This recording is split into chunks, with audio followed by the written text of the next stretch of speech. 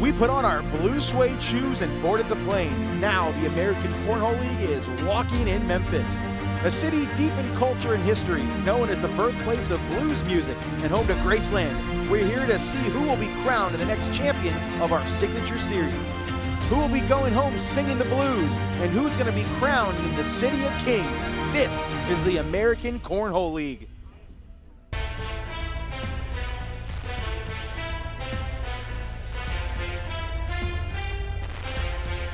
He's going to push this. He's going to try to push this off the board.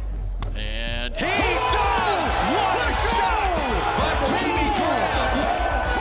The and one! Get off my board!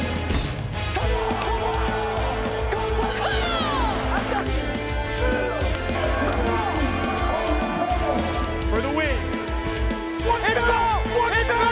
It's back! It's over!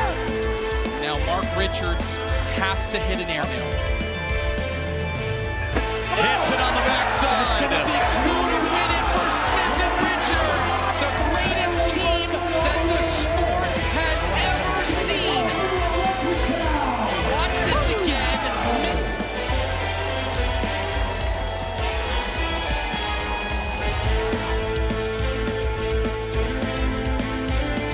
We are live in icy Memphis, Tennessee, as we prepare for the second ACL signature of the season, and it is going to be an absolute blast. Look at the sights and the sounds of one of the founders of blues music, and we are at the Renaissance Convention Center.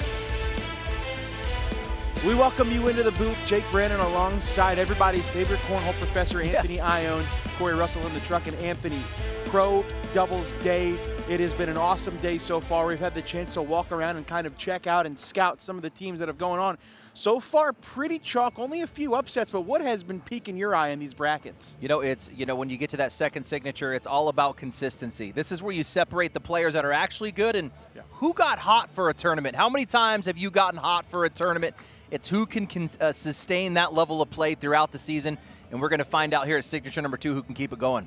Yeah, so we say that this is signature number 2. Let's flash you back to signature number 1 and just show you what happened. Together here, Mish, these two have been through the roll. He's going to go through the roll. He's going to go push down, cleans it all up.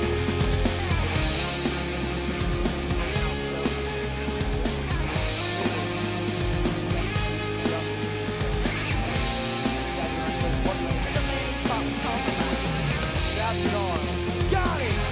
There you go. Take it. The reigning Pro Doubles World Champs have been eliminated.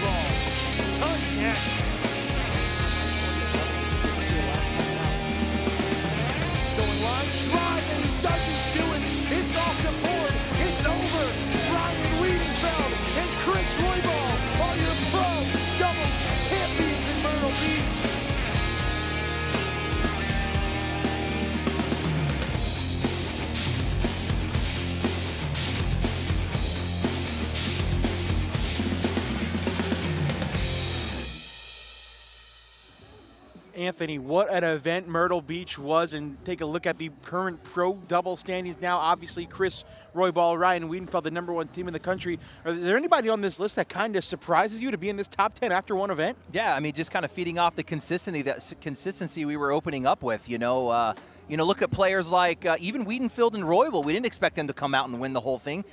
On a good run here at signature #2, so they're showing that level of consistency. What about Windsor-Belvin? Can they sustain that level of play, really dominating in their bracket as well? So, again, it's going to come down to who can do back-to-back tournaments and then continue that through the year on how that top 10 ranking is going to shake out. Yeah, so let's head back down to us. We're going to go through the brackets in a couple of seconds, but before we do that, let's go through our picks, Anthony. Four pro doubles brackets. We each made our picks. We'll start with you. Give us your breakdown on picks. Bracket A, I had to go with Kano and Chamberlain. Again, just one of the most consistent players in the game right now, or doubles teams in the game right now, and they're always they're always right there. You're just waiting for that breakout moment for them. I think they're coming in pretty hot. B, I went with Holland and Rawls. They already took a loss. So am I allowed to change that? Is it too late? I don't think so. I don't think so. I think you had the same pick, if not, but I thought they were going to make a bit of a run here, but it's not over. We always see teams come out of that loser side. Bracket C, with Graham having to step out of the doubles bracket at the last signature due to illness, I feel like he's coming in ready to show that he's still a top doubles team in the league. And, of course, he's got Jacob Trzynski across the boards from him, who made it all the way to the finals in singles. And then in D, how about Moores and Walker? I mean, the bracket gods have been looking at them. They were in Graham and Trzynski's bracket. Didn't have to play them because Graham had to drop out. And if you look at their bracket D right now, I think it's the easiest bracket. I do too. Let's take a look at what I said. We were kind of similar, kind of far away. We both said Chamberlain and Kano for the exact same reasons. They were a couple points away from winning their bracket last event. Holland and Rawls, again, in the losers bracket, but have the ability to do what it takes to get back out. I love the team of Gabriel Clausen and Ethan Farias, two young bucks, two of the best juniors in the country. They are also in the losers bracket. Crazy. After taking an early loss. And then I got Noah Almanza, Riker Wells. I mean, that was purely based on the path they have through their bracket. I don't see a tough test for them until they get to the King Seed game. So I love that pick. I'm loving Almanza. I love that pick. And then really quick, we'll go through the trucks picks. They got Power. They went all over the place. Power Kingsbury in the losers bracket. Brunson Moore in the losers bracket. Cali. Farias Clausen in the losers bracket. Easters Kennedy in the losers bracket. So not looking great for Corey right now in the truck behave. From Cali. There's still plenty of time.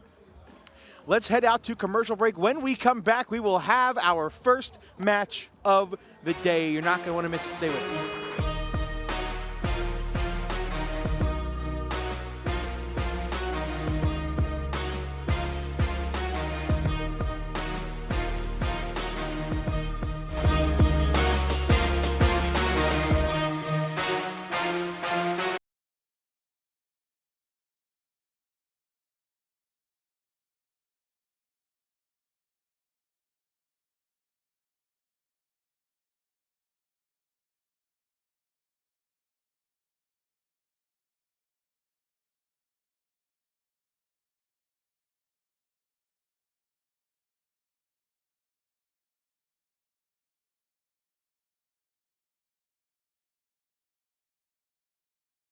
At Camping World.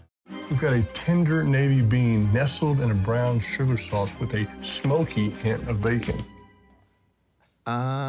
We're gonna need like a zillion of those. 1 zillion it is. WTF Cornhole.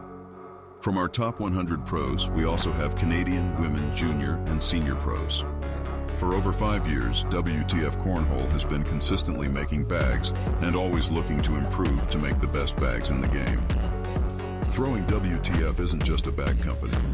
With over 10 different approved series to choose from for all types of throwers to exceed your game to the next level. This weekend, only 20% off every purchase once added to cart.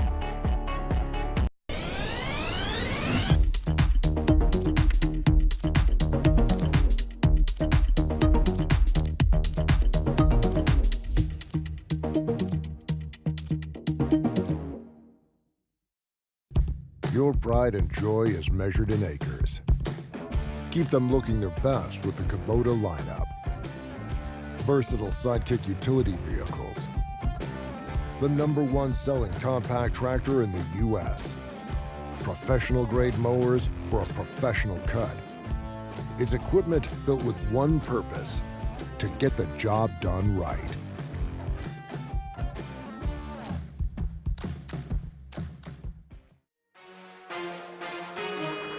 We are back in icy Memphis, Tennessee.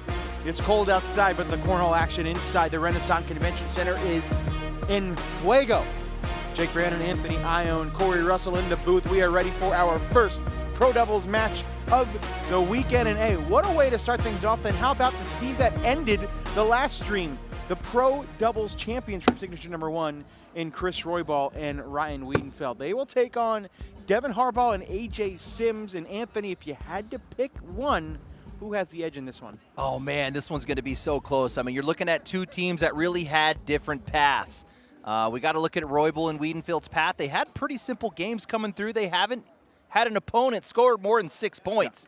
On the other hand, Sims and Harbaugh, an absolute brutal path. They went through the number 4 seed there, Gage Landis and Colin Hodet, and had a showdown against Davis and Wasco. That one came down to the final. You know, really, it was like, what was it, 18-18, 19-19. Yeah. It was a really close game. So, man, I guess if I'd have to pick in a situation where it's so close, how about the team that's actually been battle-tested on the day, a team that's coming in ready to go and focused in Sims and Harbaugh? How about one round, one double 4-bagger? That's a way to start a weekend, Anthony.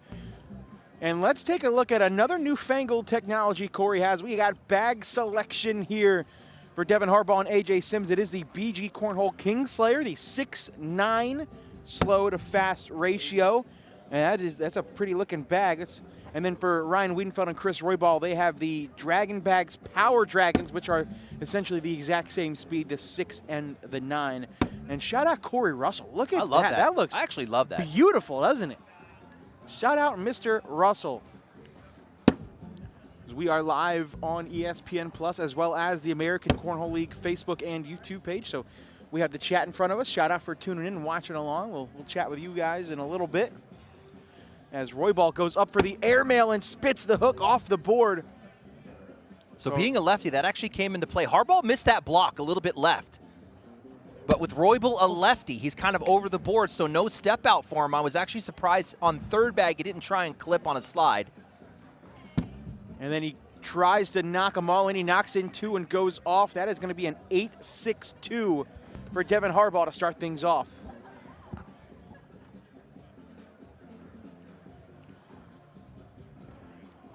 Man, I got to say, Chris Roybal's absolutely cooking right now in this tournament. He's throwing an 11.07 on the day, Whew.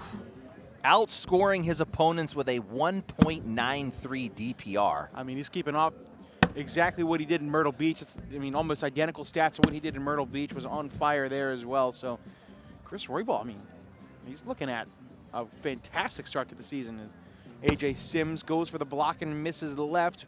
Weedenfeld slick side down. Can he grab them both? He can. Beautiful shot for Ryan Weedenfeld to make it 4-2. The back block, one of the toughest shots in the game. There's Sims' face, leaves it out to the left, and what does it do? It costs you a 4-point bag.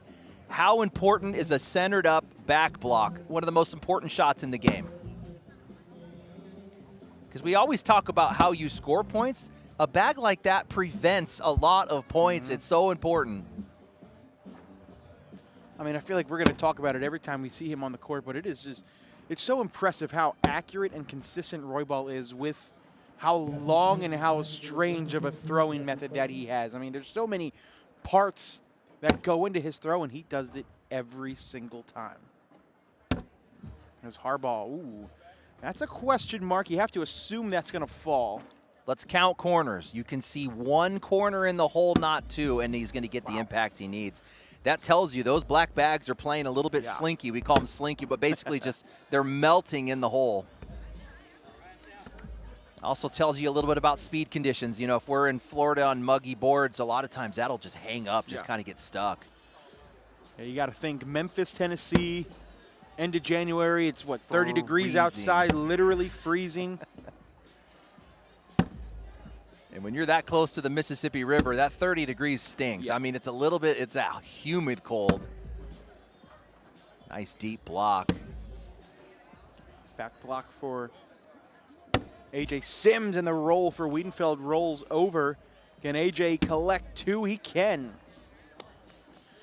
I really want this Sims Harbaugh team to be good. I mean, they didn't have a very good run in Myrtle Beach, so showing off what they can do here in Memphis, and man, this team would be awesome to see make a run into the finals. We'll give some bracket updates as we go along. We will say, just to get more people in here, the next match is going to be absolutely incredible, Anthony. Oh, is it a secret? How about, now I'll let you guys know. Go. How about the reigning, defending doubles world champions, Tony Smith and Mark Richards, #1 team last year, going up against last year's #2 team, oh my Jamie goodness. Graham and Yes. Jacob Trzynski. Not only are they in the same bracket, they are on the same side of the bracket, so the winner of that game will go to the king seat.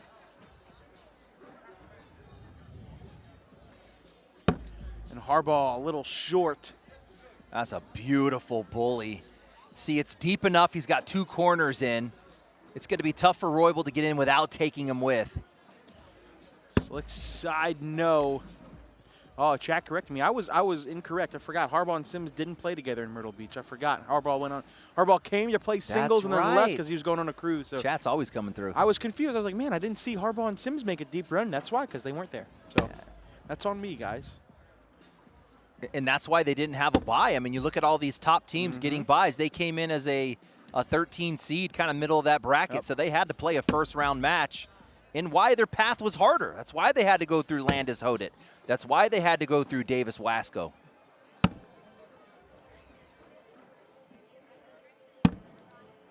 Weedenfeld, that bag is as good as in. Those Power Dragons are drippy.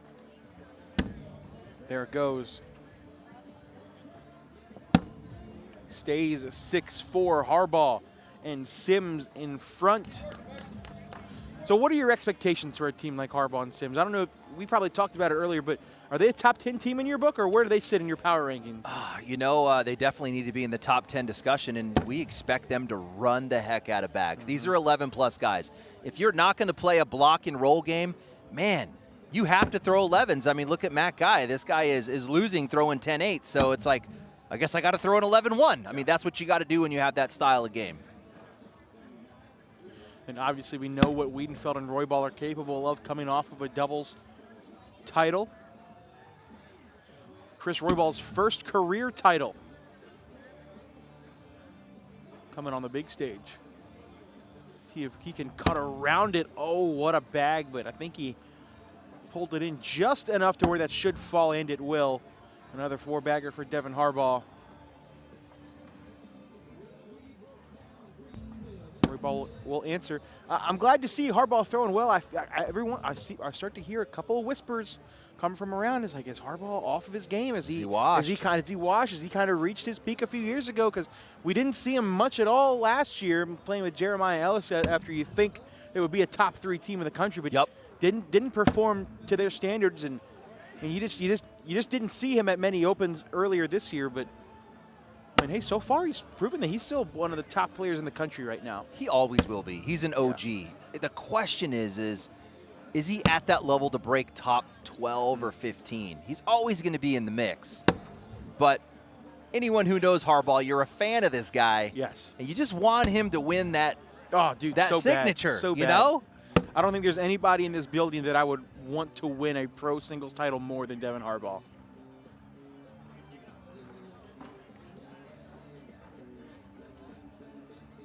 (8-4) round 10. Ooh, and then and of course we start talking good about Harbaugh. His first bag is off to the right out of play. That's going to create a very nice bumper for Chris Roybal, and he uses it right there.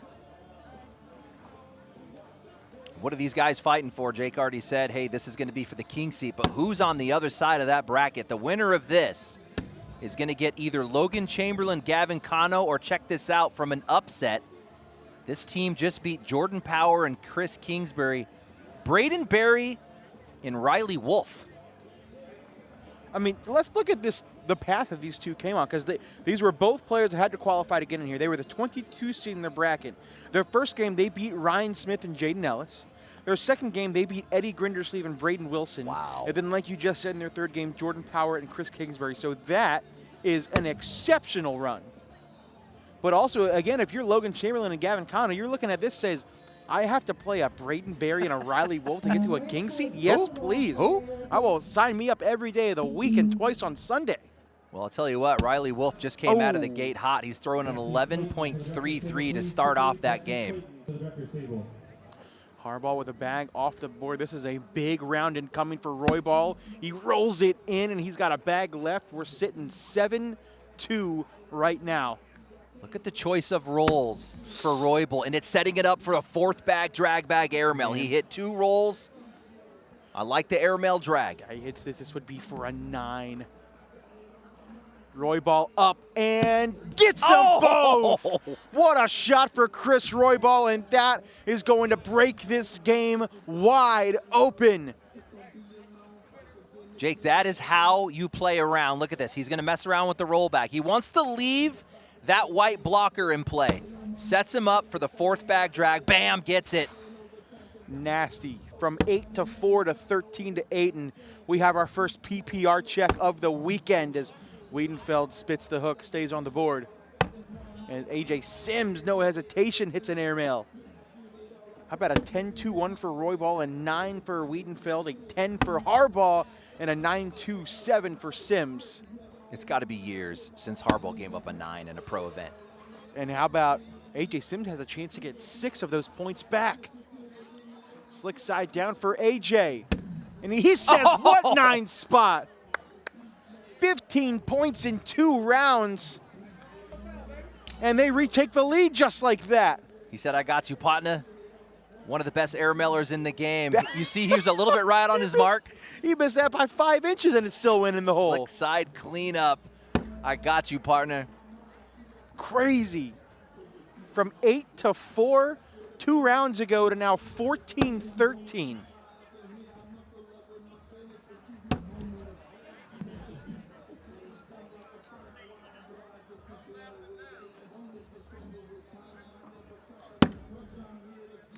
Question mark for Harbaugh. He likes to go after these bags, but if you miss right, you're giving up 4.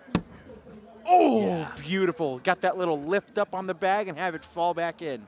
No one puts the bag on edge better than Devin Harbaugh. So good, dude. That we saw logo. We're on his, he's right-handed on his right. We saw logo the whole way. Guy Edgar in the chat. What up, Guy? Good to see you, my man. Roybal in with a double 4-bagger. Count it. It's either double 4-baggers or crazy rounds happening. There's no in between. And take a look at this one more time. Again, look at that tilt. Got the bag to lift up and fall right into the hole. Kind of a weird release from Sims. But that worked out for him. Yes. Weedenfeld so good at the deep block. Oh, and then a back block again. We saw AJ struggle with that earlier in the game. Misses another one. Here comes Weedenfeld. That's a question mark. I wonder if that'll fall. Oh, yeah, that's going to move. Weedenfeld in.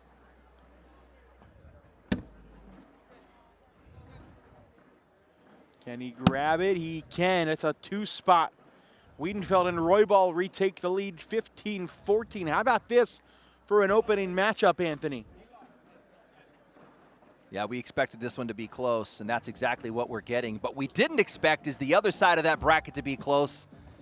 Chamberlain and Kano only up 1 point on Barry Wolf, 7-6. Could you imagine Braden Berry and Riley Wolf? I know Braden Berry. He's local to me. He's a Pennsylvania kid. I've never heard of Riley Wolf in my life. So could you imagine a no-name making a king seat? Well, we had a Peyton Mister sighting at the last one, also from true. your area, right? Yeah. I guess that's the beauty of the new format here in 2026, the ability to qualify through juniors, seniors, women's, and the open qualification. About 100 players come into the pro bracket through a separate qualifier, and that's what's going to happen. You're going to get some of these teams that make deep runs. Speaking of Peyton Misters, let's look at the bracket. See, we called it the bracket of death.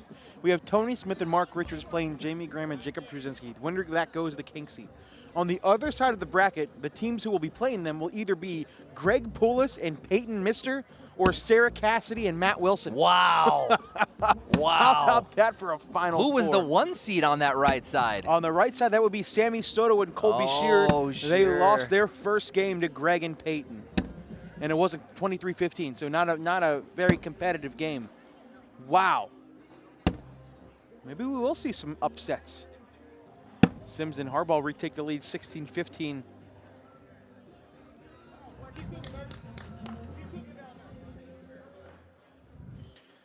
Chris Royball's outfit is a one-piece. Looks like his jersey runs right into his shorts. It kind of does look like that, right? Just connects. Anthony and I were talking earlier. There's some characters out here in Memphis with some unique outfits. We saw a guy rocking some baggy gym shorts over some sweatpants earlier, and I mean, hey, you do you, bro. You do you. Harbaugh already thinking step out. This is going to work nicely as a lefty coming in right or left to right there. Jamie Graham, to the washroom area, please. Same shot, nothing changed for Roybal, nothing grabbable on the airmail. Again, a left to right on a cut. Easy. If anything, he's actually bringing Harbaugh's bag closer into play. Devin's in with a 10.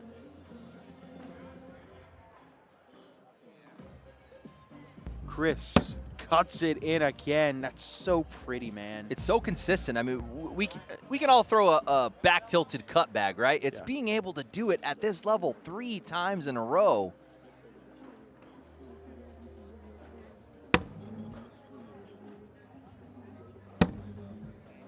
That's where Weedenfeld is so good. He controls his speed, sits in front of the hole, and it's going to pay off here. Kicking Sims out to the right. A chance to get 2 points and a lead change. Decisions. Again, leaving that second bag short there. And it pays off again. He gets one out to the right. He gets one out to the left. Now it's time to clean up slick side. He gets the cleanup. So AJ is out of misses now. He is in with an 8. This is in to put Weedenfeld and Roybal on 19. Count it.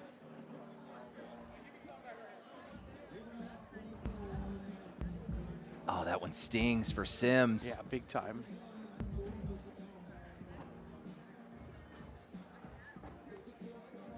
(19-16). AJ and Devin now down to their final miss of the game. I mean, the way Roybal is throwing, I don't mind just running bags out here, but it's not a good start. First bag in for Devin. Looking to get him off of 16 is Harbaugh.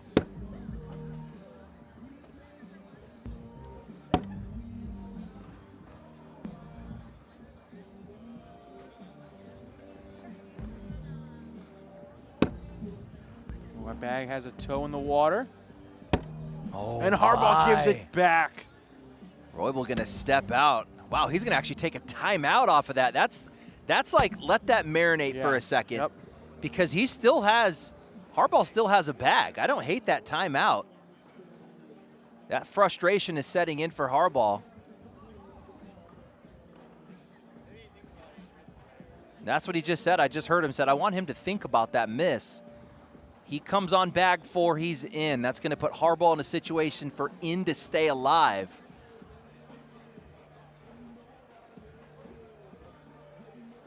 Some strategic play here. I was actually talking to Jamie Graham quite a bit about strategic play outside of the game, mind games, and you know, you can use your speed of pitching, your timeouts, those kinds of things. Stalling, using all the shot clock. In to stay alive, Jake. Gotta be in. This bag weighs 3 pounds right now for Harbaugh, but he's gonna fire it anyway, and it is in. Score will stay 19-16. Both of these teams looking to get to the winner's bracket final of their pro doubles bracket. Look for Weedenfeld to lay that short block. It's paid off multiple rounds in a row. There it is, and centered. Cannot kick left or right if you're AJ. He's been struggling with that back block. Ends up going right behind it. Good shot. He babied that thing out of his hand. Yeah. He held on to it to the very last second. Oh, and then it's Weedenfeld who misses the back block. AJ immediately over to the slick side. That looked short out of his hand. Ended up using that 9 speed on the slick side to its advantage. Weedenfeld, oh, he's going after that. That was gutsy. Super guts. If you side rail, you lose. He's coming back in now. He's saying, I don't need it. In with a 10. AJ in to put him on 18. Doing something that Devin couldn't, and that is capitalize. And now you got to think, you go back, if Devin makes his bag last round, we're looking at a 20-19 game.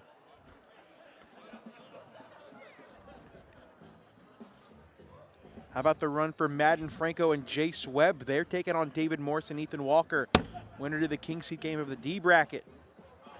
And it will be Adam Hister and Trey Birchfield taking on Noah Almanza and Riker Wells in the D bracket also.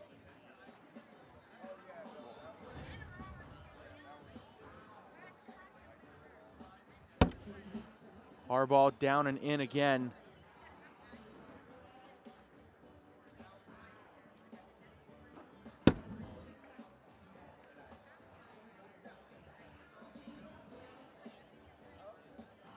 Harbaugh pushes it out of play.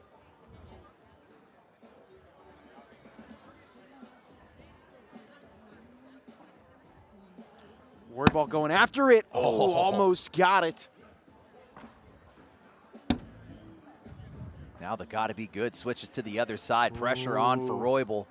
Gotta be in. You can't risk going after that. He does slide it in. It does not fall. Harbaugh finally gets his 2 spot, and we have another lead change. Anthony, what a start to the weekend. 20-19, AJ Sims, Devin Harbaugh in front. Man, a tight game, and don't forget Harbaugh giving up a 9 spot earlier in the match, all the way back into this one, 20-19. Almost half of their points coming in one round. Weedenfeld goes slick side to try to bully AJ's out of play. It did not work. Sims slick side down. Oh my goodness. That's a game-saving bag, Jake. That gets him right back into it. And now Weedenfeld is a little bit short. A bully to lock it up. He wants to attack that bag. Oh, he didn't touch it enough. Weedenfeld got to go get it. Got to be careful, though. Slick side down. Short. They don't even need to throw it. No, Ryan's out of bag. Oh, he's got a bag. AJ almost threw it off. It's a sneaky bag. It wasn't in his pocket. You see, we- Weedenfeld didn't move. He was like, I'm not even going to reach for that bag. Let's see if he can see it. Are we about to see the defending doubles champs go down? I mean, what you got a back block What's here, right? funny is that's been the theme for Sims. He has not been able to hit the back block. He could hit the back block here to win it. I think any scenario, Ryan's going to have a shot for the win here. If you back block, he's got a 3-bag rodeo. He's so good at that, too. Unless you're going in, but that would be aggressive, too. The by-the-book play is to actually roll into a stack. Yes. If Sims could get a little lift out of that bag and end up on top.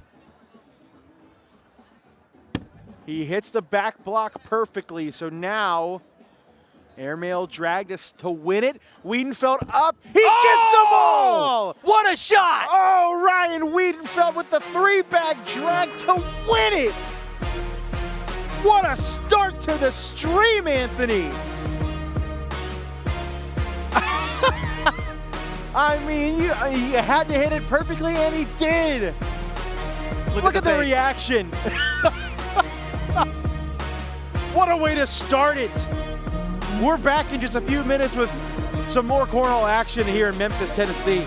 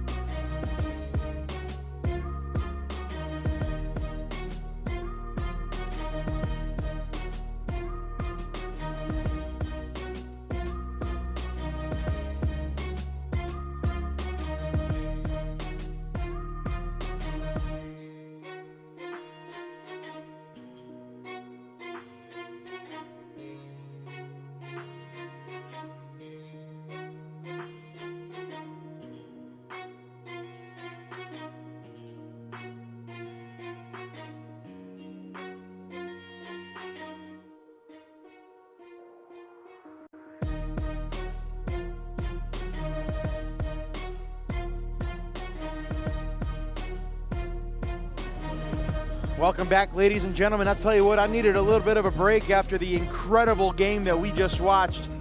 That saw Ryan Weedenfeld and Chris Roybal get it done. A walk-off 3-bag airmail drag for Ryan Weedenfeld over A.J. Sims and Devin Harbaugh. But now, on paper, this is the match of a lifetime. The #1 team from last year, the #2 team from last year doing battle on the same side of the bracket. Devin Harbaugh. Tony Smith, Mark Richards versus Jamie Graham and Jacob Trzynski. Let us know who you got in the chat. I'll tell you what, I can't make a pick, but let's take a look at what these two teams are throwing. Shout out Corey Russell. If we look, Jamie Graham and Jacob Trzynski throwing the AAR Rippers. That's a weird looking AAR logo, but hey, they're still Rippers. Shout out Corey Russell. And then Tony Smith and Mark Richards throwing the Lucky Bag Pro Sniper Elites, which are a 6 on the slow side, a 9 on the fast side. We will head down to the court.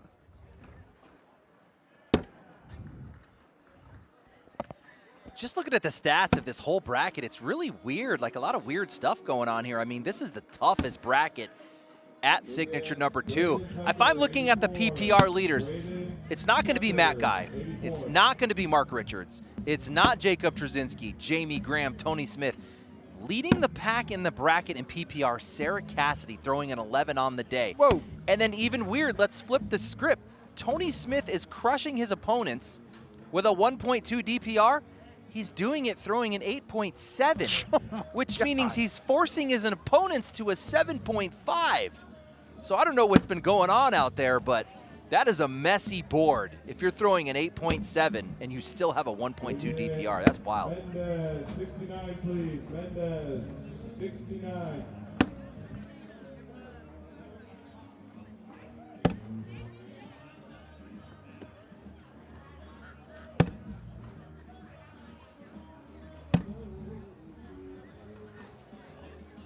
This is going to be a long game, yes. Again, we're going to get a first look here at Graham and Trzynski for the 2026 season. Players doing their down and backs. It doesn't look like the match has been assigned yet. Graham had to pull himself from the tournament. Man, that guy fought through singles. Yeah. So sick. Made it all the way to the bracket final. Was in a double dip scenario. And who did he reach in that final game? He had to play his partner, Jacob Trzynski. And man, it was a close one. It could have gone either way. And he was just too gassed from being sick. He couldn't play the next day. So everybody knew Graham and Trzynski were going to get dropped somewhere in the bracket at a low seed. Nobody wanted that to happen, and what do you know? It's going to be Richards and Smith's side of the bracket. So this is shaping up the way that we thought. Let's take a look at these brackets. We'll start in the A bracket. King seat match is set. Ryan Weedenfeld and Chris Roybal will take on Logan Chamberlain and Gavin Cano. They did beat Braden Berry and Riley Wolf. We'll head over to the C bracket, which is this bracket. We see Tony Smith and Mark Richards taking on Jamie Graham and Jacob Trzynski. On the other side, it is Sarah Cassidy and Matt Wilson, currently up 15-5 on Greg Poulos and Peyton Mister. If we move along, let's check out we're just in the A bracket. Let's check out the D bracket. David Morse and Ethan Walker currently down 6-4 to Dave Morse and Ethan Walker. I'm sorry, to Madden Franco and Jay Swebb, and then it timed out so we can't see it. But on the other side of the D bracket, it is Noah Almanza and Riker Wells up 14-6 on Adam Hister and Trey Birchfield.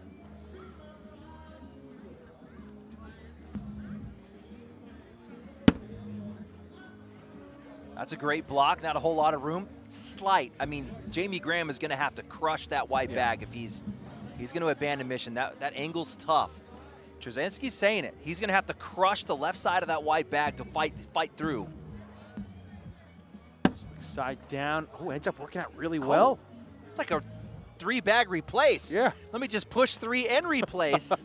On the slick side, On the slick side, so it's easier to push. What a bag.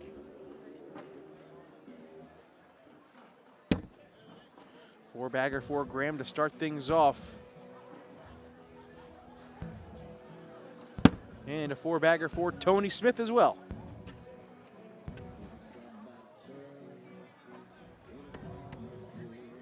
All 4 of these boys absolutely dominated in singles. I mean, you put 2 A players together on doubles teams in today's pro division, man, they're going to be good. Obviously, Mark Richards taking down singles at signature number 1.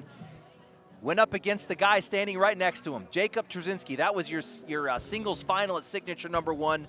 Graham, 2nd in bracket. Tony Smith, 3rd in bracket. It's just so tough when you get 2 top A players on a doubles team, man. You could put Chamberlain and Kano in that discussion. Another bracket update before we get going. Colin Powers, Richard Nyberg made quick work of Ryan Windsor and Cameron Belvin, 24-2. In that game, Richard Nyberg missed 1 bag. Colin Powers missed 3 bags. Wow. They also had a decent run, if I remember, at signature number 1. Second in their bracket, only losing to Morrison Walker.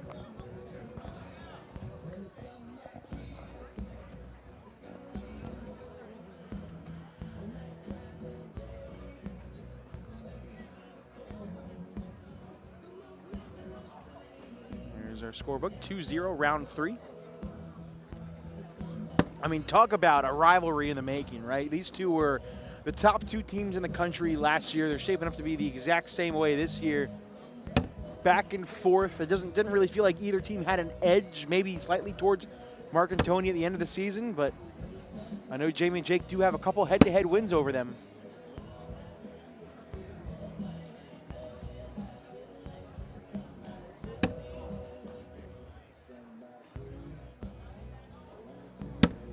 Let us know who you think is going to win this game in the chat. If you're watching on the American Cornhole League Facebook or YouTube page, we're also live on ESPN+. As Tony just caught that left side of the hole, 4-0 for Graham and Trzynski. You look back down on this end, very reminiscent of the singles final between Mark Richards and Jacob Trzynski, one of the greatest games we'll see this season. Oh my gosh, how about that level 3 push for Richards to stay alive? Disgusting.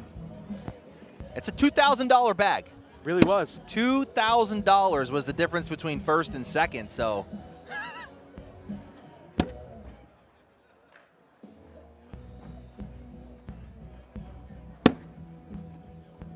Lane side, level 1 as a lefty. He's going to have to come right through it. Mark Richards so good at the side-by-sides. So it's honestly kind of scary how good he is as it. Trzynski tries to do the same thing, a little off to the left. If Jamie Graham had that bag in his hand, he's going to shoot it. He's been doing it all season. Yeah, didn't shoot the airmail for Trzynski. Mark can go in to cut the lead in half, and he does not. Oh, my. He goes off the board, and it's a point for Trzynski, 5-zip. That happens one time a tournament. Yes. I bet, for Mark Richards. If that. Yeah, if that. That's important. That's going to keep lead bag in Jamie Graham's hand. He's going to get to dictate how this round goes. Do I want to lay a block on Tony Smith? Do I think I can outrun him? Honestly, I think Jamie Graham just wants to run bags on Tony Smith. We know he's kind of dealing with that hitch a little bit. He's coming in here throwing, what was it, an 8.7? An 8.7? So Jamie Graham's going to be like, I'm running bags on this dude. Oh, yeah. And at the same time, I'm sure Tony's like, man, I just need to get first bag one time so I can lay a block.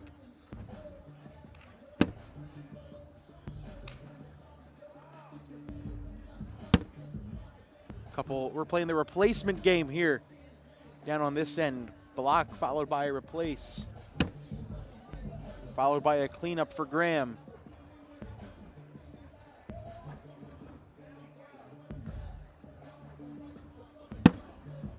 Oh, is it moving? It falls. There it goes. Kyle Butler calling you out for glazing Mark Richards like he isn't the biggest Jamie Graham glazer in the entire country. I don't want to hear it, Kyle. 5-0, Graham Trzynski.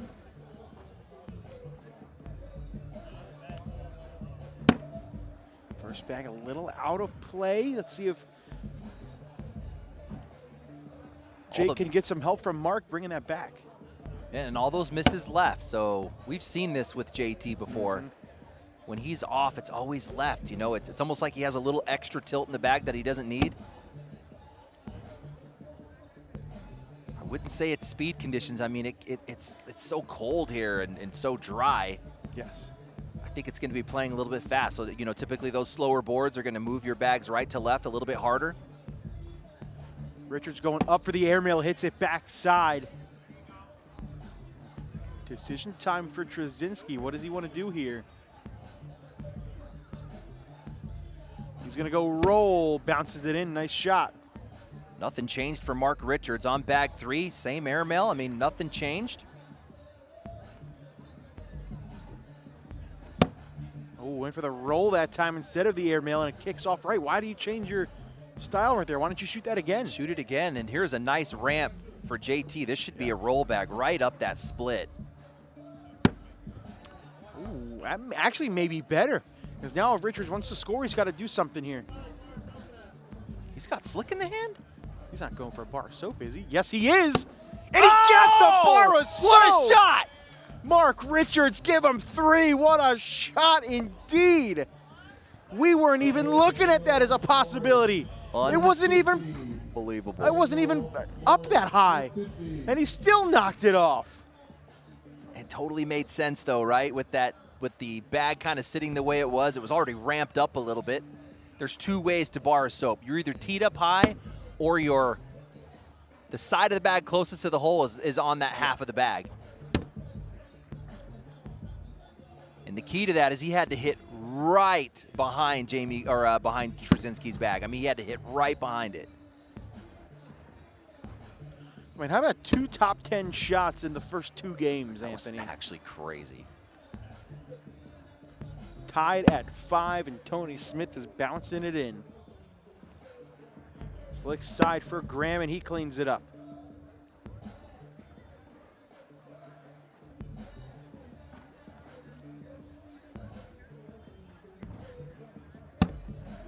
Four-bagger for Tony.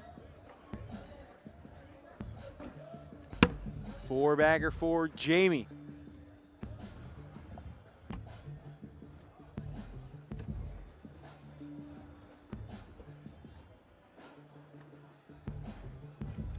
Five, round 7.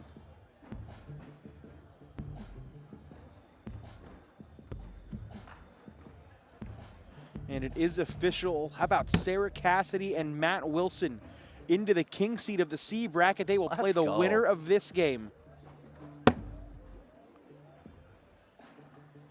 Let's see what Mark does with this one. It's off the hole a little bit. You're about 1.5 on the level. Outside arm.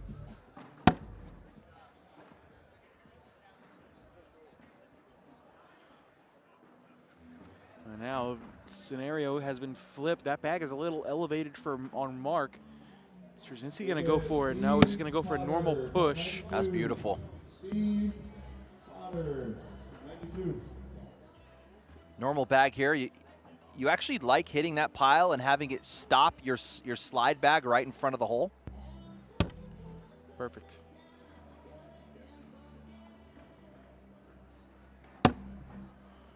Back block for Trzynski. Does Mark like roll or airmail? I like a roll here.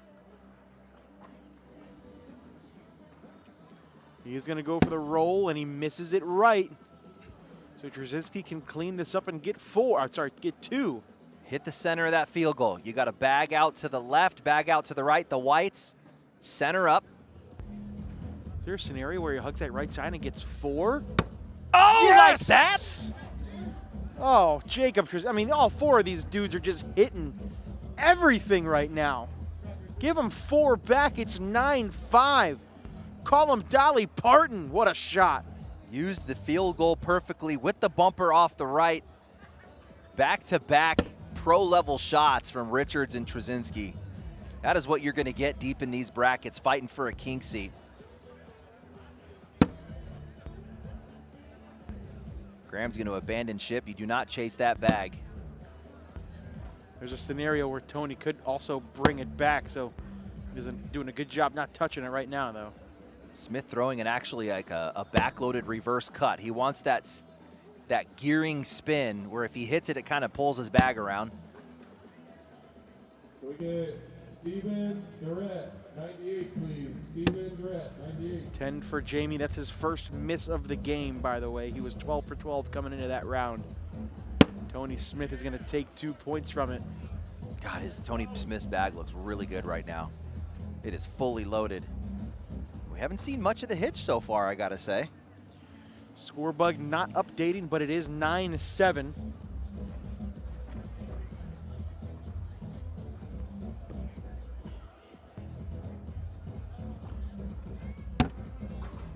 So bear with us. I think there is a little bit of a Wi-Fi problem. I know my Wi-Fi on my laptop keeps going in and out, so that could be it.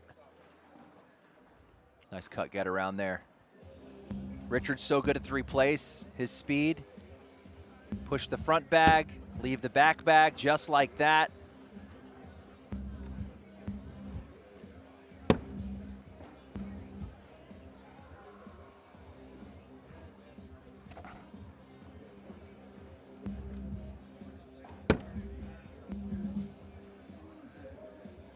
Trzynski not sure what to do there. That was a perfect bag from Richards. Didn't help much. He didn't really pull the black bag back at all. Didn't even rotate a corner into the hole.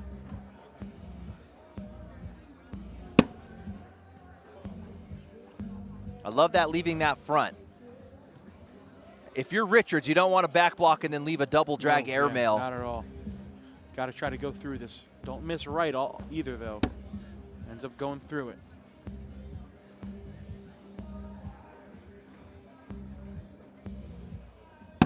Oh, what Cleans a clean it up. up. Nice shot. Richards and Trzynski are really showing out here on this end of the boards. Still 9-7.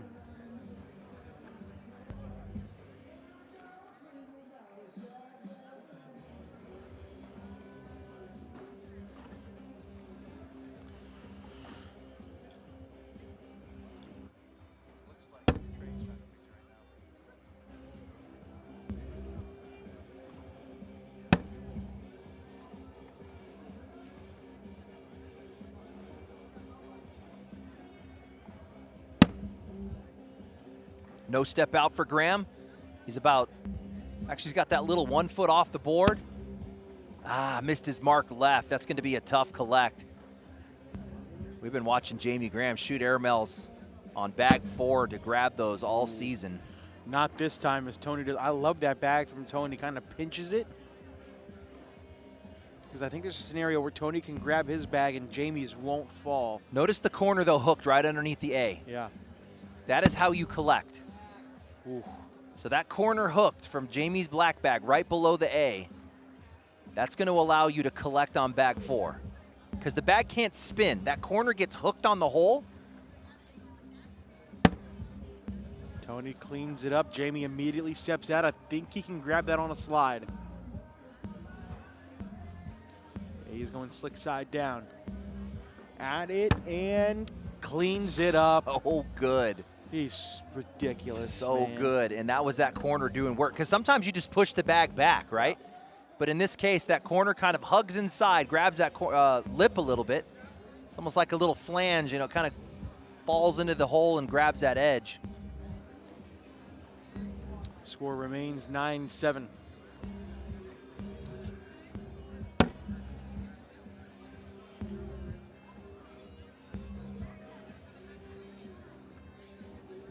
Landon Sawyer, board of 82, please. Landon Sawyer, board of 82. We have reached a stalemate here, ladies and gentlemen.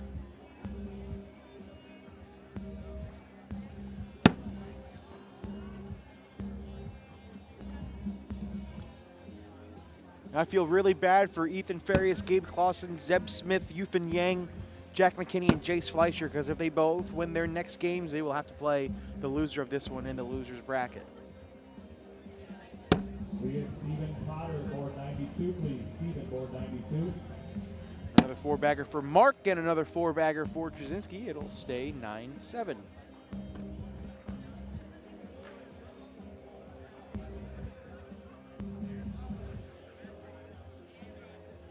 This round limited? I wish it was. We may be here for a while.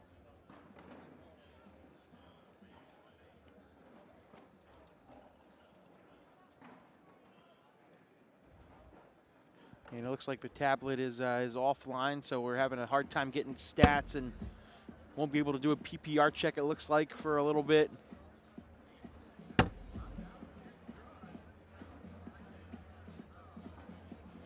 Score has not changed, though. It is still 9-7. Beautiful block. Stuck it right in there like a puzzle piece. Probably going to get a roll here out of Jamie. Landing in a stack would be good.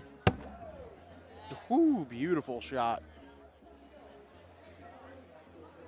Step out tells us Tony's not trying to get it all. He wants to just push through or collect the back bag. I think he's going to roll over this.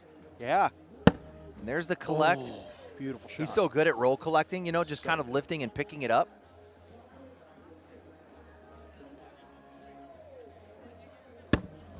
Uh-oh, a rare miss from Jamie. Tony, could he go in and guarantee himself 4? I actually would have liked him to force Tony to go push that bag through. That was only bag 3. Yeah. So I think going at it a little bit too early, but how do you challenge one of the best players to ever play this game on shot selection? Jamie cuts it in to only give up 2. That will tie the game at 9. Charles Patterson, what up? Jake Sarah said she loves you. Well, hey, well, tell Sarah that I love her too. And actually, you know what? I love her more. 9-9. So we have Michael Gonzalez over there taking a tablet, trying to maybe refresh the Wi-Fi or something. Yeah, we've had some Wi-Fi problems in here today. It could be the ice, all the ice around here. Memphis is, I'll tell you what, Memphis is not known for having snow.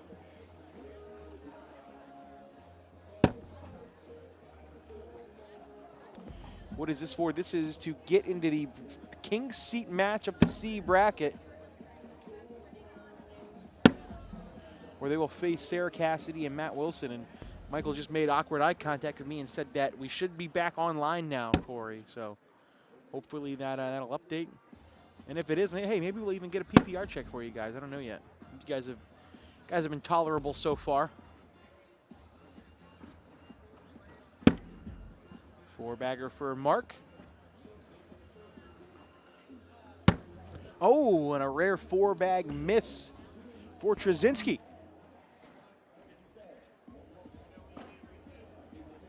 Anthony, what does the WTF stand for in the logo? WTF Cornhole. What does the WTF stand for? What the?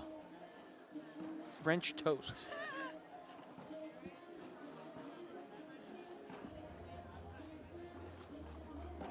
All right, look at that. We are locked and loaded. 11-9, round 15. And you know what? Because you guys have been patient, it's not round 10. Let's do a round 15 PPR check. Hey, that sounds like a nice round number. Nice little treat for you guys. A 10-2-1 for Mark, a 9 for Tony, an even 10 for Trzynski, and a 9-2-7 for Jamie Graham. So Jamie went from having a perfect game earlier in the game to now having the lowest PPR on the board. I mean, it has gotten a little messy. Yes. We've seen some blocks. We've seen a little clog action. Jamie had to go slick side push on quite a few bags to clean up. Which is exactly what Tony Smith wants. Facts. He wants a messy game. He mentioned it at the start of the game. What he's doing, an 8-7 PPR with over a 1 DPR. Yes. Oh, what a roll. That thing just popped up. Little coin slotty. Does Tony Smith clean up here? Slick side. He's spinning stick in the hand. Almost makes me think he doesn't shoot this, right? He's going to go roll. Ends up knocking himself in. That's not a bad shot. So Jamie is on the board for the wash. If he wants to be aggressive, he can. He's going to take a timeout. All right, Anthony, if you're aggressive, what's the play call here? Are you rolling, airmailing, stepping out, going bar of soap? Oh, Jamie Graham's going to roll this 100%. I'm going to call it now, Jake. Correct me if I'm wrong. It may just me thinking out of the box here. I don't hate a step out slick side bar or soap attempt. If we can get that board camera back on. If you can go slick side and aim for that left corner of that white bag in the front, you may get that to prop over and out. Okay, here's the problem. And get yourself some points. Only problem with that is if you look at the bag in the hole, you have a whole corner, that whole top right corner. that's going to get hung up on the hole. It's almost going to be like a backstop. Okay. So you won't get enough momentum to kind of push through. I'll tell you what, for those of you watching at home who aren't very familiar with Anthony Ione, I promise you, if you sit and pay attention, you will learn more listening to him commentate one cornhole game than you will for any of us commentating an entire stream. I learned it all from you, Jake. Even Jay Rubin in the chat says roll is the only answer. And Jay Rubin knows what he's talking about. Legend. And speaking of, we have a Hall of Fame coming up now right here in the ACL. We're going to start inducting. They're really thinking this one through. Half step out.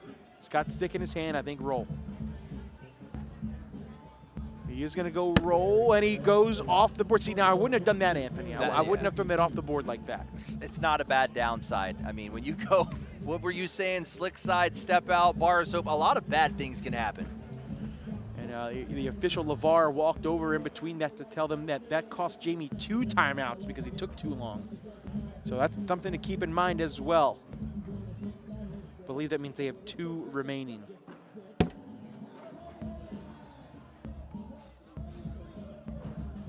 I know Jay Rubin said roll is the other answer, but I feel like he could have found that 2 o'clock airmail pretty clean. What do you think, Jake? Is he that precise? Oh, I mean, if anybody can do it, it's him. I think him and Matt Guy are the only 2 that could hit that shot consistently. Trzynski has another bag out of play. Mark looking to take advantage again.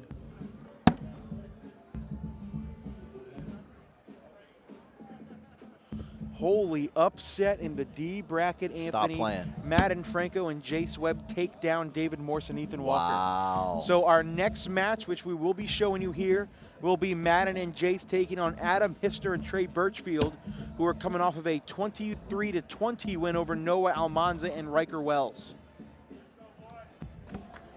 2 really weird bags for JT out to the left.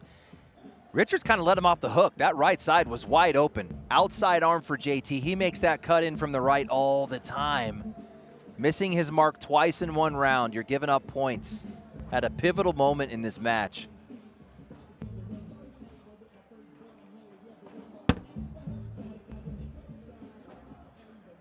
Tony Smith's been on that level 1, Jake. He has been on it. That's what I said, is that he just needs to get first bag once and he can take control of this game, which is exactly what has happened. That is a collectible bag for Jamie Graham. A desperate 2, and there it is. That's so good, dude.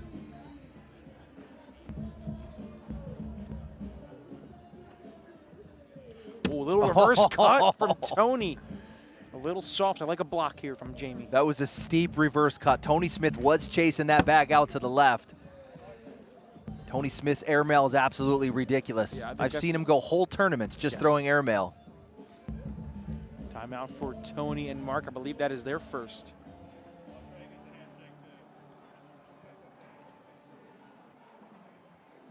What do you think, Jake? I think an airmail is the best. If you want any chance at dragging those bags, an airmail is the best call. If you're okay with sacrificing them, you cut around it. Let's note Jamie Graham does have 1 bag left.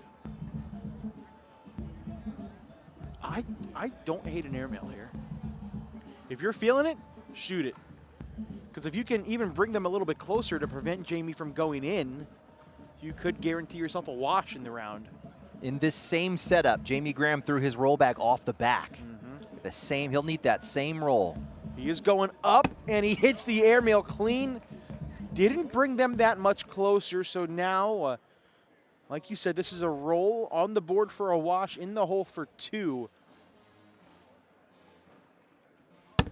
Or off the board again to give up 1. That's the 2nd straight round he's done that, Anthony. Oh, my goodness. When have we ever seen Jamie Graham do that twice in a round as you see Tony Smith hit the backside airmail? Honestly, I thought the placement was good. It was a high arcing roll bag. The cut position was perfect. Yeah. Are the boards playing that fast? There's no way. I don't understand why that actually went off the board like that. If you're in the room, that was like 10 or 11 feet high on a roll. I don't know why it skipped like that. Back block for Jamie. I'm sorry, for Trzynski, and Mark clean with a backside airmail. Trzynski trying to cut around it, and he's off the back. Dude, something's going on with these kind of roll cuts. Mark asking LeVar how many timeouts he has left. They have 3, so he's going to take another one right here. And that is solely to get into the head of Jacob Trzynski after throwing a bag off the board.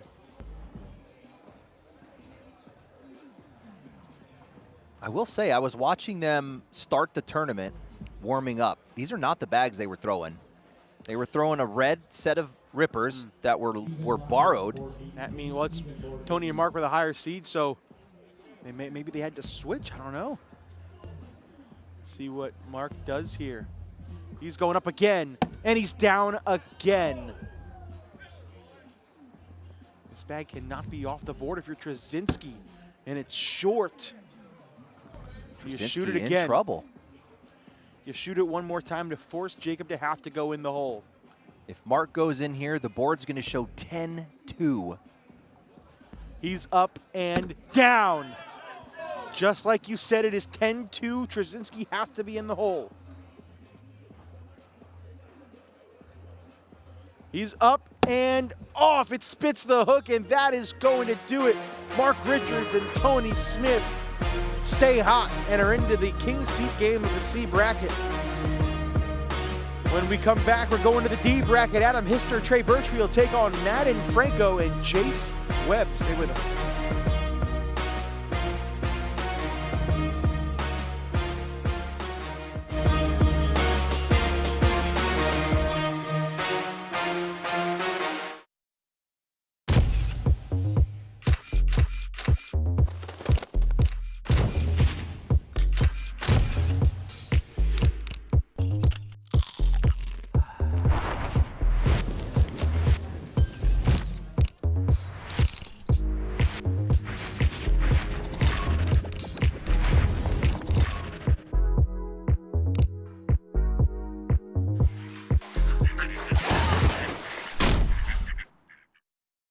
We've got a tender navy bean nestled in a brown sugar sauce with a smoky hint of bacon.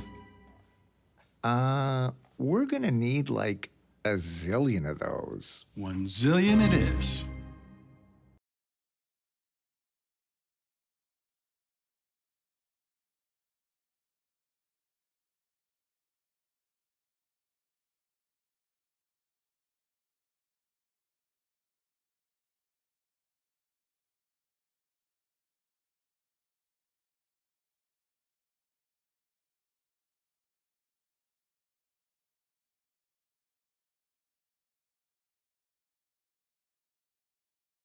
World. Out here, there are no half measures. Doing it right is plan A and plan B. You need equipment that's up to the challenge. All day, all conditions, all year round.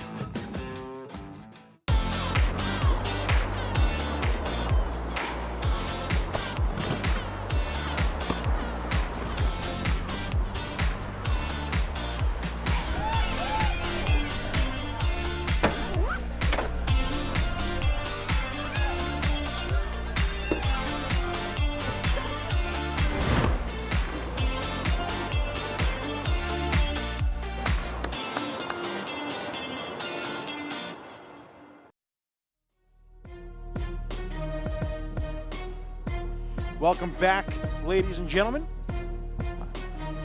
as we continue coverage of pro doubles here in Memphis, Tennessee.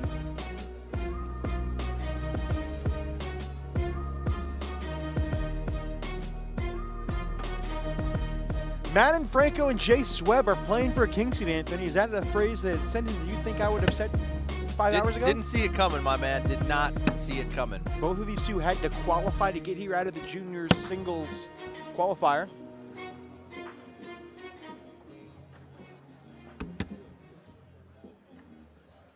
Let's see what these guys are throwing. We will start with Adam and Trey. They are throwing the Titan Bags Hellbenders, which doesn't have the speed on there, but the fast side is a 9. So I'm unsure of the slow side speed. It's a hybrid, so which makes me think a 5 or 6. And Jace Webb and Matt and Franco are throwing the BG Wizard L's, which are a 5-9. Jace Webb edition BG Wizard L's. Jace Webb with a clean sweep. So Jace Webb had to qualify in Myrtle Beach in junior singles, did not qualify. So he played open, and he won open singles and open doubles with Jackson Gore. Wow. So clearly got what it takes to win a match here. Can they do it under the lights, in front of the cameras, with a crowd? And I got to say, looking at the match right coming into this one, Adam Hister and Trey Birchfield scraped by, down 20-12. They held Almanza and Wells on 20 for 5 rounds to work their way back into that one. And find themselves here in the king seat match. How about Adam and Trey? Fabinar, 24, space from the back of live Former stream. doubles world champions from 2024, I should say.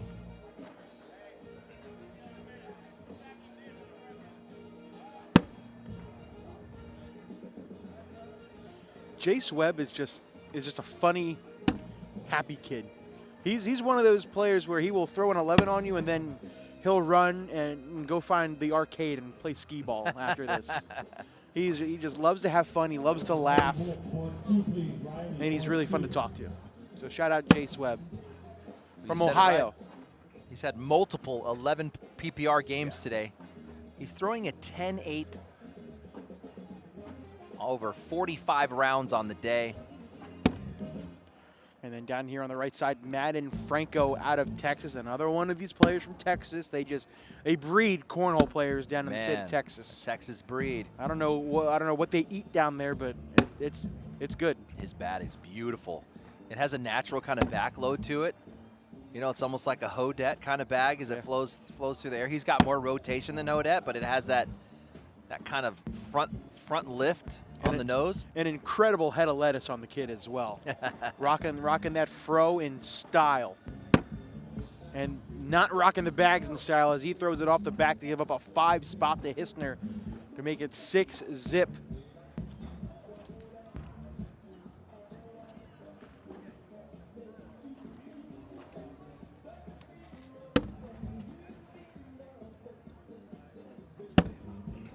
Trey Birchfield going out to a business meeting when he's done here, repping the khakis and the tennis shoes.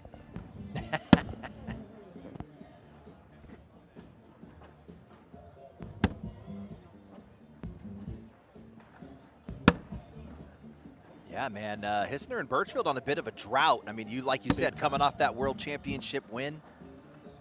Have they pulled a doubles win out of there since? I don't think so. I don't think so. I'll try to find it right now. But you also got to think Trey Birchfield's still 3rd all-time in ACL titles. But, yeah, has not won a title since the 2024 World Championships. And I don't that's think over they a year. even won a bracket all last year. I doubt it.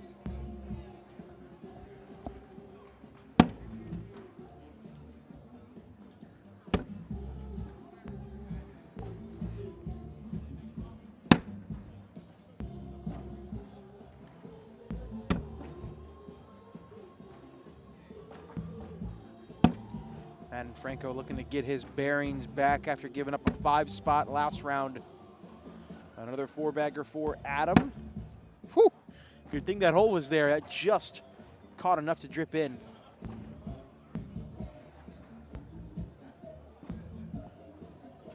Yeah, I mean, just looking at this season so far, they really only had 2 decent runs. We're talking about the Signature and the Open Series. They were 2nd in bracket at Signature number 1. That's a solid run for them. And a 5th in bracket at Open number 3. Other than that, nothing. Wow. Tony Forbes and Spencer Fabinar to the back of live stream, please. Bracket update. The Tony A bracket and king Spencer seat is already underway. Logan Chamberlain, Gavin Cano up 4-0 on Ryan Weedenfeld and Chris Roybal. That is an exact rematch of their bracket in Myrtle Beach. Cano and Chamberlain, Weedenfeld and Roybal. Weedenfeld and Roybal got them in the king seed game and in game 1 of the bracket. In the B bracket, it will be our next match up here, an all brotherhood king seat game. Spencer Fabinar and Tony Forbes take on Colin Powers and Richard Nyberg. In the C bracket underway on court 25, it is Tony Smith and Mark Richards taking on Sarah Cassidy and Matt Wilson. And then obviously this is the D bracket king seat.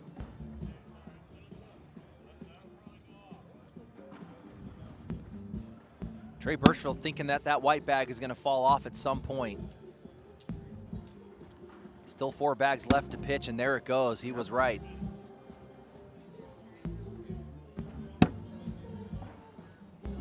Little reverse cut skis from Adam Hister. Ends up blocking in front. He loves it. Not much of a choice here from Madden Franco. And he's trying to go through it. Nothing falls. That's a 3-spot, 9-0. That is, I believe, Hisner's first miss of the game. Oh, I missed one, round 1, never mind.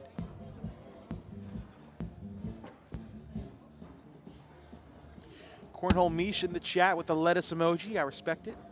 What up? What is Dr. Mish doing this weekend when she's not commentating? FOMO, probably, you think, right? Definite FOMO. I mean, this is the run we've been waiting for Birchfield and Hisner for years. And I really like the rest of their path. If we look down to the loser side, there's 4 teams left. You got Humans and Cripps, currently up 17-6 on Noah Almanza and Riker Wells. And then you got a qualifier team who I think took a first-round loss, has fought their way through the loser side. Jackson Gore and Zach Aiken still alive down there, tied at 13-13 against David Moores and Ethan Walker.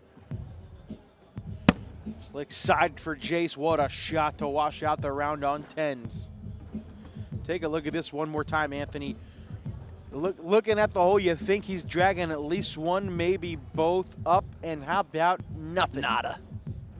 That's just mean. Nasty. Slick side, sit in front of the hole. That is just wrong. Nice little roll bag from Franco. He's going to force Hisner to push, and I really like that back. You use that block to slow you down. You don't need to push through all of it. Yeah. Replace, leave your block there, and it could pay off. Do we get an airmail? He's going to roll. He's not comfortable with trying to collect there. Oh, how does he go without Madden's bag? That was nasty. Franco trying to clean it up, and he does. Adam Hisner is locked in on one right now. That's something to keep in mind come singles tomorrow. How well Hisner is playing. Look at this slick side. Clean it up. He knew it. I'm really hoping we get some Adam Hisner dance moves in this one. Go out fishing like he did in his singles match on the live stream court in Myrtle Beach. It looked like he was actually trying to block there. He pulled a little bit off of it. Now you run him out. Go get your 2 points, kid. Jace Webb, I believe 11 years old, out of Ohio, just near the West Virginia border. So I used to see him in a lot of the West Virginia and Western Maryland regionals that I would play in, and I stopped going out there because of him. Because I like to Just win. recently, or has he been going for a couple of years now? Oh, so he was only like 9 maybe the first time you saw him. Oh, yeah. Wow.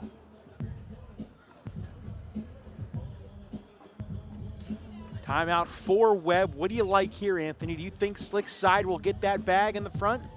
Man, his roll is so good. I kind of like the roll. I also see an and one attempt also. You got that black bag on the back lip. If you hit that right, you can knock it off. Definitely. Either roll staying up the middle or go full step out. Kind of change your angle where you're coming right at that and one bag. And he's stepping out. I think you're right, Jake. We might get an airmail here. Here we go. Webb up and deep. He went for it, threw it a little too deep. He is going to get himself a point. That'll put them on the board. It is 9-1. Yeah, just watching him through warm-ups, man, his roll bag was so consistent. I felt like that was a 75% shot for him. Oh, man. Madden Franco on the struggle bus so far in this one. And Adam Hisner with a perfect level 1 block. Franco tries to roll it in and misses again. Hister right behind it. This time Franco is in. Can Adam grab that bag? He's got slick side down. Oh, and that is a blessing in disguise for Madden Franco. It looked like he was going to give up 4, and now he may end up scoring a point if he doesn't put this bag in. Yeah, the risk is you pile 3 bags up on the left side. It's going to be a tough collect, but totally doable. You got to come in hot. And he does, but he almost got that unclogged.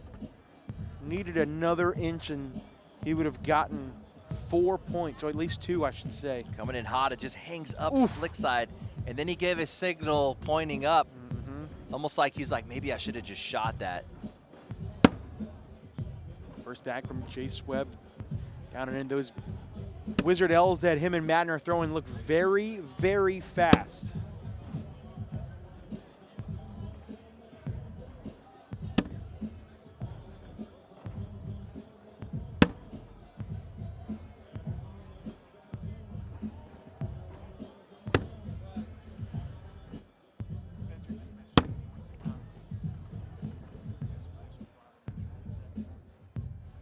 Looking for Justin Simpson, board 75. Justin Simpson. Oh, that's tough. Roll bag off the back. We saw that earlier. We saw that Jamie Graham, Jacob Trzynski matchup where there were roll bags just skipping off the back. Actually, Webb threw one of those in warm-up. Looked at Franco like, what the heck was that? It's almost like there's a speed issue right now on the board. Or the players are just getting a little bit more pop out of that than they're feeling out on the carpet. What do you think about that, Jake? The bounce you get off of this kind of tiled plastic floor versus the carpet. So. I think those pucks will help a lot as well. Those pucks tend to make the board just a titch bouncier. But yeah, I think that floor puts it into consideration as well. You've been playing for a while. What is the bounciest surface to play on? Because I know my answer. Mine's concrete, man. Really? Yeah. More than turf? Yeah. Okay. I've had some very bouncy experiences playing on turf fields. Yeah, with that rubber, kind of that rubbery stuff but underneath. I can see concrete as well, especially if the quality of boards you're playing on aren't the greatest. 9-2 in round 14. Winner of this into the king seed has to be double dipped. Concrete's the worst too. With like you're every round you're getting your board back in place. Like they move a lot. Yeah. Hence the introduction of the pucks, because that board is crawling and walking all over the place. See, here we go. We got some debating in the chat. Pat Groff says boards on turf be hopping, and then Zach Scheibner says concrete all day. What up, Zach Scheibner? Shibby. Oh, clean backside airmail for Trey. Is that Nothing twice now? falls. Is that twice where he got robbed? He's getting gored left and right. Take a look at this. Look at this. Bink. He's actually holding himself pretty good. Sometimes that deserves a scoreboard getting kicked over, but. Score update in the A bracket. Gavin Cano, Logan Chamberlain, we're up 7-0. It is now Weedenfeld and Roybal on an 11-0 run. They lead 11-7.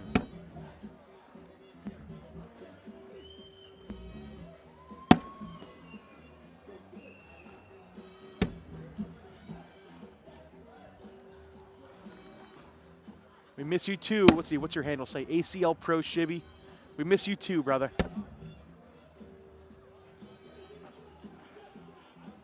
Now, here's a little dance move from Adam Hister. He's getting into it, 12-4. Man, did you see him in his singles game against Sammy Soto when he sent the fishing reel out and had to bring it back in after hitting a crazy shot? And then Sammy Soto ended up winning the game. I really wanted him to give it back to him, but Soto doesn't like to dance. I think that's the block that Webb's been trying for a while. If you're in the room, you can see adds about 2 feet to the profile. He wants to leave it short. Ooh, Webb off the back. Airmail not working for him here in this deep match. Trey gonna go roll. No. And Webb do it again. Maybe a reverse cut, hug that left side. He's like, this airmail isn't working. I'm about to roll this thing. Yeah, he is gonna roll it, and he knocks it in. Nice shot. He was shocked by the amount of roll he got out of that. There's some extra pop right now on these roll bags. Oh my goodness, Jake. Can Jace get some points on the board for 1, in the hole for 3? Webb bouncing it in again, gets the hop. And all of a sudden, Anthony, we have ourselves a 2-point game. Here's the roll, and then watch the reaction from Webb after it goes in. He's like, oh, I did not think that was going to go in. The kids are getting more relaxed. We got us a game here. That is very true. Madden Franco, not the hottest start we've ever seen, but he is figuring him stuff out. Hister didn't like it. He doesn't hate it, though. Oh, now he likes it. Watch him clog up this hole. Oh, yeah. Beautiful shot. Man, if you go back 4 or 5 years ago when it was Cody Henderson and Adam Hister, man, they would play the dirtiest game. They would just clog up the front, and then on bag 4, they would just clean everything up. Yeah, crazy. I mean, these are back in the Sway days. Look at this. Adam wants to shoot an and 2, and Trey is talking him off the ledge. He won't let him do it. He wanted to do it 3 rounds ago. Yep, he won't let him do it. He's going to take his 4 and move. He's going to take his 4 out. Couldn't hear what he said to him. He said, do you know how hard that was? I love it. Eddie Grindersley, Braden Wilson still kicking around. They're up 17-13 on Braden Berry and Riley Wolf. Winner gets Gage Landis and Colin Hodette. It looks like the score bug has gone away again.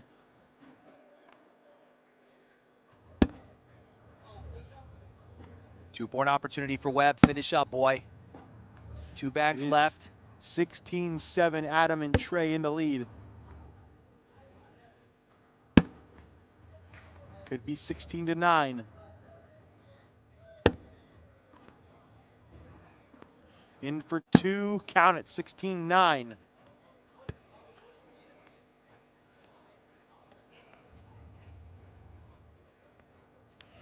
Jackson Gore and Zach Aiken have eliminated David Morse and Ethan Walker. Wow, what a run. They will take on Jimmy Humans and Ian Cripps. That might be 6 wins in a row for them through the losers bracket. Take a look.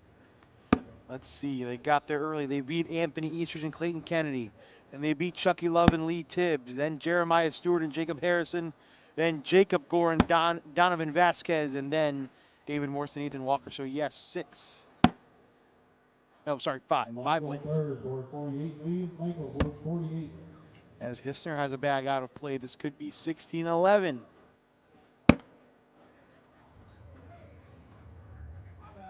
And it is. Don't call it a comeback, Anthony. Yeah, they're not going down without a fight here. Franco and Webb, I mean, like I was saying, if you look at them coming in statistically out on the main floor, absolutely cooking. Oh, the B bracket is cooking. They're down to their final 4 teams. Kobe Costanza and Tommy Sliker will take on Derek Holland and Alex Rawls. And the winner of that match will get the loser of our next match between Powers, Nyberg, Fabinar, and Forbes. Trey going a little cut right in front. Those bags moved a lot. I think they will fall on impact.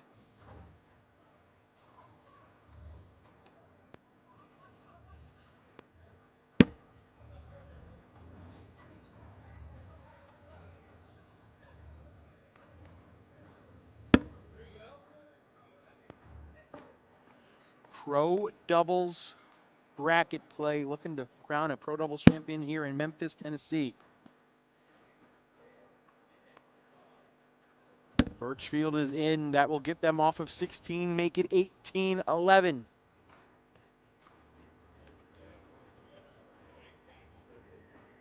Again, problems with the score bug once again, so we do not have PPRs at the moment. But do not fret. It's Adam Hister doing work in this one. He's the left side of your screen right there.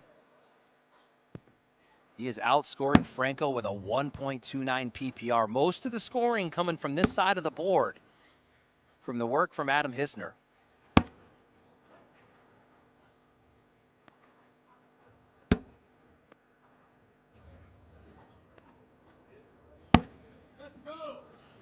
That bounces off, almost went off the board. It's going to be 2 more.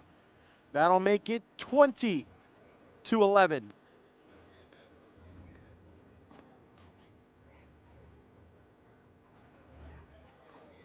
One of my favorite moments, right side of your screen there, Trey Birchfield, World Championship.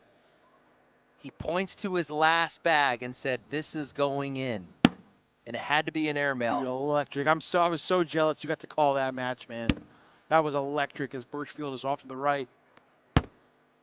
Ooh, little second bag block from Webb. And Birchfield misses again. Gotta hit this shot. And he does. Oh my, he got around that one and in. That's actually crazy. Put a little reverse cut on it in to minimize damage. This is in for 4 to make it 20-15.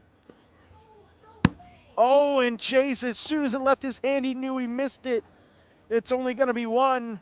20-12. It will give them first bag for the rest of the game. Take a look at this collect. That's so tough. Made the hard shot, threw this simple slide shot off the back. Don't keep these boys in this too long. I mean, they were cooking to get here. Yeah. If they start to feel it, specifically Franco, if he starts to figure out Hister on this side of the board. So far, so good. 3 for 3 this time.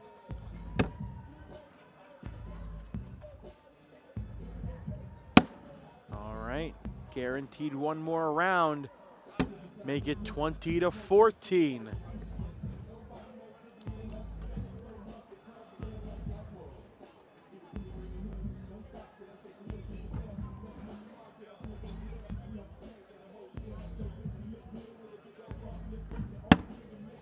First bag down and in.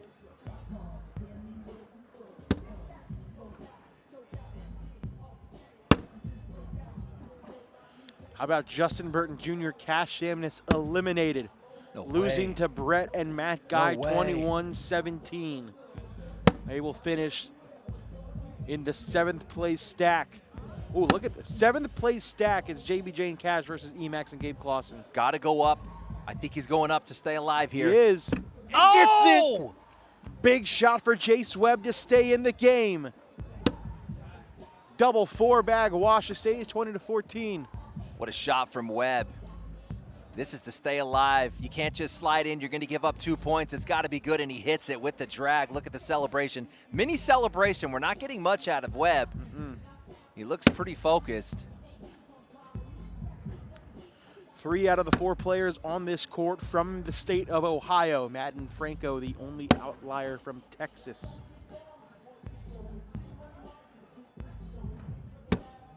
Ooh, love that bag from Hister. Franco gonna go roll. No, he ends up going back block right behind. And Hister calls a timeout. What do you do here? Tell me Adam Hister is not one of the best airmailers in this game. Legend with the airmail. He's been asking to shoot it all day. He's been asking to shoot it all day. Now he's got 2 bags. You don't need it all now. But we know Hister doesn't have a roll bag. That would be probably the by the book, right? He might shoot it now. It's Adam Hister. If he had a roll, we're definitely rolling. Trey kind of coaching him on what to do. I can't really understand what he wants him to do, so we're just going to have to wait and figure out.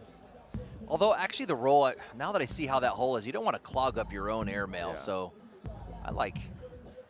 Oh, we tried. I think he tried to that's so push safe. it. He's definitely setting it up. Dylan Turpin says shoot it. Shout out Dylan Turpin. So now Franco should push through all of this, which gives Hister a tough lane. And now Franco calls a timeout. Not much has changed. This is just purely strategy talk. What do you try to do here? Yeah, this is pretty straightforward. This is a step-out slick side for Franco. He's going to clean up, sit 10. That's going to force Hister to probably airmail. He's right-handed outside arm. Is he going to be able to get around 2 levels of blocks like that? I don't think so. He doesn't have a roll. I like a slick side, step out, clean up, force an airmail for Hister on bag 4.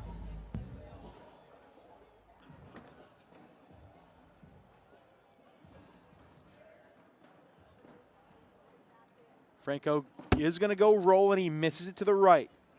It's got to be airmail, right? Yeah, even Trey's giving him the green light now. This could be for the win. Take them all for the win. Hister up, Hister off. And that's going to be a single point for Madden Franco, 8 on 7, 20-15. think you get 3 points out of that for Franco if he cleaned up like I was talking about. On a missed airmail, he's getting 3. Ooh, and now a question mark for Trey. Will that drift back in? It moved a lot. Ooh, didn't move as much that time. Oh, that's beautiful. That is beautiful. That tempt Birchfield? No. Cleans it up. If Jace misses this, Trey shoots it. And he misses it short, and here we go. Airmail drag for the win. Birchfield up and clean. Again, he cannot buy a drag. 0 for 3. He's been gored 3 times in this kink seat match. I mean, he's hitting them dead center. This is one of those ones where you got to kind of chase the bag side a little bit. But keeping these boys in this, man, I feel like this game was done 6 rounds ago. Yeah. And now a pure level 1.5 block for Madden. He goes for the roll and he goes off. Again, see, that's a slick side step out. Is Franco comfortable with the slick side of his bag? I'd have to say no from what I'm seeing on this match. You gotta be conservative. You're Hister, right? A bag off the board, which means as long as you keep your bags on, you should win the game. I like a short block because that's where Franco wants to land his roll bag. Force him to airmail or force him to slick side push. You haven't seen Madden shoot many airmails in this game, so I don't hate the idea at all. Stop that bag right above the A in ACL. Yeah, you got to take away that push. Well, he's going for the cut, and he throws it off the board. One of the best cutbacks, and he has a different way of cutting. He's a front-loaded cut, so it actually stays in contact with the board the whole time. There's the rollback working. Now Hister goes push, and that's going to help out Madden a lot. Got to split this. Are we going to finally get a slick side? He's got it in his hand. Slick side down. Now he goes back to the stick, and back to the slick, back to the stick. Stick side. Who ends up going block.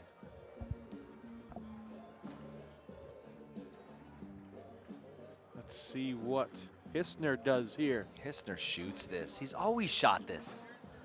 In the history of Hister, he has shot this. He is going up and knocks himself in. That is a wash on 5s. And that is the 3rd timeout for Madden and Jace. They have 1 remaining in this game.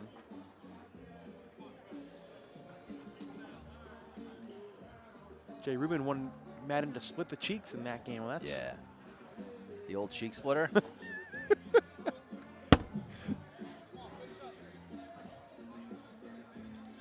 20-15 again. Tablets are not updating, so I'm unsure what round it is exactly. We apologize, but it has been a pretty long one. Webb is chasing to stay alive. 2 bags left. He's going to have to walk. Oh, and Birchfield lets him off the hook. He's right back into the round. He's going to come tight to the board. Inside arm on a get around. Beautiful bag. Not rescuable.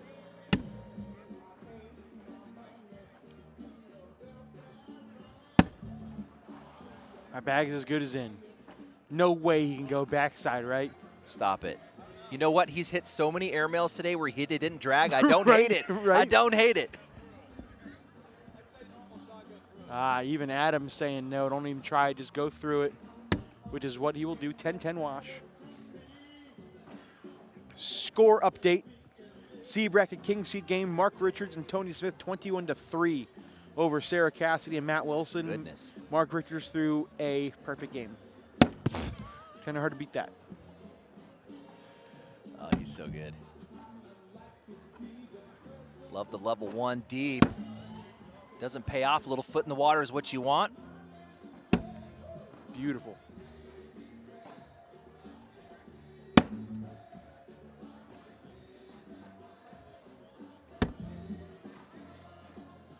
It's got to be good here. Stay center.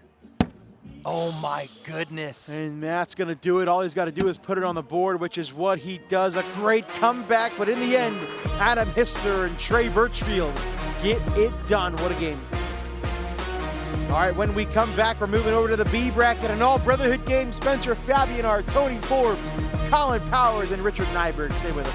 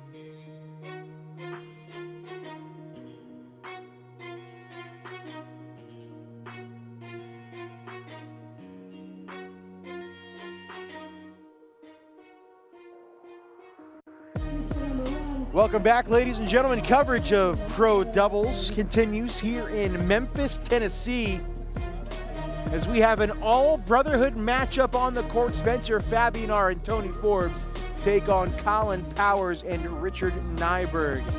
And as teams are continuing, they're down and back. Jake Brandon, Anthony Ione, Corey Russell in the booth. Anthony, there's only a few teams left in each bracket. Let's take a deep dive and see who's left in each bracket. 4 total brackets here in the Pro Doubles division. Starting off with bracket A, that one was pretty much chalk. You got your number 1 and number 2 seeds fighting for the king seat. Ryan Weedenfeld and Chris Roybal against Logan Chamberlain and Gavin Cano.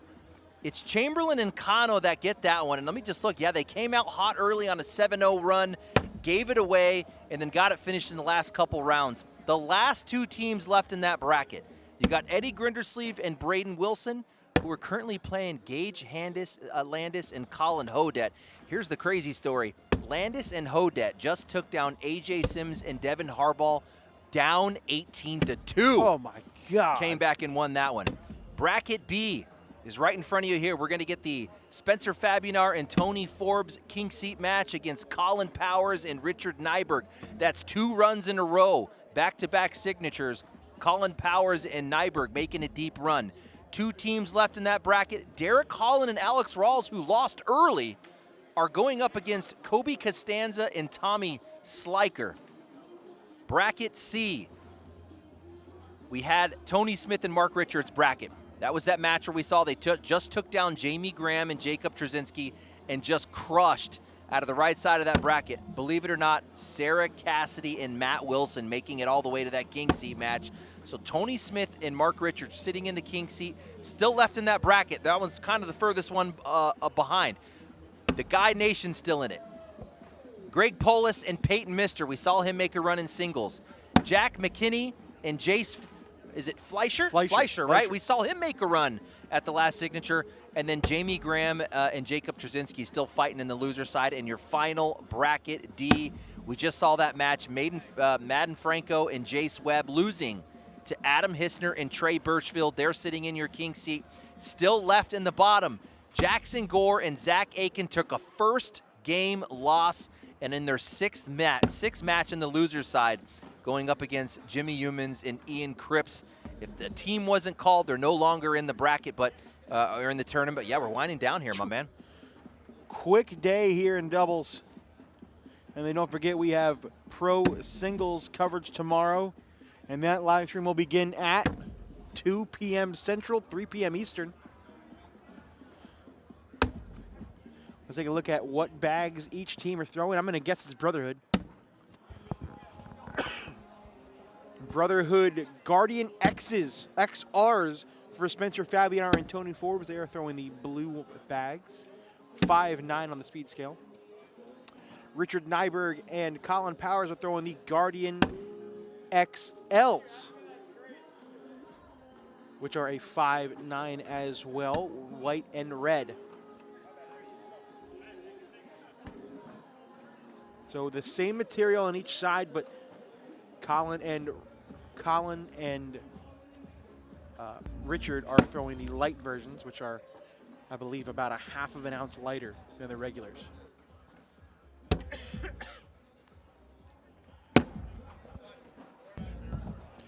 Cooper Dean Truitt in the chat. It's my favorite league partner. What up, Coop? This is the B bracket, match number 59. Score bug should be up and working. There it is. Boom. Just like that on Magic. Who do you like in this one? I mean, Colin and Richard are going to have high PPRs. Spencer and Tony are going to try to block. Who wins That's this exactly game? what we got to see, right? Yep. If we see the block game implemented by Fabinar and Forbes, I think they take this one down. But if they're going to try and run bags against these guys, that's not a good strategy. So look for blue team here. Forbes on the right side of your screen. Look for him to lay bags just short of the hole, just like that. And that's going to force Colin Powers to airmail, back block, and push through. Ooh. And roll, apparently. Yep. That's a little bit better looking than Jordan Powers' roll bag. I got to say, but not much better. Very similar to the last game. 3 out of the 4 players from one state. Spencer, Tony, and Richard, all from California. Colin Powers, the only outlier. $5. What state is Colin Powers from? I guarantee you won't guess it. Colin Powers from the state of Wisconsin. Wisconsin.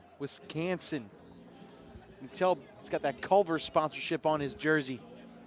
If this was Mark Richards, he would throw a bar of soap. We just saw him do that about 2 rounds ago. Caught us all off guard. The by-the-book play here is not just back blocking, but get enough lift to where you're actually sitting on top of that front blue bag. I think the back block is the more conservative play call here. What did you like to see? Back block. Definitely back block. Bonus if you're sitting on top of anything. That's going to force Tony Forbes in the hole to wash. Oh, and there it is. See how he lifted? Yeah. He's kind of sitting on top of that blue bag just a little bit. Spencer says that back bag is going to fall in vibration. He's so a lefty. roll, I don't mind his step out. Just Yeah. kind of clip in on the left side. I think that's exactly what he's going to try to do here. Oh, a little bit short. It'll end up being a wash. He's okay with that. He's totally okay with that. That's a good spot shot for Tony Forbes. Hit that spot perfect.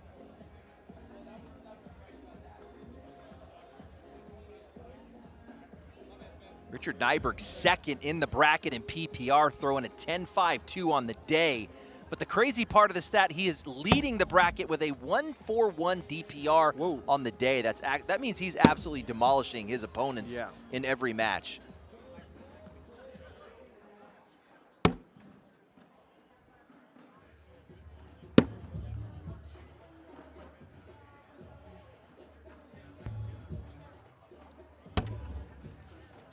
Yes, I think this is going to be a very simple bag running style down on this end. Spencer is at least going to try to run bags for the first few rounds against Richard until he gets bored, I would assume, as there's a double 4 bag wash. And one thing you'll know about Spencer and Tony is that they will have fun no matter what. They are going to have a blast playing cornhole, whether they're winning or losing. They're very loose, as Michelle likes to say, very loose. Powers and Nyberg coming in hot. They've allowed 4 points in the last 2 games. Check this out. They just came off of a win against Ryan Windsor and Cameron Belvin, both of them throwing 11s. Jeez.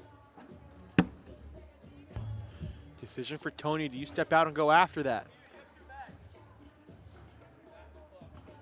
Yeah, 5 to 6 with 2 bags in the hand. I don't mind going for it now. I don't think you go chase it too far. Maybe just try to grab that front corner on bag 1. And there it is. He was conservative. Just grabbed a little bit of it. Oh, bag out of play for Colin Powers, I should say. Tony. Oh, he didn't step out. I would like to see him step out to go after that bag. He doesn't do it. Just a very unorthodox bag from Colin Powers. I mean, it doesn't look like, if you took everything out of the picture, take the pros out of the picture, and you just said, watch the flight of this bag, I would think an amateur was throwing it. Just, it's got this weird kind of floppy plane, but man, his line is solid, and somehow he can control that and get a roll out of it. Oh, dead spot bag for that actually Spencer. jacks up rounds. How many times have you had to deal with that level 5 and you're spraying bags everywhere? Too often. And it's funny because it's not an actual block, because you're never going to land a bag there. It is purely just a visual block. It's an iron over water, you know? You're going to find that water every time, even though it's not in the way. It's not in the way. You hit that ball way farther than the water, but because you're thinking about it.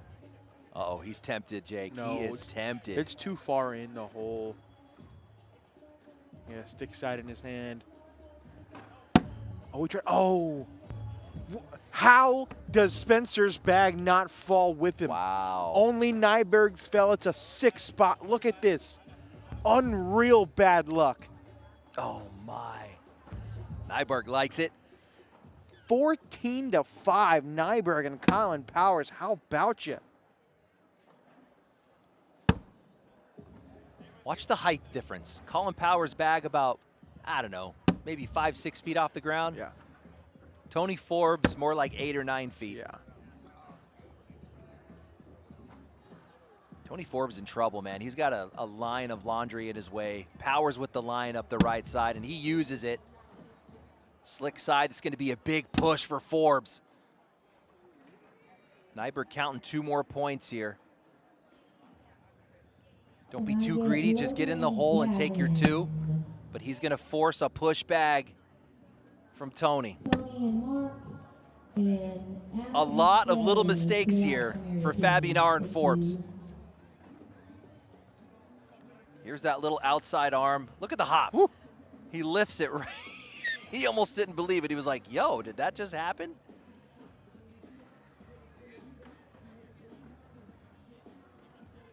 It's crazy. He's able to get pro-level reactions out of his bag with an amateur-style flight. It makes no sense, right? It doesn't, because how do you know when your bag is floppy? Is the left side going to hit first, or is the right side going to get hit first? Somehow he's got the timing down.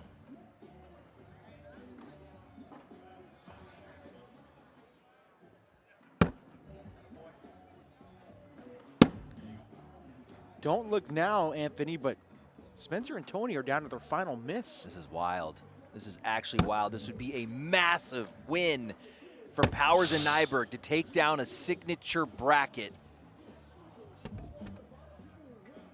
I mean, they're coming in as the high seed out of the right, and it's because of the work they did at signature number 1.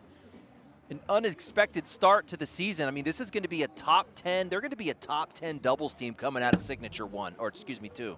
Logan Chamberlain, Gavin Cano, Mark Richards, Tony Smith, Adam Hister, and Trey Birchfield. And one of these 2 teams will have to be double dipped to win their bracket.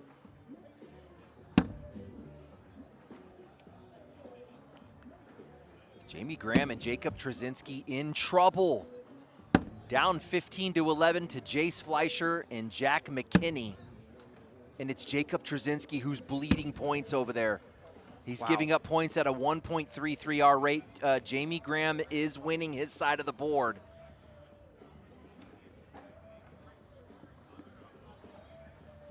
How about a round 10 PPR check, 20-5? This won't be pretty. If you're Spencer and Tony fans, look away. A 10 for Colin Powers, a 9-2-7 for Richard Nyberg, a 10-2-1 for Tony Forbes, but a 9 for Spencer Fabinar.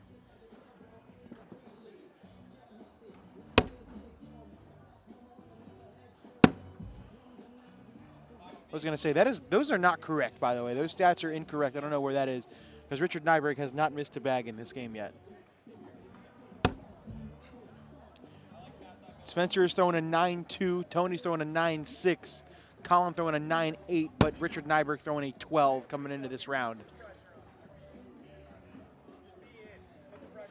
He wants to go up. I mean, a 20-5 lead. He's got to be thinking about that perfect game. He wants the perfect game, but he's not going to do it.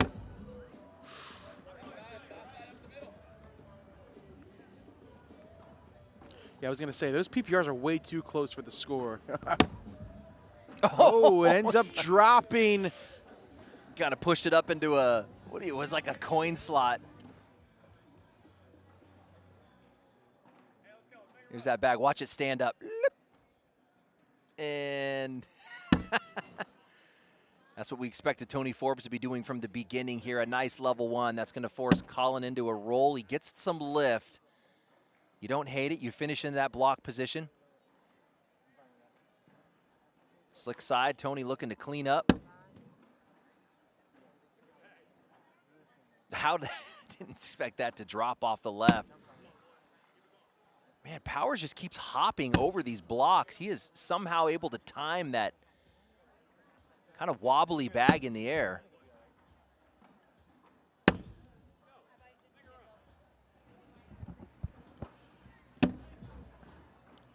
Double 4-bagger.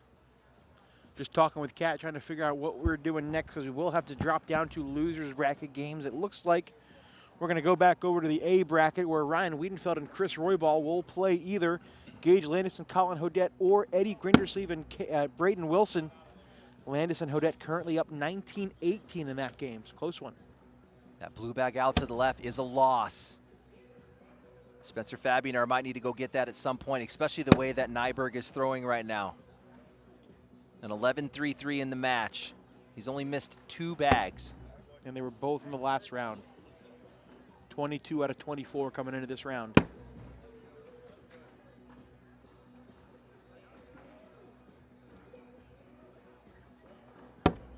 Nice way to avoid the help. Fall. No way that survives 2 more bags. There it goes.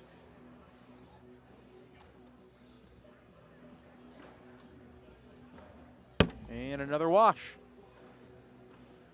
Deep breath there from Fabinar. You got to do some work to rescue.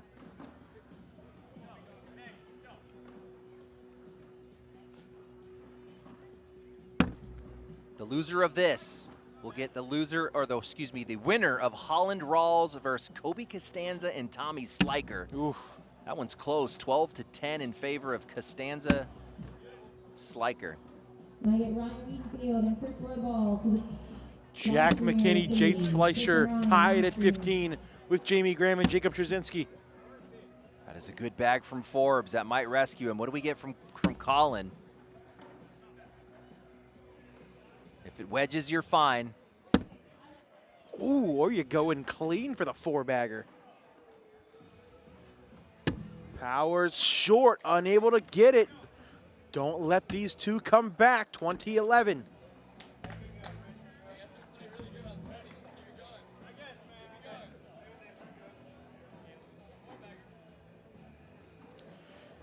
Braden and Eddie now up 20-19 on Colin and Gage Landis.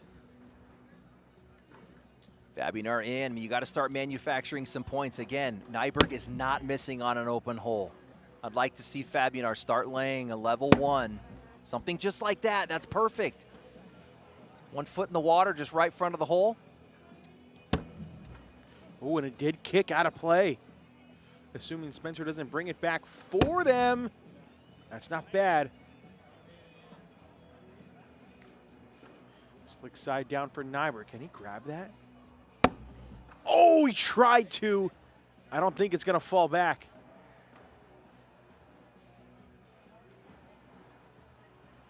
Spencer cleans it up. They are on fire right now. Is that going to be a guaranteed 2? Yes, it will. 20-13.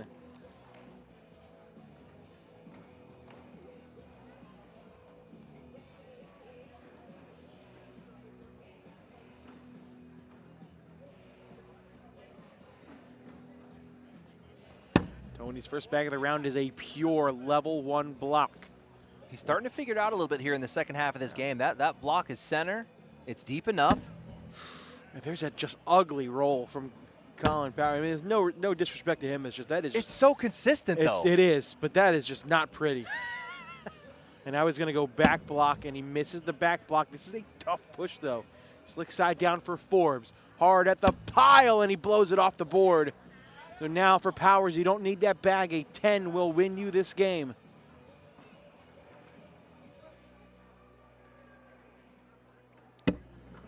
Slide it in. That's about as good as in. Tony's going to have to hop over it and hope that Powers misses, and he's going to call a timeout. Because you can't lay up behind, because if you block behind, it'd be 7-5. I mean, I guess you could block behind and hope he misses a roll or an airmail. But if you try to bounce over and in, you're going to leave him a clean shot for the win. So, yeah, I think block's the call here, Anthony. But be deep and be on top. Yes. Yeah, that's exactly what Spencer says. Just put something on it.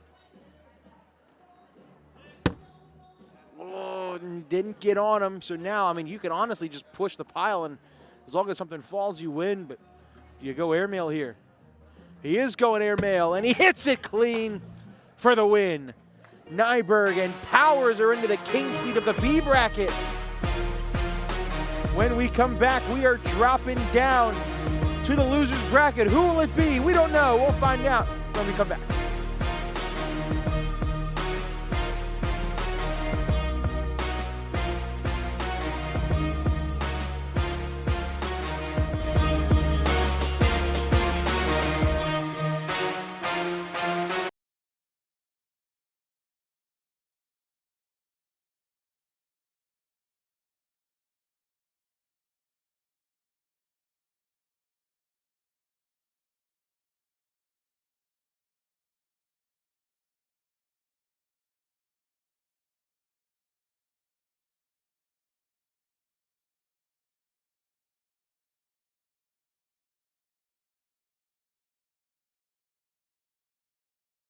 at Camping World. We've got a tender navy bean nestled in a brown sugar sauce with a smoky hint of bacon. We're gonna need like a zillion of those. 1 zillion it is. WTF Cornhole. From our top 100 pros, we also have Canadian, women, junior, and senior pros.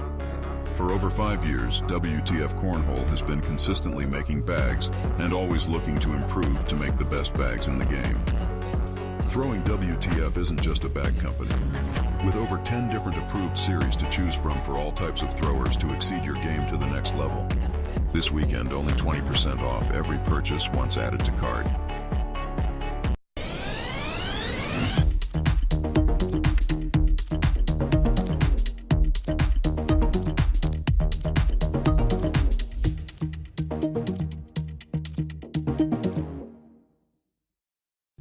Your pride and joy is measured in acres.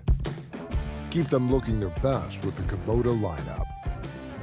Versatile sidekick utility vehicles. The #1 selling compact tractor in the U.S. Professional grade mowers for a professional cut. It's equipment built with one purpose, to get the job done right.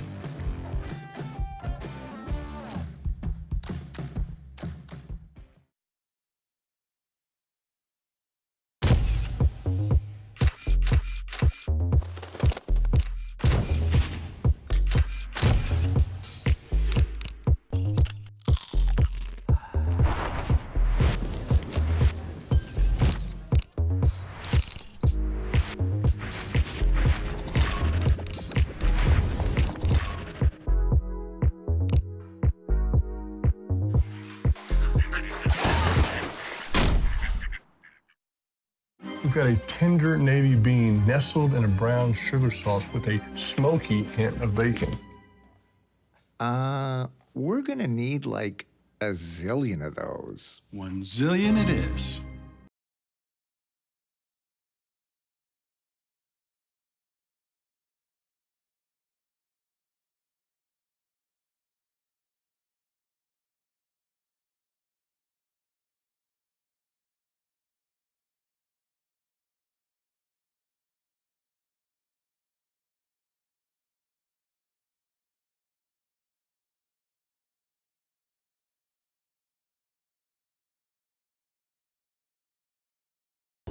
Out here, there are no half measures.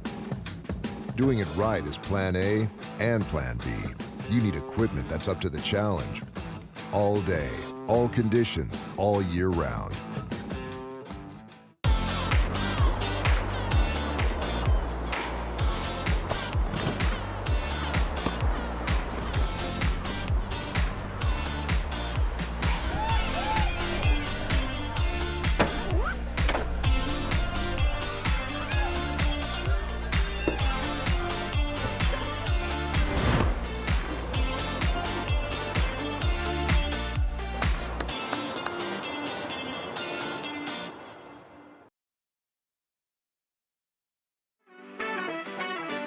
Soulsville, USA, otherwise known as Memphis, Tennessee, the site for the second ACL signature of the season.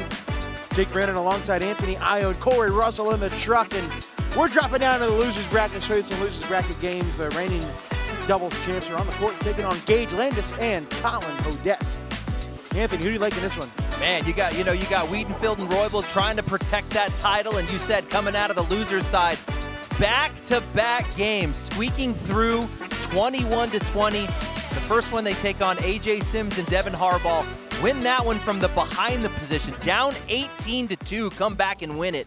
And then they just came off a win against Eddie Grindersleeve and Braden Wilson. That one also going 21-20. So they're slipping into this one barely, and they're going to be taking on the reigning champs, trying to protect their title. I'll tell you what, Anthony, I have some news to share, but before we do that, let's take a look at the signature schedule here, Anthony. Signature number 2, we're in the purple one. That's why the score bug's purple. Next month, signature number 3, Kansas City, Kansas. Never been to Kansas? You ever been to Kansas, Anthony? I've been to Kansas for a lot of youth basketball, man. Ooh, okay, that sounds like fun. We're going to Kansas City, March 20th to the 22nd, followed by Cleveland. I'm excited for Cleveland.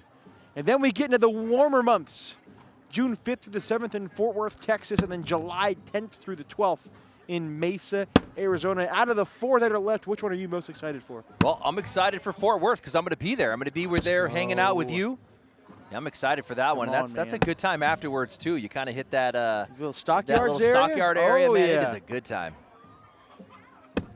All right, we have a big update in the D bracket as we are almost ready to our first bracket final. It'll be Adam Hister and Trey Birchfield versus what looks like Jackson, Gore, and Zach Aiken. They are up 18-2 on Madden, Franco, and Jace Webb. So assuming that game goes final relatively soon, that will be our next match. It will be our first bracket final of the day. And they did it the hard way, man. They took a first game loss, worked their way all the way through in another loser's bracket announcement. Jamie Graham and Jacob Straczynski still alive. Oh! Still alive. 19-19. It was sitting on for multiple rounds against Jack McKinney and Jace Fleischer. Finally got 2 points.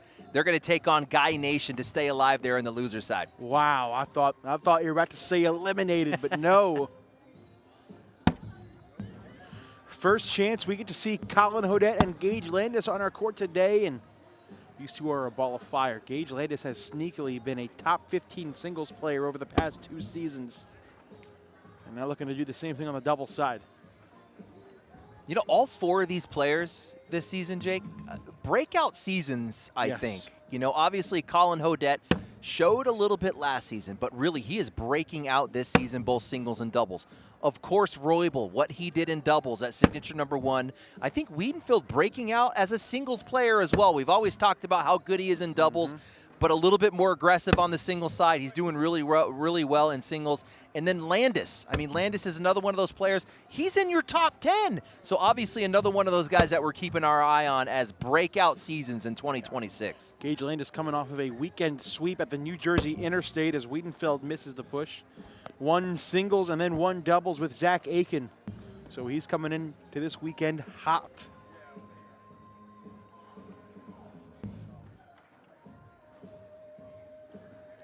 (2-0) for Colin and Gage.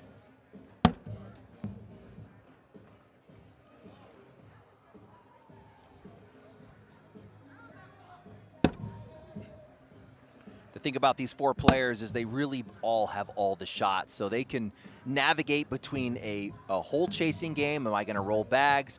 Can I maneuver through traffic? Do I want to lay a block? So these 4 guys are going to give you every facet of the pro level cornhole. So when you look at the matchups, I mean, what do you think, Jake? If you're Weedenfeld and Roybal, how do you want to approach this match against Landis and Hodette? I think if you're, this is tough, man. I think if you're Ryan, I want to dirty up the board. If I'm Chris, I want to prevent the roll king from doing rolls, and I want to clean it up as quickly as I can. So that's actually unique. You're saying, hey, we're going to do different stuff. You run bags, I'll dirty it up in those specific matchups. I think so. I actually love that analysis. And I think if they were on opposite sides, it would be the exact opposite way. My entire strategy, if I'm playing against Colin Hodette, is to put as little bags on the board as possible. Open I want boards. them all to be in the hole. Because the second you throw a block, he's going to bounce over, he's going to do some crazy stuff, and you're going to be looking at yourself, what the heck just happened? And that's the look on Weedenfeld's face. He did not like the reaction out of that roll bag. It was beautiful. It was perfectly loaded. Kicked out to the right. He's still shaking his head. He's like, what kind of reaction was that? A 10 for Ryan and a 10 for Gage. It'll stay 4-2.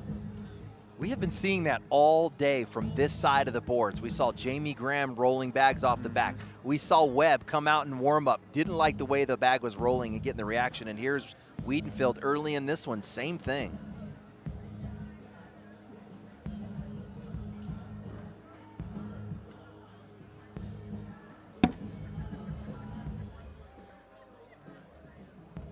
Jake, our picks out of Bracket B are out of the tournament. Yeah, Derek Collin and Alex Rawls taking the L to Costanza in Sliker, 22-18.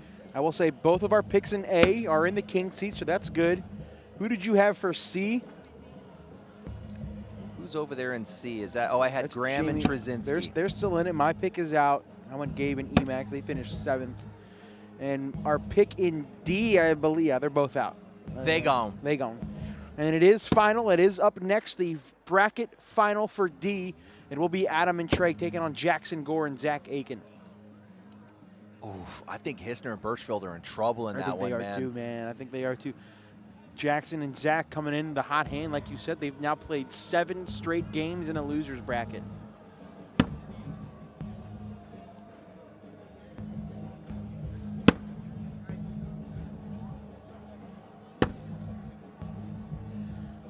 Couple bags in Weedenfeld's lane. Gage has no problem cutting around it.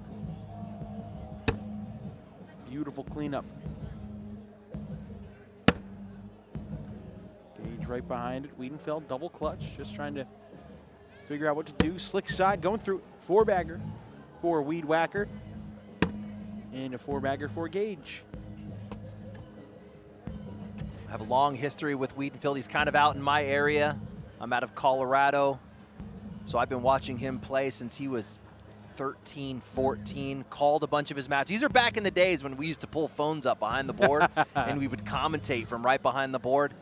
I've commentated a bunch of his matches as he grew up as a young teen, and man, when I saw him throwing bags at 13, 14, I was like, this kid is going to be special. Oh, yeah. Still wearing the same pair of jeans he did when he was 13, 14 years old also.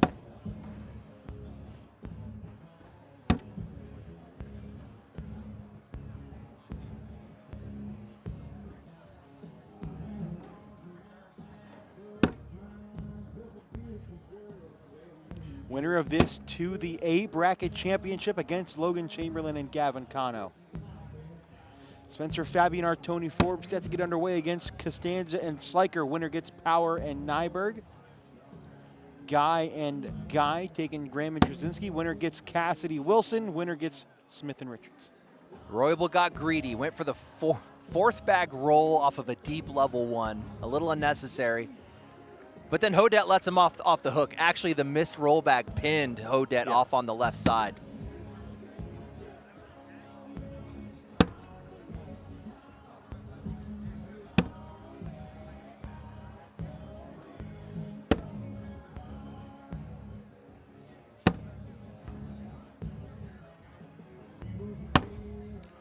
.3BB for Landis. Weedenfeld aggressive, goes immediately up for the airmail and off the back. Gage, can he get 3? Going stick side. That bag was low. I thought it was going to hit the dead spot. Oh, hey, I don't hate Weedenfeld. He shot it right away. Yeah. No thought, no hesitation, airmail. You live with those misses. And you can see at the end of that replay, Gage looked over and made eye contact with me and did the whole wiping the sweat off the brow motion because he thought that bag was short too. Couple mistakes here. Opening the door for Hodet and Landis to take the lead back. Zach Owens in the chat. What up, Zach? I didn't even know you knew what cornhole was.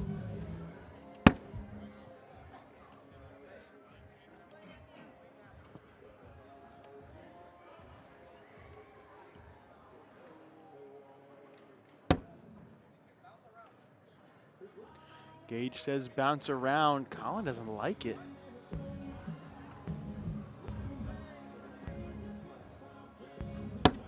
Oh, nice shot. Roybal going for the same thing. No, it's going to be a single point for Colin Hodet.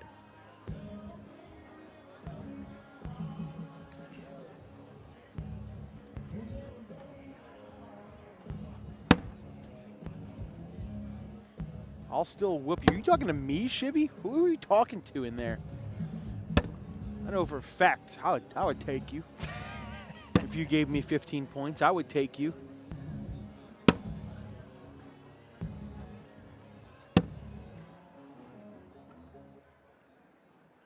Adam Hister, Trey Birchfield up next, taking on Jackson Gore and Zach Aiken. As that is a big 4 spot for Ryan Weedenfeld to make it 10-6.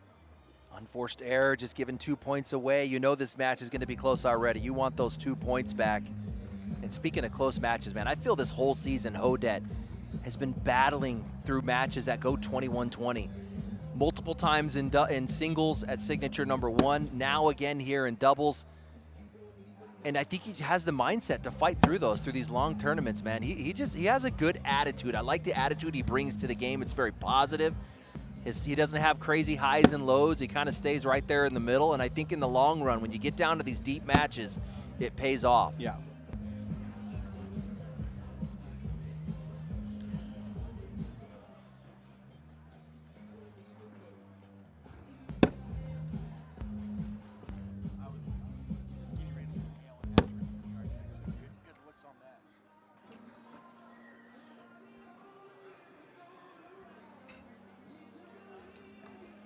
There's a little bit of a problem with the PPR software, but I can tell you what they are right now.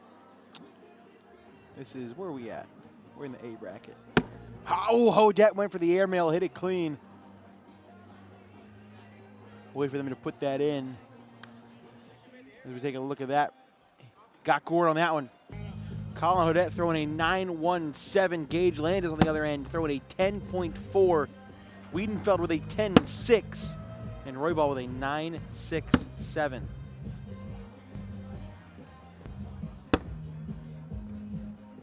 Weedenfeld, oh, he was going to shoot that. He talked himself off. But now he comes back. Maybe he is going to shoot it. He is going up. And he's off again. That was that second thought. Gage going to bounce it in. Nice shot. Beautiful. Weedenfeld up again. Weedenfeld, this time he hits it. Gage on for 1, in for 3. And it's going to come up short, only a point. 10-7. Yeah, so those stats kind of go in the opposite direction you were talking about. We wanted high PPRs over here on Hodette versus Roybal. They're actually the low side of the PPR. So that tells us one of them is trying to implement the dirty game, and it's working for him. Yeah.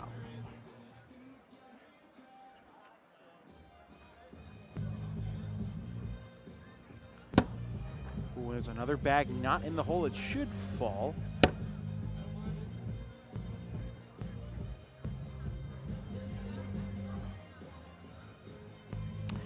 Hey guys, my wife and I are going to Vegas in February to be spectators at the event. What's the difference between the Signature Tournament and this weekend the Open? The Signatures are pro events, so there are specific events just for pros, which is what we are doing right now. Pro doubles and pro singles tomorrow, as he went for the hard push, didn't fall. At the Open level, it is open to everybody. Pros will be there, amateurs will be there. They will all be grouped into one format. Oh, Wally Kassler in the chat. No way. He says, what up, Anthony and Jake? No way. K9, that was just me and you, Corey. Just me and you. I just wanted to make sure that was clear. Well, keep that in mind, Wally. Keep that in mind. Speaking of Vegas, we may or may not see Wally Kassler in Vegas. If you have anything to do with it. If I have anything to do with it, I'll be working, I'll be setting it up, I'll be tearing it down, I'll be doing everything. It's up to me. Lucky for him, it's not up to me. What's up, Wally? Oh, he got the soap. Didn't come back, though. Oh. I mean, keep an eye on it. It's slick side. It's kind of up. It doesn't fall.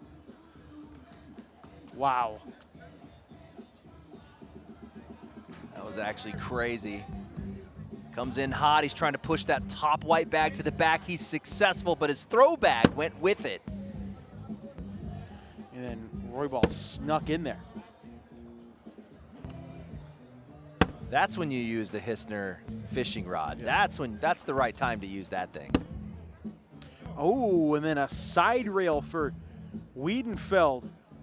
Definitely some weird body language from Weedenfeld. He's typically pretty calm, but he's frustrated in this game for whatever reason. Big airmail for Gage Landis as Allison Baldwin's in the chat. What up, girl? Nice cleanup for Weedenfeld. Does Gage go after that to guarantee 3? He is, and he hits it. No way. No way. I think it's going to go, right? He has another bag. There it goes. Give Landis 3.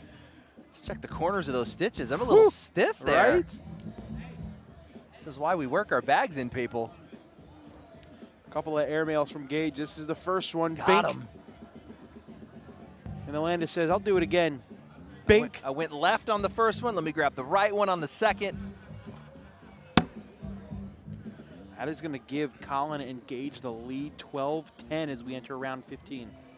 This is turning out to be a good match. I mean, if you're looking at Weedenfeld's body language, you would think he was down 18-2. Yeah. Oh, what a bad break for Colin. Just bounced right over the hole. Roybal going after his bag, and he misses right. This is Hodet's zone. He loves these bags on the left. I'm going to roll over the right.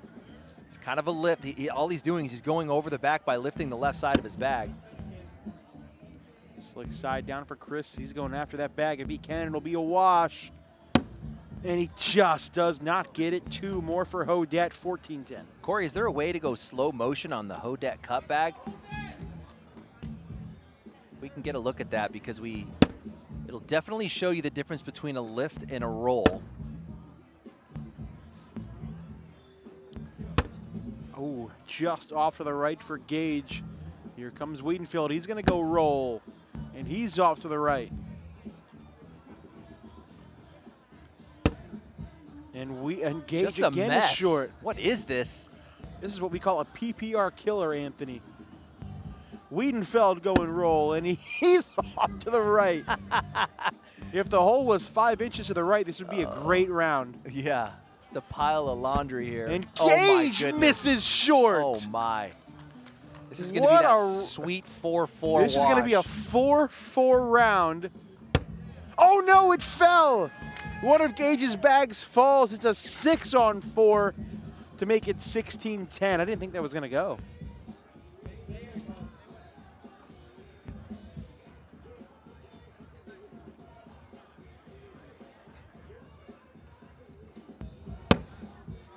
Oh, and then Hodet misses left. Immediate timeout for Roybal. Now here's this Hodet cut you were talking about, Anthony. What did you want to see here? Yeah, so watch that you actually never go edge over edge. The left side of the bag lifts, the right bag stays in contact with the board. So we saw logo the whole time. It just kind of lifted the left side. Whereas a roll, you're actually, the back edge is coming over the front edge. It's almost like, you know, like you're tumbling versus just lifting the, if you're in a car, it's like coming around the bend and you kind of get up on 2 wheels where like the left, you know, the driver's side wheels come up. Corey and I almost had that happen today when we were coming back from getting his equipment. It's icy out here, man. We hit a patch of ice. We almost went flying.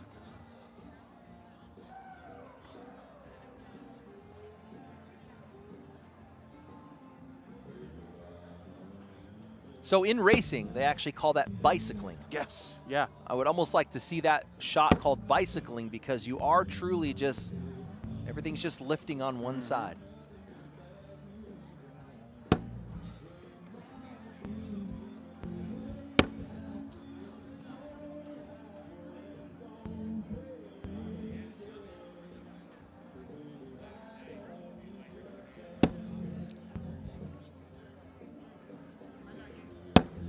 Oh, Hodet with another bag on that left side. This is in for 4.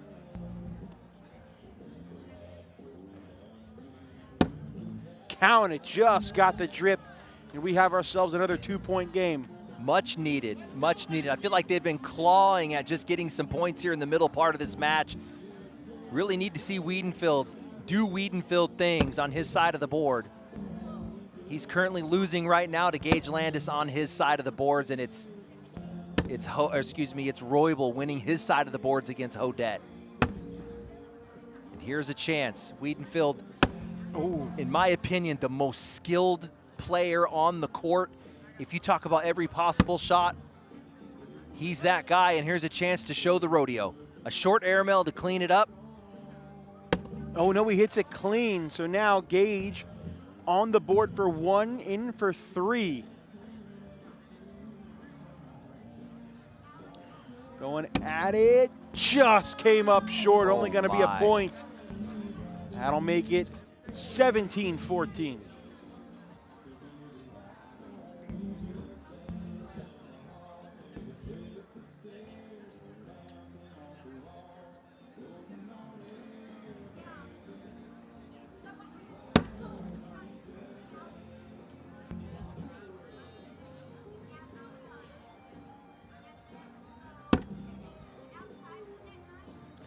17-14, round 19. Nice bounce over for Colin that time.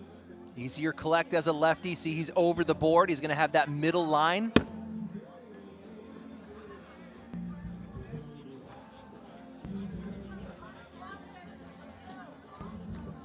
Let's see what the decision is here. Do we like back block? Yep.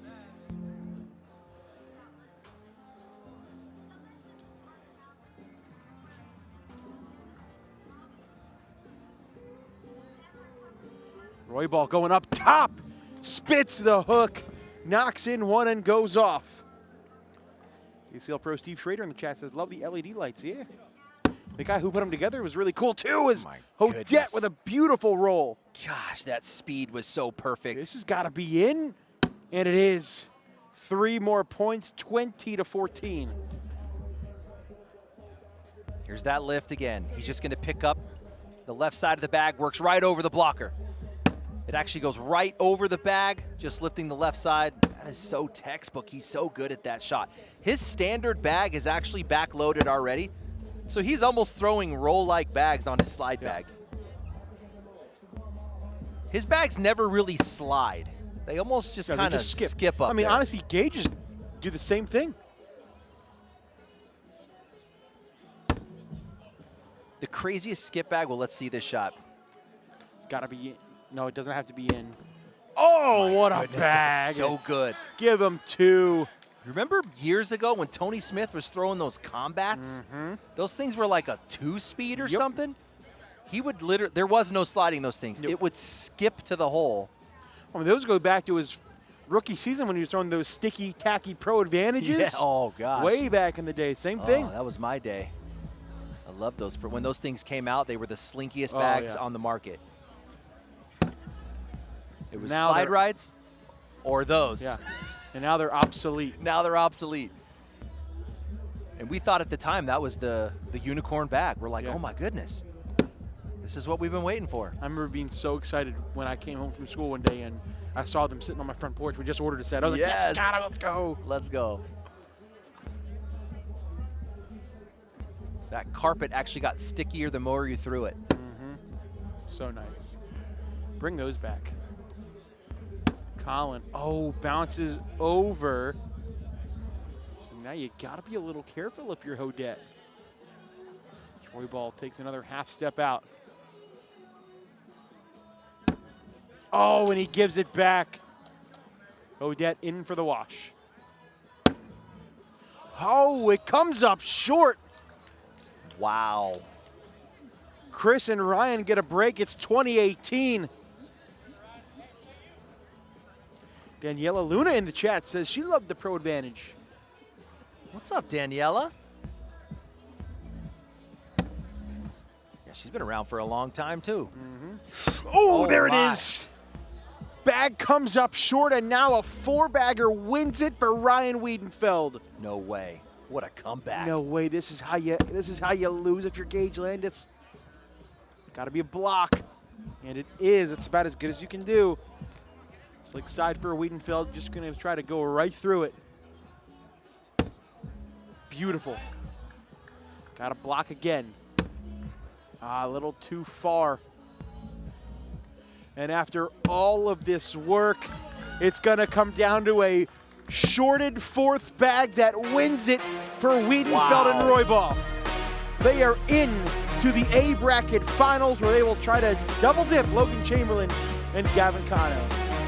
When we come back, we're moving over to the B bracket. I mean the D bracket. Adam Hister, Trey Birchfield, Jackson Gore, Zach Aiken. Stay with us.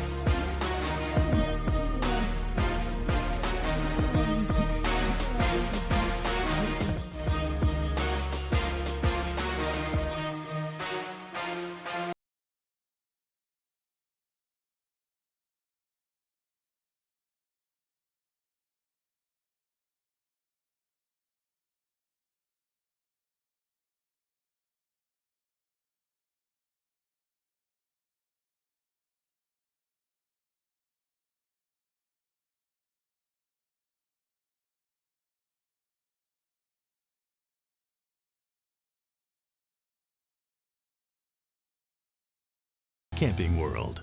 We've got a tender navy bean nestled in a brown sugar sauce with a smoky hint of bacon. We're gonna need like a zillion of those. 1 zillion it is. WTF Cornhole. From our top 100 pros, we also have Canadian, women, junior, and senior pros. For over 5 years, WTF Cornhole has been consistently making bags and always looking to improve to make the best bags in the game. Throwing WTF isn't just a bag company. With over 10 different approved series to choose from for all types of throwers to exceed your game to the next level. This weekend, only 20% off every purchase once added to cart.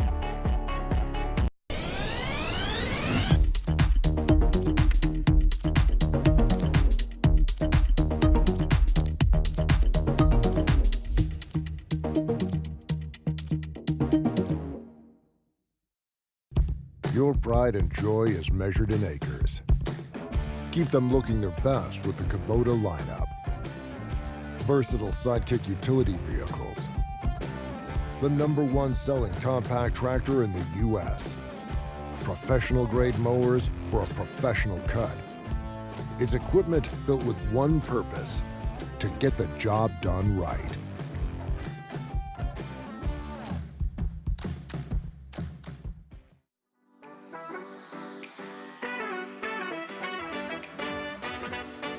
Coverage of Pro Doubles here in Memphis, Tennessee continues as we are ready for our first bracket final of the day. Winner of this match will be into the bracket final 4 Sunday. They will play for a Pro Doubles crown. Adam Hister, Trey Birchfield into the king seat, need to be double dipped. Jackson, Gore, and Zach Aiken coming out of the losers bracket, and Anthony, what a run they went on to get there. Man, and the hard way, they take a first game loss and drop out. And you know what happens in these brackets when you take a first game loss. You have a long journey all the way back, and it's not done. They're going to have to double dip this one, but they take a first loser's side win to Eastridge and Kennedy 21-4. They get Chucky Love and Lee Tibbs. They get Jeremiah Stewart and Jacob Harrison. That's actually a big win against those two. Some dark horses. Brother, Jacob Gore and Donovan Vasquez, and then take down the #1 seed in David Moores and Ethan Walker, and then get Humans and Cripps and another one, and here they are to double dip. But here's the thing, they're doing it on the back of Zach Aiken's PPR. This guy's throwing a 10-9-2 over 63 rounds with a 1.3 DPR. Zach Aiken absolutely cooking. Disgusting. Well, hey, guess what's fixed? Let's take a look and see what these teams are throwing in this game. Right now, there we go. Adam and Trey are throwing those Titan bag Hellbenders. We saw them earlier, the 5-9. Shout out Titan Cornhole. And Jackson Gore, Zach Aiken throwing the Cornhole Scenario Sabertooths, which are also, which are a 6 on the slow side and a 9 on the fast side.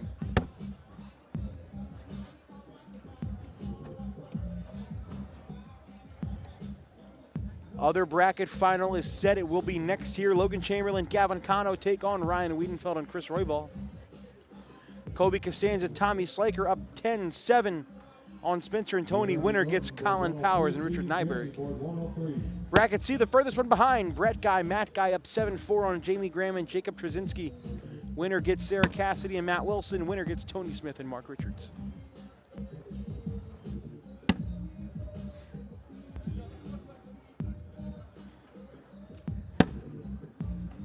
Gore in front. Does Birchfield go airmail? No, he's going to go roll in front.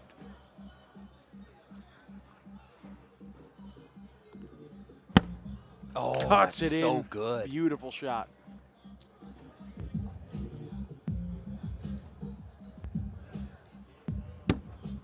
Again, a miss roll for Birchfield. Can Gore cut it in again? This would be for 4.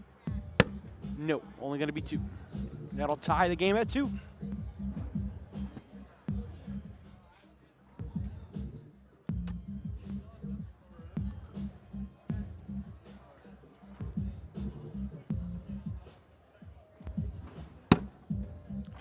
First bag off to the right for Zach. Shouldn't say out of play just yet. Going roll, beautiful shot, bouncing it in. Oh, and Hister blows it off the back. And Aiken bounces it in. That bag is as good as in. That's so good. Did we get a jam? Nope. So this is in for a guaranteed 3.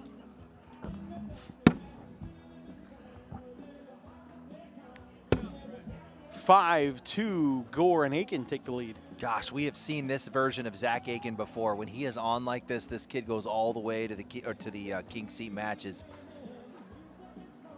Singles and doubles.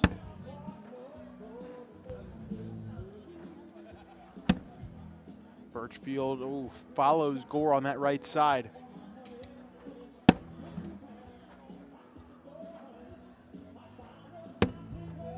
Beautiful reverse cut from Birchfield. That was in a deep reverse cut condition. As a right-hander coming around the the left side of a bag, that is when that shot works. Oh, what a collect. And then Gore blows one off. This is in for 5. Count it. 7-5. Hister and Birchfield take the lead. Here's that slick side kind of coming through with everything. Beautiful shot.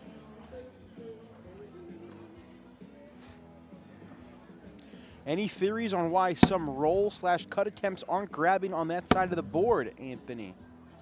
I don't know. It's really been weird. It's actually, you look at the players' faces. I mean, they're even like, what the heck is going on? It's from the Birchfield Gore side, just throwing this other way, just getting weird reactions.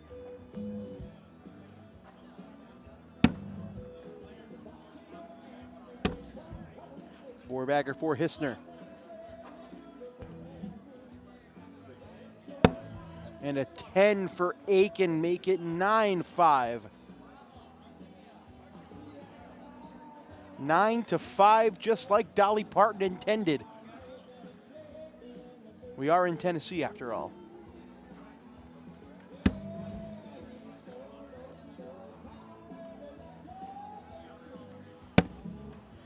Oh, that bag should fall back, I would assume. Oh, maybe.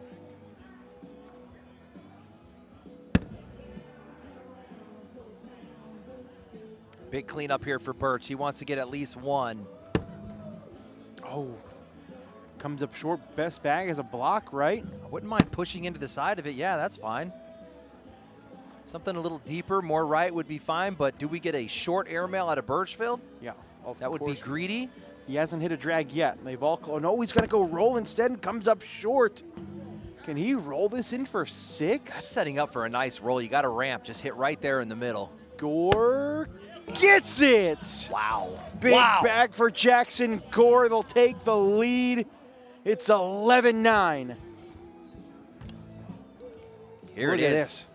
You got a little ramp there. The speed, perfect. Half the holes available.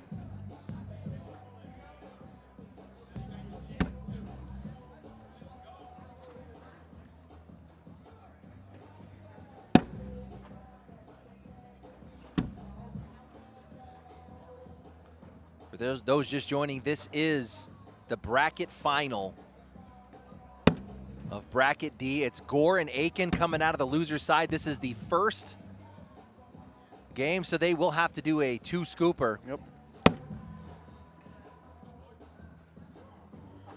4-bagger for Aiken, 4-bagger for Hister.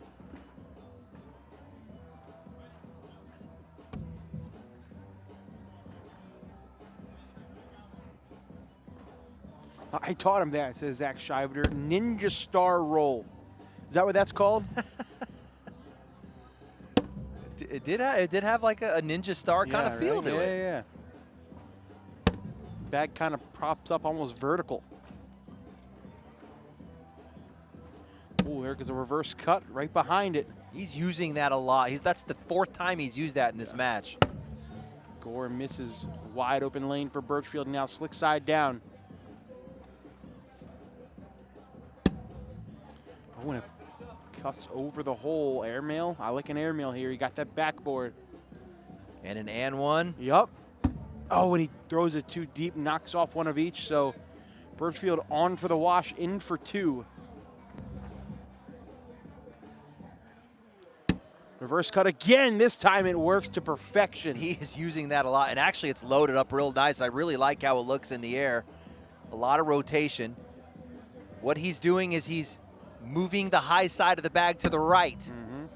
So he's dropping. If you're in a plane, he's dropping the left wings, raising the right up, and that gives you left to right movement.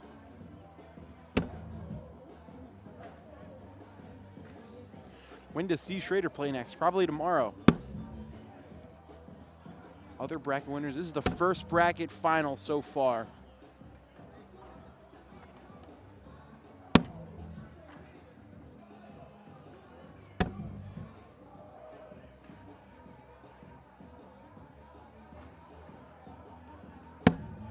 Double 4-bag wash.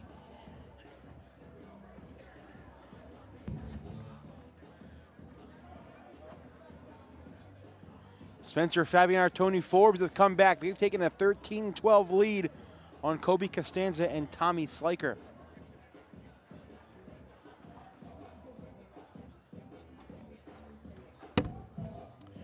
Meanwhile, over here, Aiken and Gore looking to force a game 2. Hister and Trey looking to end it. And be the first team to punch their ticket to the Pro Doubles Final Four on Sunday at 12 Central, 1 Eastern.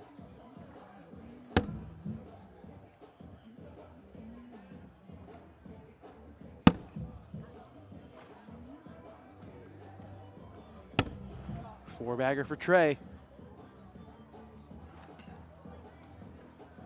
And a 4-bagger for Gore.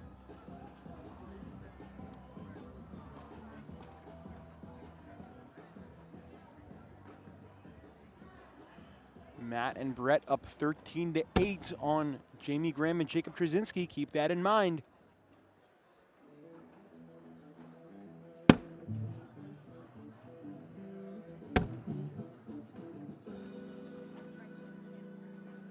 And check it out, that match you just called out, Matt Guy throwing an 11.11 and losing. Jamie Graham throwing an 11.78. He's missed 1 bag. That's disgusting. 35 of 36 in the hole, which means Jacob Trzynski's bleeding points, a -122. Hister going up and spits the hook.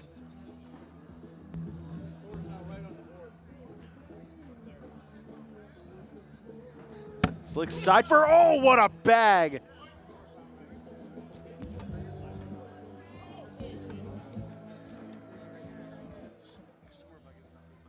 Another look at that one. Beautiful, Look at leaving that. the block there.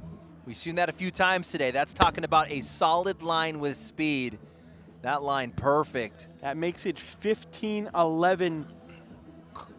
Jackson and Zach, the score bug not updating again. We'll get that taken care of in just a second.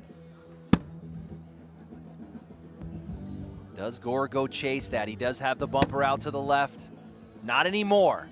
He's going to abandon mission. That block on top. He's shown us this cut from the right side multiple times. Good step out. Going up and down clean. He's asking, do you want me to clean it? Aiken calling him off on that. He wants the roll. Oh, when he throws it off the side.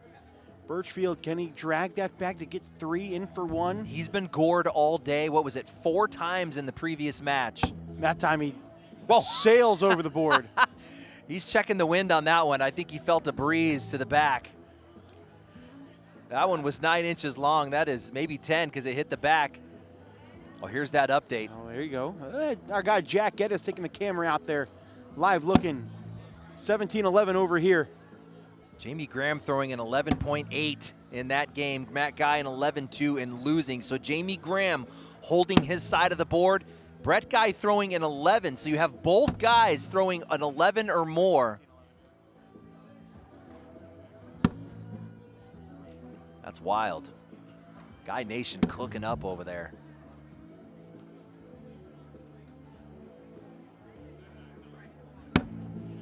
Beautiful lift. That's going to force Hister to go get his own block, and he's too much speed off the back. One more, that makes it 18-11.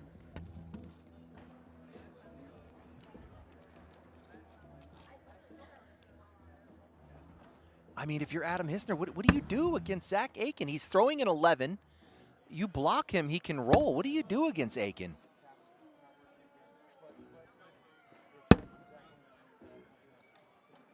Birchfield tasting 2 on the cleanup. He's going to get it. No chase for Gore. He's going to let that one go. He's going to, oh my goodness, no. He's given up 4, Jake, off a field goal. Field goal, I'd be surprised. You and I could hit this shot. Goal posts on both sides. Oh, I need it. Oh, and now you have one on the back as well. This is to make it a 1-point game, Anthony. Completely falling apart here in the later part of this match. Up 18-11. You got the world champs right back into it. 18-17. And then Adam misses his first bag.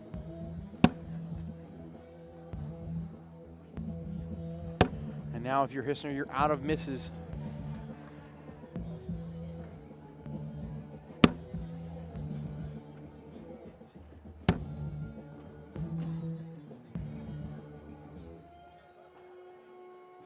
Aiken 3 for 3. Hister pretty much got to be in, and it is.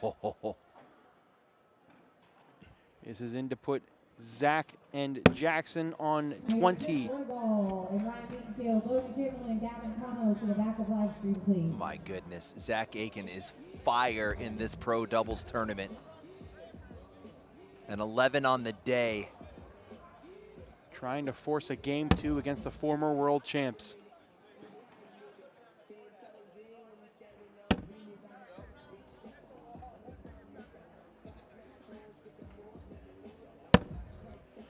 Ooh, this is a bullyable bag for Birchfield.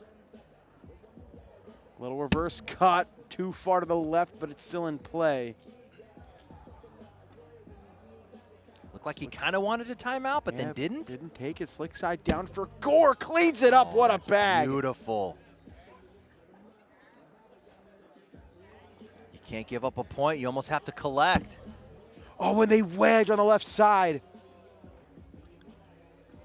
Gore is in, and now Birchfield has to grab them both. Going up top and not going to do it.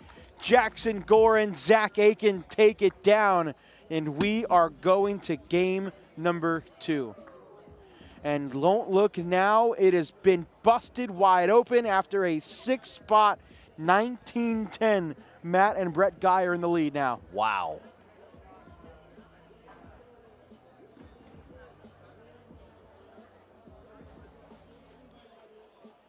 Man, Brett Guy is crushing Jacob Trzynski.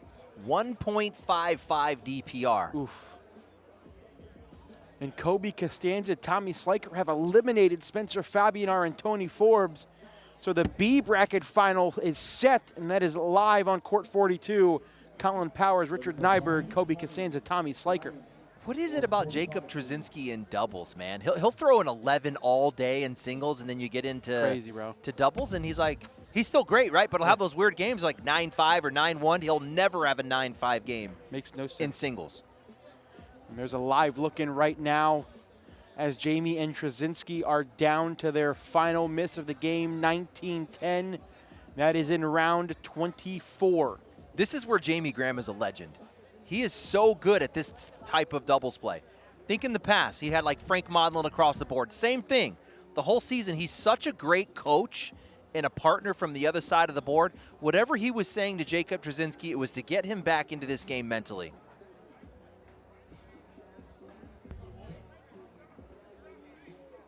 Think about the years of playing with Trevor Brooks. You know, always trying to like get his head back into the game, having those conversations. He's so good at that. You see Brett Guy has a bag out of play on that right side, so Trzynski's looking to take advantage and get a couple of points. Shout out our camera guy, Jack Geddes, for walking over there with our new handheld camera and getting the clips, as that'll make it 19-12 over there. We need him to kick Tornado out of that seat. Let's put Jack right there in that seat. We're heading back down to our court because the tablet has been fixed and we are ready to rock and roll. Game number 2, Aiken, Gore, Hister, Birchfield.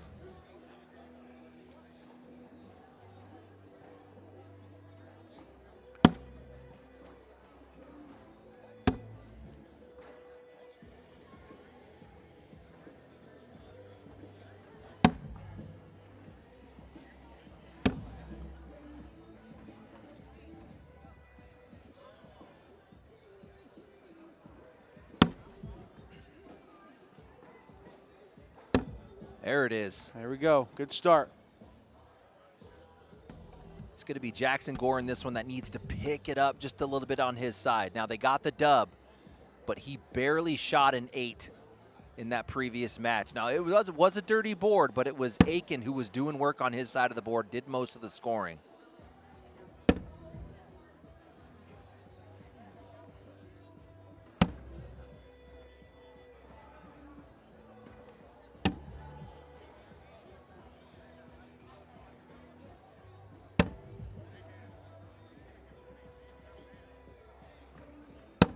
Beautiful cleanup bag for Gore coming through slick side to sit 12. But he comes up a bit short on bag number 4, so Birchfield is going to lay up and say thank you very much.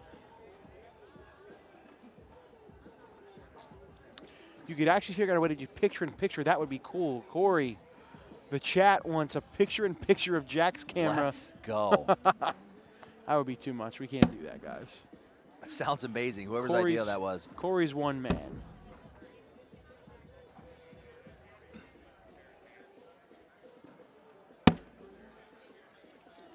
To the commentators, why start so late? Well, because we wanted to. Like, no, double started at 4, so I feel like we usually come on 2 hours late. It's just the beginning of doubles was very, very fast. So it felt like we came in a little bit later than usual.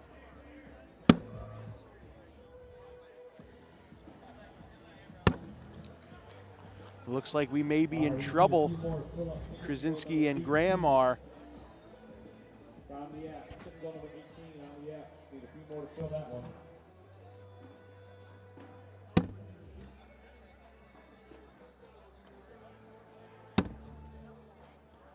And that is it. Brett and Matt Guy have eliminated Jamie Graham and Jacob Trzynski, 24-12.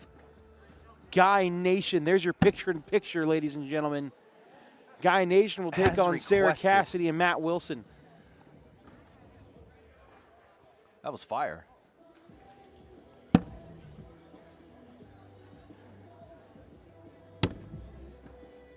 Now we're going to need 4 of those. Can we get 4 of those on here? We'll have 5 matches in one screen. Me and you could call it, I'm positive. Oh, come on. Bring it.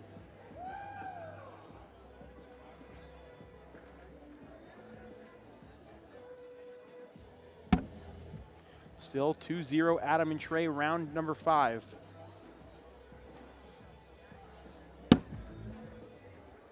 Step out. Hister with one of the best nose down cuts. And there it is. Hister's cutback actually stays in contact with the board the whole time. That's what you get from a nose down cut, front loaded. Here it comes again, this time too far left. So he's actually using the friction of the bag to cut, whereas most guys will use the bounce, kind of that right to left bounce to cut.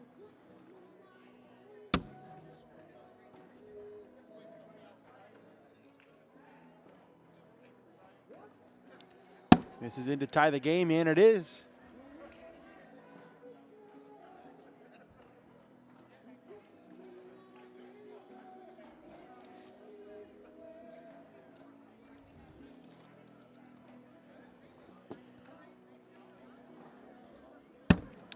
Oh, Kayla Haynes in the chat says we need red zone for cornhole. Yeah, that's such a great idea, Kayla.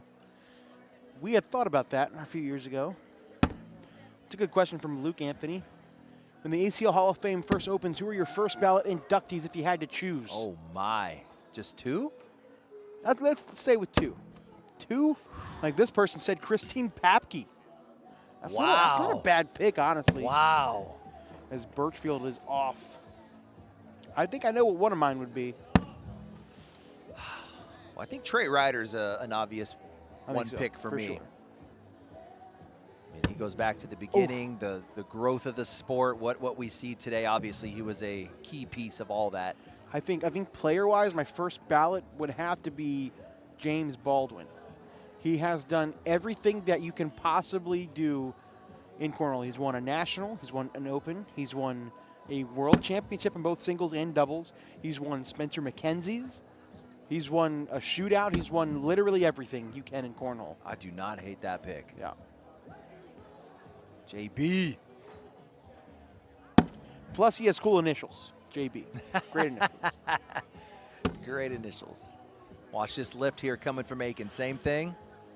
Back-loaded and cut position at the same time. Oh, nice shot. Got some pop out of that one. Oh, I like that.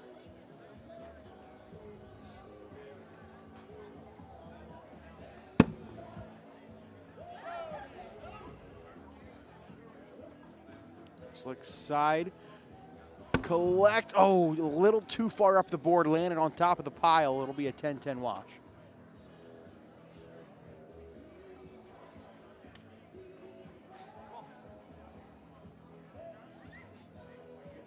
Damon Dennis would be a good pick.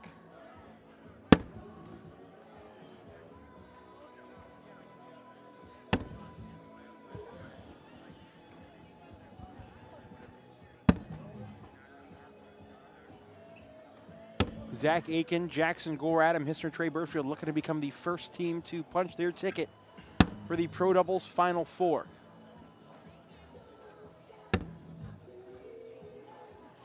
Up next on this court, Weedenfeld and Roybal take on Chamberlain and Kano. This will already be their fourth meeting of the pro season. They met in the King Seat and Bracket Final in Myrtle Beach and have already met in the King Seat here as well.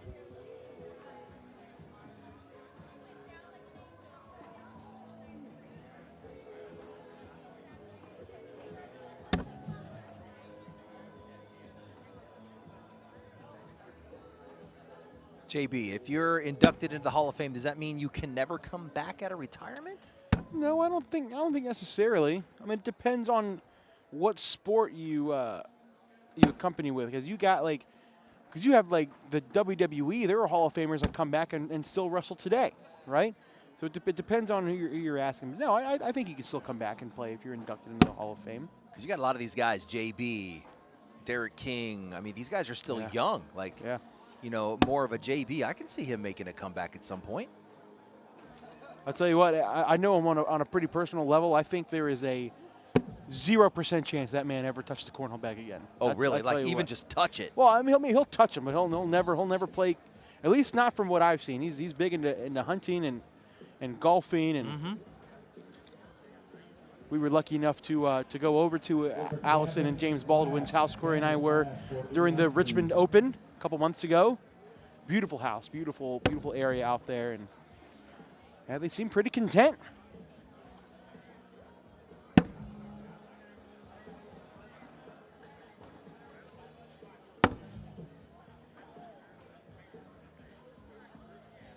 Five in round 10.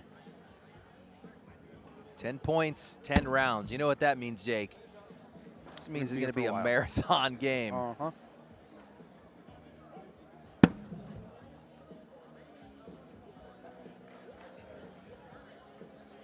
Birchfield in with a 10. Gore to go in to make it 7-5. Count it. Tell you what, you got to watch that foot if you're Gore. Every once in a while, he falls over. Looks like he almost steps over the line. Got to be careful here. No foot fouls yet today. For anyone just joining, this is a bracket final and the second scoop. We have another bracket final just firing up. Interesting bracket. We got Colin Powers and Richard Nyberg against Kobe Costanza and Tommy Sliker for a pro doubles signature bracket. Cut misses left for Hissner. Slick side down for Aiken. He misses left. Ooh, I don't know if either of those bags will go. Oh, They don't hate an airmail here. Make him clap, Make maybe? it clap is tempting. He's going up, and he almost gets them both. Sitting slick, does it move? Yep. That's a 2-spot for Aiken to make it 9-5. What a shot. He's going to get the 4 o'clocker, but pulls the one in the back in just enough. Or it goes in with Hister's bag 4. What a shot there from Aiken. And this dude, I'm telling you, no, he might be the best player in doubles for the day.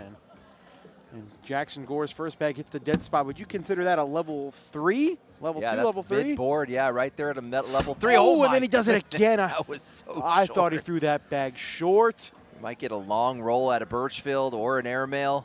He's going up top, and he hits it. Actually brought that bag a little bit closer as well. Gore going for the push, and he bounces it over, and he created a wide open lane for Birchfield. Hard at the pile, perfect. He ended up bringing one of Gore's bags closer. Gore cleans it up, so this is still in for 5 to give them the lead, and it bounces over the hole. Only going to be 3. What a wild round that was. Hey, you're going to take that if you're Gore. I mean, you were in trouble. Here's that airmail, gets a piece. Pink just gets a little piece. Look at that this weird push. little hop. Remember these hops? We're getting these weird hops from this side of the board. That was a slick side push hop. That's really weird. I need to check what's going on. I mean, this is the sport court on top of carpet. Yeah. So you would think carpet would help minimize a lot of the it would dampen it a little bit. Hister been tempted by airmails like this all day, but bag 3. Oh, That's side so rail. That is so hard. There's not much room to work with to No. cut in from the right like that. Why don't you shoot that or even block behind? Now you shoot it, right? Oh, this is Hister firing all day. This is what he does. The drag's going to be tough with a little weight sitting on the back, but up top and down. Nice shot. This is on the board for 1, in the hole to get 1. Backside line drive airmail. Looks like he was almost trying to clip one of those bags. This bag probably didn't get more than 6 feet off the ground. it was a line drive. He was definitely trying to get just a little like peel off the top. Anthony Everhart. Anthony, board 72, please.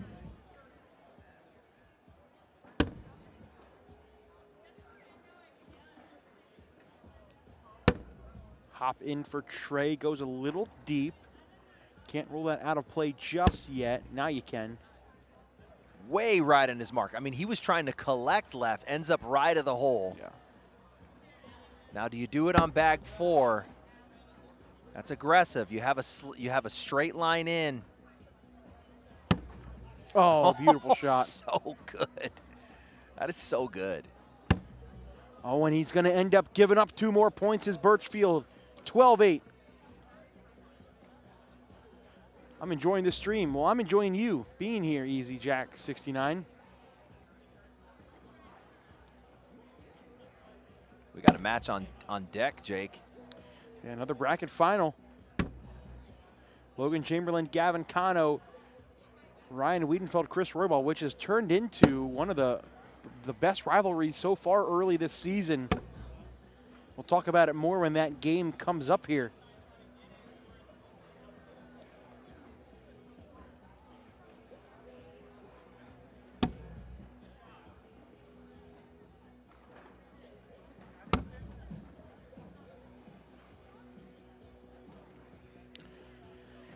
That B bracket final is also underway. No score yet still on court 42. We'll keep you updated.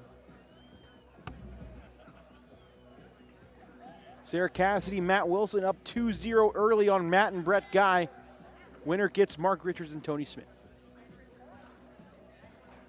Left side of your screen, Jackson Gore standing next to Trey Birchfield. They are washing on this match, so even. It's Zach Aiken on the other side. That is the difference in that 12-8 score.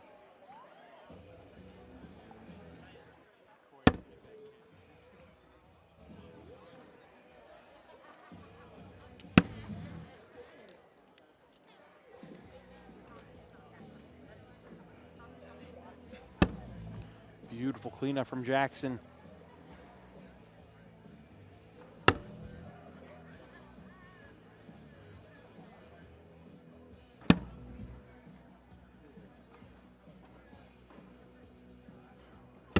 Oh, my. Oh, no, 4 more.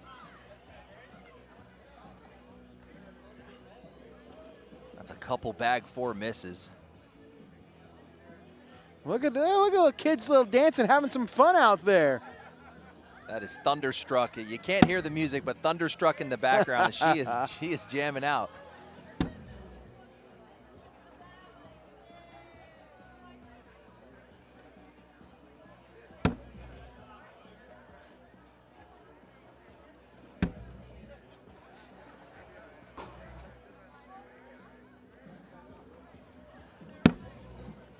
My goodness, Aiken is absolutely cooking today, guys. He was coming into this one just shy of 11 on the day. In the first scoop, he threw an 11.25. And right now, he's throwing a 10.88. He's about to register another 4-bagger, so. Make that an 11 even. That's back-to-back 11s in the championship match. I mean, if you're Adam Hister, you're like, what do I do with this kid? I mean, if you want to run bags with me, he's going to do it. You block him, he's rolling and airmailing.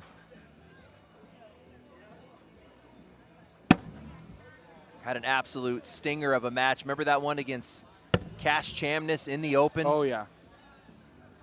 That was for an Open championship. I think it went, what was it, 54 rounds maybe? Both threw an 11. Ended up losing it. Probably the best game I've ever seen thrown there was by Cash in that game, man. Oh my goodness. To maintain that over that many rounds is absolutely insane. Yeah. Birchfield just can't seem to figure it out here in the middle part of this match. That's like the 3rd or 4th round in a row that he's missed his 4th bag of the round. It is all Aiken and Gore, 18-8. You called it about an hour ago. When this match became available, you said Hister and Birchfield are going to be in trouble.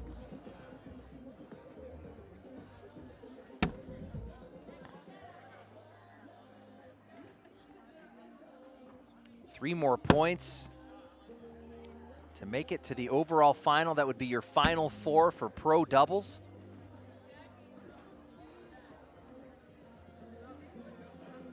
And what should be both of their first titles. Pro title, no, Gore has ACL titles? Gore has a singles title last year in Richmond, Virginia, and actually I believe Aiken does as well. Yeah, he picked one up for, through the Open Series. Yeah. Yes, Aiken does have, yep, you're right, if we're talking Open Series. But yeah, for pro only titles, this would be their first. Well, I guess if you want to be technical, I believe Open titles did count for pro titles last year. But yeah, this would be his first signature title. We should say that. And Aiken has, Aiken's only title was an Open last year as well. So.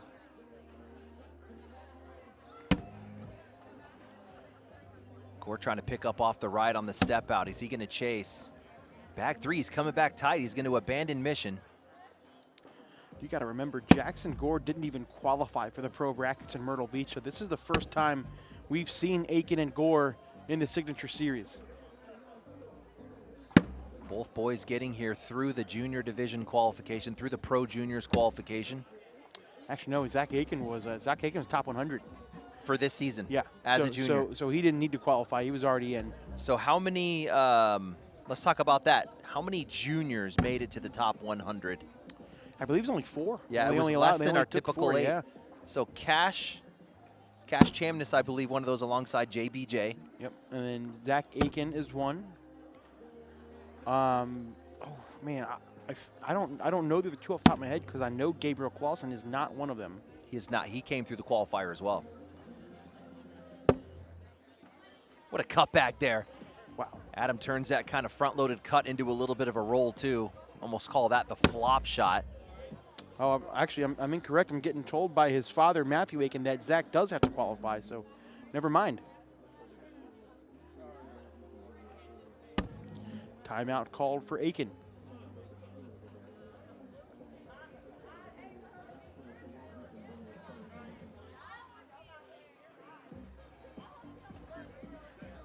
Chris Roybal, Ryan Weedenfeld. I think Gore likes using that V shape, the white bag on the left, black on the right. Use that V shape as a field goal. Yeah. So he's going to go slick side right through the middle. Hard at it. Oh! What? Almost a great shot for the win. Ends up being a wash. That black bag on the back just pins everything. It holds the push bag. That's what happened. The black bag on the left side of the hole was like a backboard. It wouldn't let anything go, so the throw bag just tumbled over the top. But Logan Dupler coming in clutch in the chat. The 4 juniors who qualified top 100 is Cash, Braden, Ian, Ryan, and Mason. So I guess 5. 5 technically made it. Clutch. El Dupe. El Dupe, I knew he was good for something.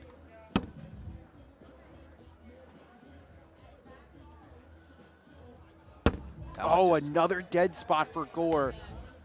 Birchfield has to capitalize, at least wash out the round.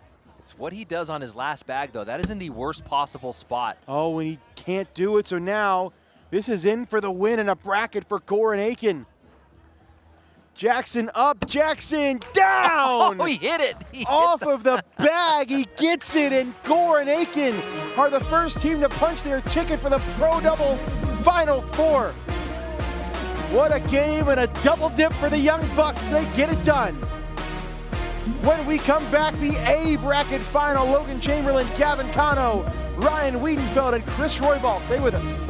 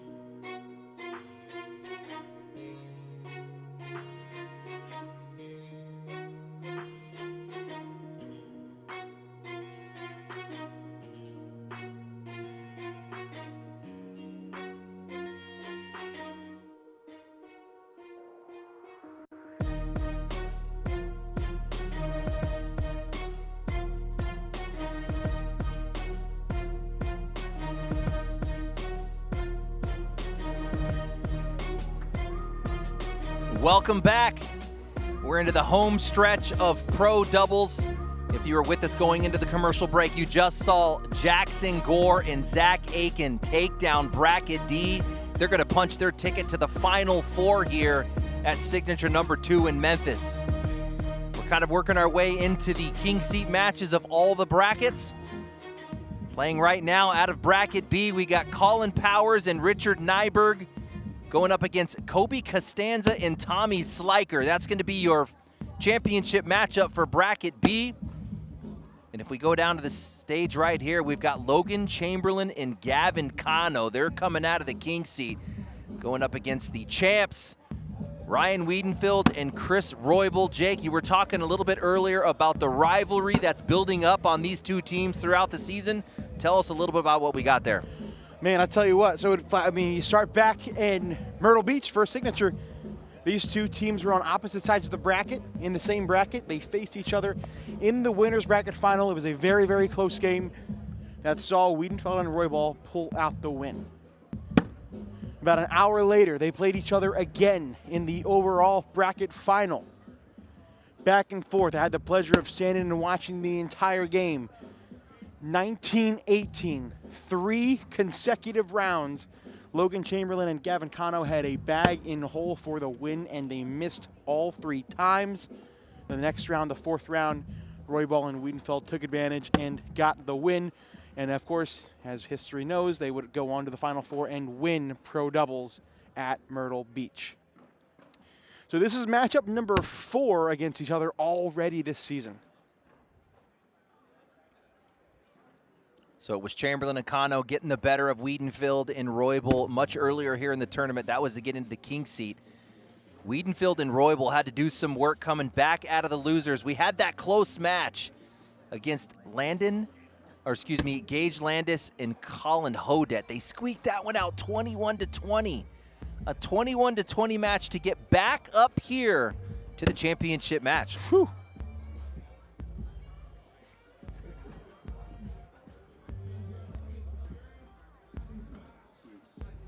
Let's take a look at some bag selection here.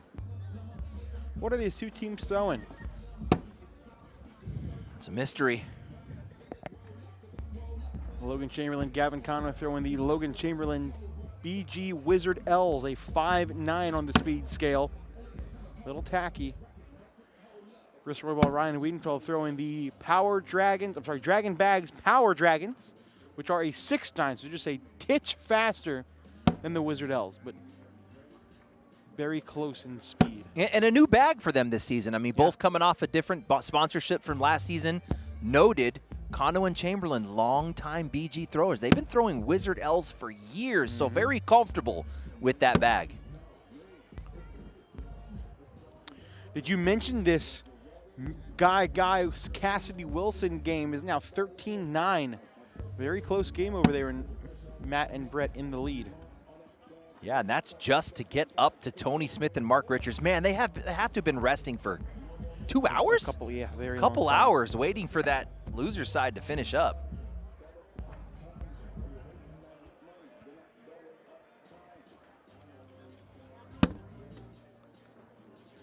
Here we go. There's a good look at the Nyberg Powers game as they take on Tommy Sliker and Kobe Costanza. Some WTF sponsored players. This stream is brought to you by WTF, WTFcornhole.com. What the frick?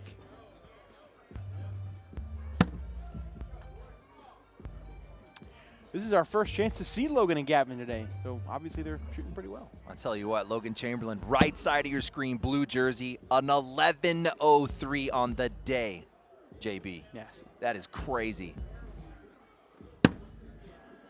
And right next to him, Roybal, he's number 3 in the bracket with a 10.53. So both of those guys putting a lot of bags in the hole today.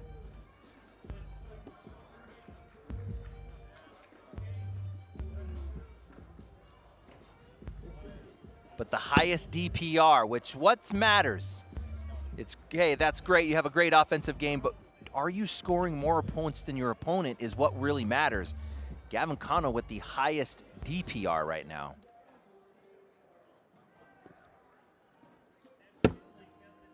Ooh, a little off to the right for a weed whacker. I caught Weedenfeld as he was coming off of his last win. They squeaked by a win. He said, I've got to throw better. So he doesn't like what he's bringing to the stream court here or to the broadcast court. And you're seeing a lot of head shake. You know, the body language is saying he's just not comfortable. Something's just off.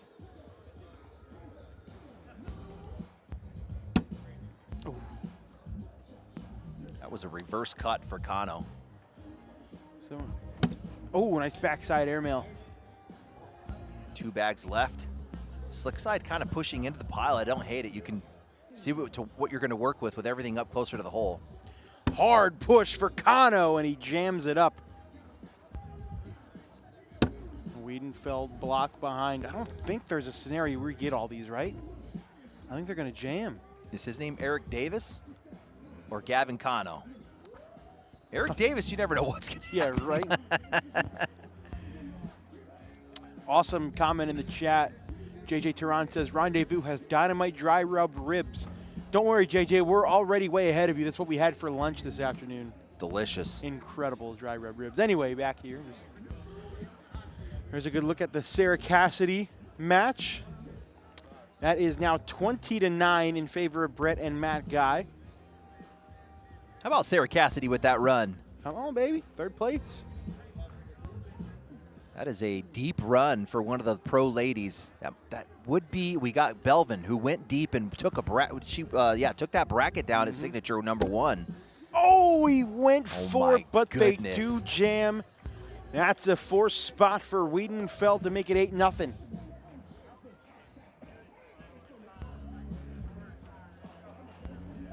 $8-0 here in game number 1. Remember, Ryan and Chris do need a double dip. I mean, it's only fitting they go to a 5th head-to-head matchup in 2 signatures. Right? I mean, you want to settle it. You can't come out of here 2-2, right?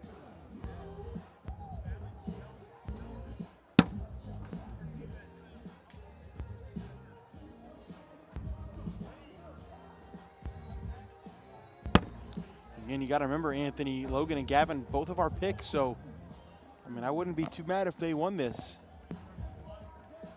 Makes us look real smart. We need to get some things right. Yeah, right.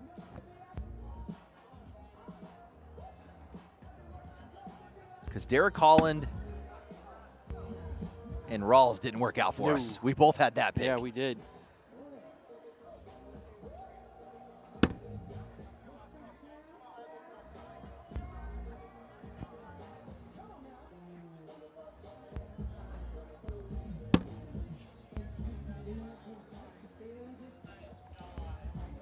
Slide back for Deuce. Kano just trying to crack the egg here, just get on the board. Beale Street is party time, says JJ. Well, according to Anthony and Uncle Bob, they didn't have much of a party going on last night. Oh my goodness. Ghost town. Literally the whole downtown shut down. It was like a degree. Too much ice, too much snow. Oh man. People in Memphis don't know how to handle the snow down here.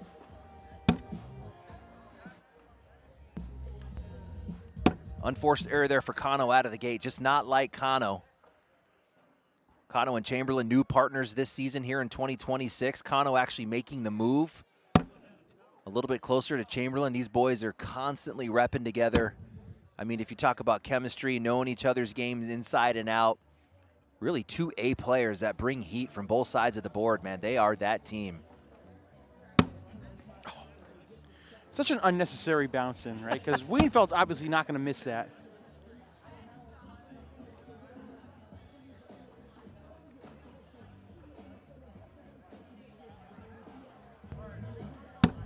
Kano in with a 10. See if it was worth it. Can he clean up?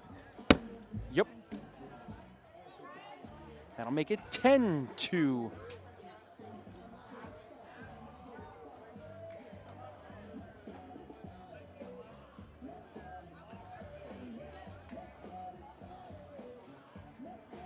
Is there any notable players still throwing OG carpet? I don't think so. I think every once in a while, Devin Harbaugh will break out a mercenary, BG mercenary in singles, but besides that, you don't see anybody throwing OG carpet anymore.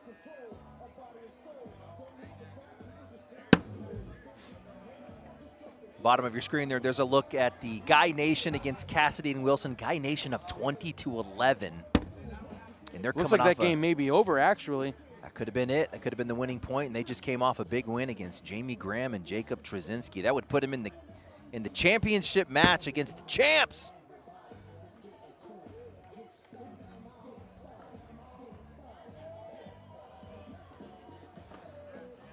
Slick side for Roybal. Ends up leaving his bag there. Chamberlain with this new methodical approach this season. Very paced in his delivery. Yeah, him and Kano both very, very slow with their delivery.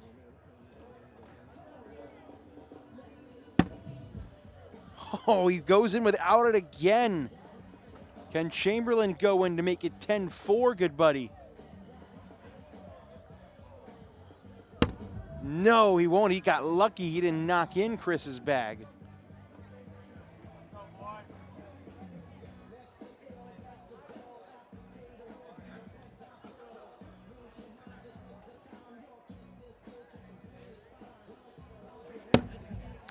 Oh, and then Weedenfeld misses his first bag of the round off to the right.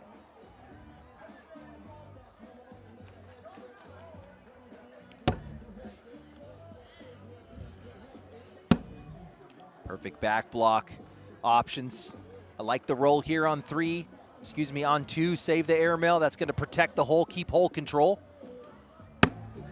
Money. That's going to force a roll here from Weedenfeld. Bink. No, binks are airmails. Nice roll, though. Nothing changed. Same roll bag. Ooh, off to the left.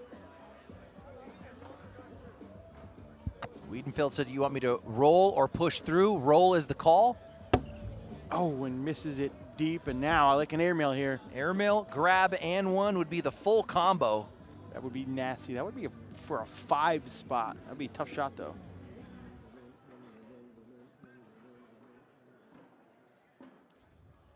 Kano up, and hits it clean. Doesn't get either. He will take the 2 points, though. All right, so the bracket final is set. It will be Smith and Richards versus Guy and Guy. How about that run for Guy and Guy? I feel like they've always hovered around that 4th, 5th place in bracket. That's a breakthrough run for them. And man, if they threw like they did against Trzynski and Graham, they're going to be in that one. They both threw an 11. I mean, that's tough to beat when you got 11s coming from both sides of the boards. Colin Hodette is hanging out. All the Brotherhood guys over there.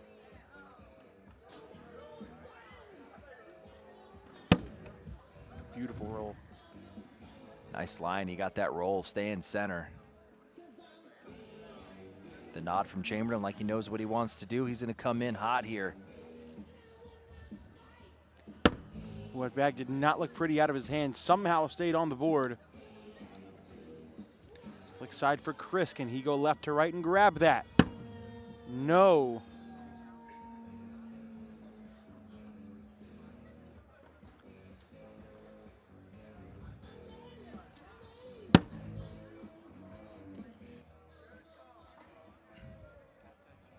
Frustration setting in for Chamberlain. This is in for 2 more points, sitting 12-4.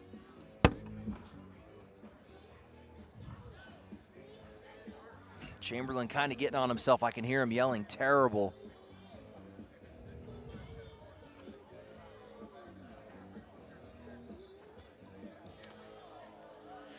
So it has been confirmed this will be our last match of the day as Smith and Richards and Guy are set to get underway on court number 40. As much as we would like to show it here, the problem is that Mark and Tony have been sitting for probably close to 2 hours now, and they are sick and tired of waiting. They want to get their bracket final underway, and we don't blame them. And this one's at risk of a double dip, so that would force them into probably another hour. Yeah, it could be another hour before they even get going. So. How about a round 10 PP? Nope, Corey's talking. Oh, that's right. I forgot it doesn't work. Corey broke it. I'll do it manually. What's going on with the PPRs? Ryan Weedenfeld with an even 10. Roybal with a 10.8. Logan Chamberlain with a 10-4, and it's Gavin Cano bringing up the rear with an 8.8 PPR. Which means Weedenfeld's outscoring him on that side of the board, and he's doing at a rate of a minus 1.2. Cano got to get something going here, but really negative DPRs on both sides here. That's why you have a 12-4 score. It's Cano and Chamberlain both being outscored.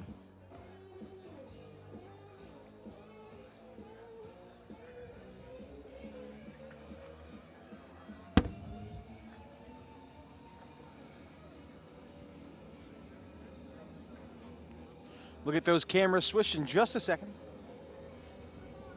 I would have done it myself, but the stream deck is broken and I can't press buttons anymore.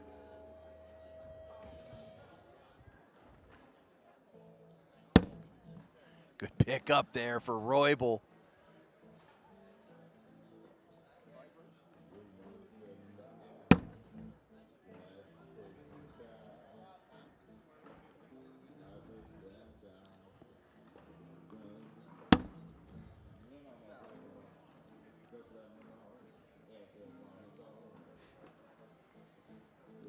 People starting to flood in here to the main court as the brackets are narrowing. I got a Chris Kingsbury sighting. Yeah, look at him looking fly. Rich Chamness, Isabella Soprenit, Cameron Belvin making their way to the stage. Gina Ramirez.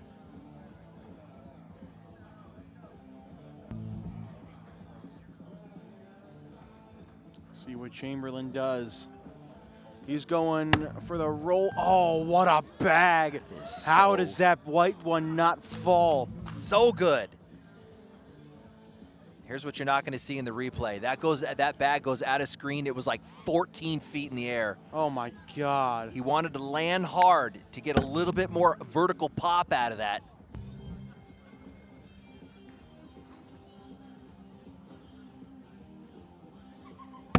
Another first bag block for Weedenfeld. Cano bounces right over. Weedenfeld slick side, cleans it up.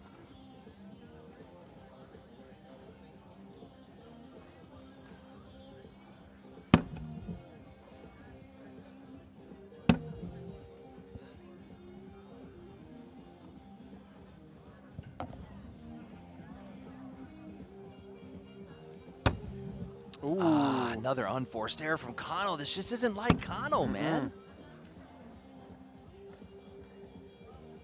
We saw it earlier. He came in throwing I want to say it was like a 10-4, 10-5.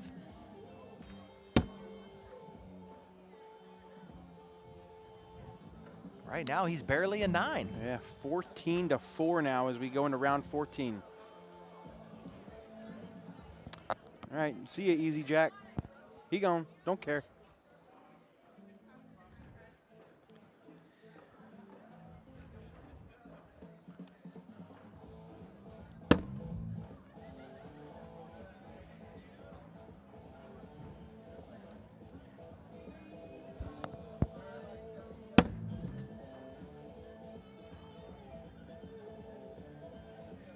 Kobe Costanza, Tommy Slaker up 18-12 on Powers and Nyberg. That's still in game 1.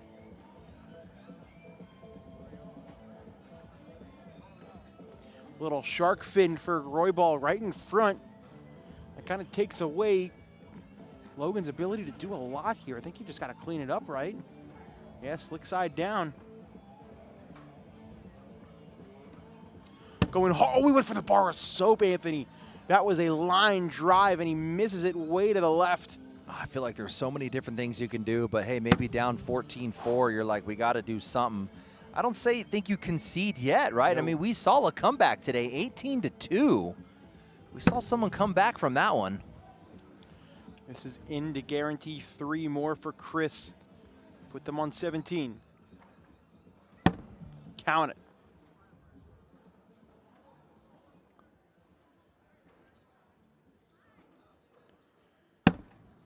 $17-4. Who would have thought this would be the score? Well, it looks like somebody used a timeout during that exchange. It will cost them a timeout, so Logan and Gavin are down to 3.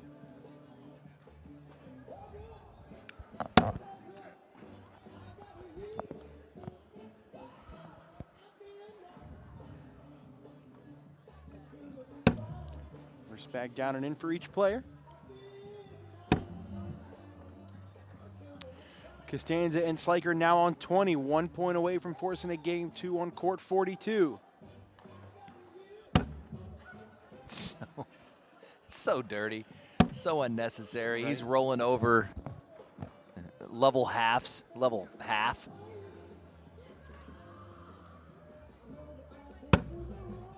and then another miss.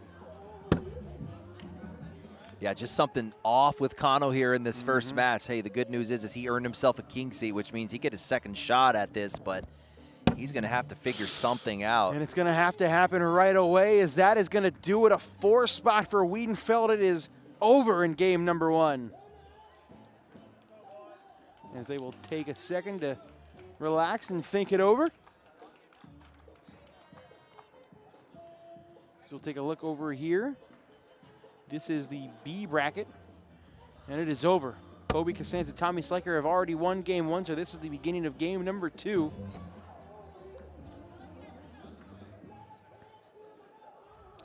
As we are ready to rock and roll game number 2. That now brings the record to 3-1 for Roybal and Weedenfeld over Chamberlain and Kano this season. All 3 losses that Kano and Chamberlain have had in the pro division has come to the team adjacent to them.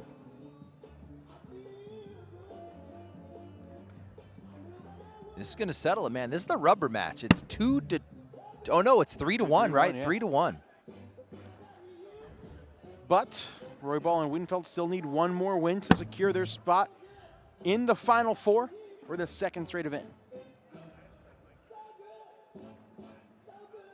The roles were reversed in Myrtle Beach. It was Kano and Chamberlain in the needed to double dip Roybal and Weedenfeld. No, they could not get past game 1.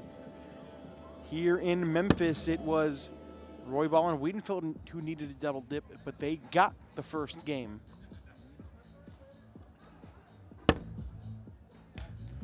Great start, double 4-bag wash. We may be here for a while. Strap in, ladies and gentlemen. Final match of the evening. For me, it's all eyes right now on Gavin Kano, left side of your screen there in the darker jersey. This is a guy who can put 11s up on the board. He barely threw a 9 in the last game. It really was just unforced errors, nothing crazy. His line was a little bit right. So let's look for Gavin Kano, see if he can reset here in the second scoop and pull out a dub alongside Chamberlain. But he's going to be the big piece of this. I think Chamberlain's fine on his side of the board. He didn't like the way he played, but it was Kano who just wasn't himself.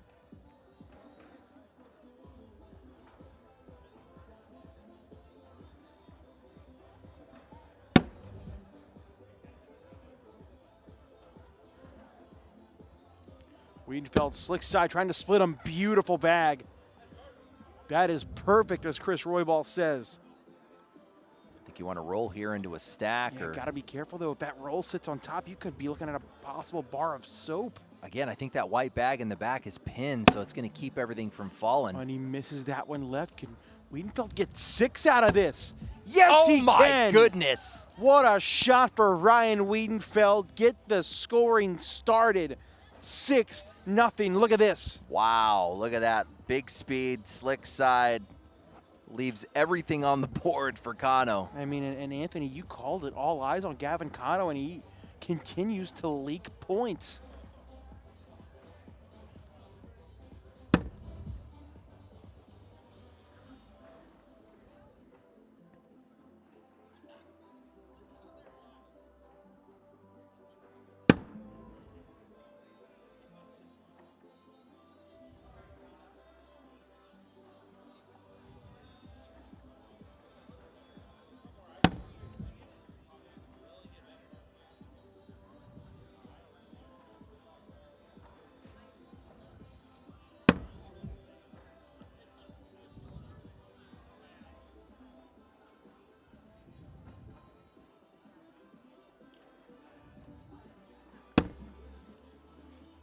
Nobody making a move. Board staying clean. Yeah, I think it's going to stay clean for the majority of the game down on this end. But if I'm Ryan Weedenfeld, as long as I have first bag, my first bag is a pure block every round.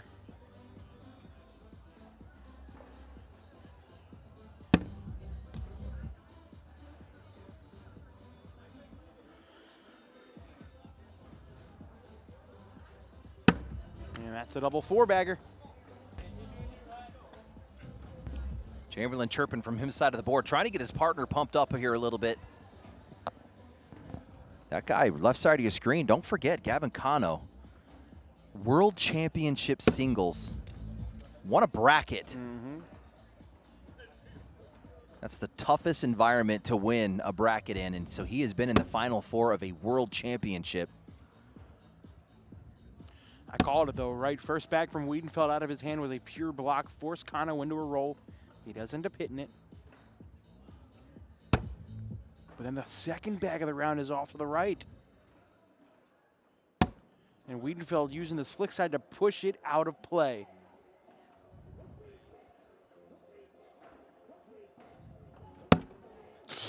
Whew, that's a good thing that hole was there, Anthony. That was almost off the board. Just can't quite figure it out, my guy here.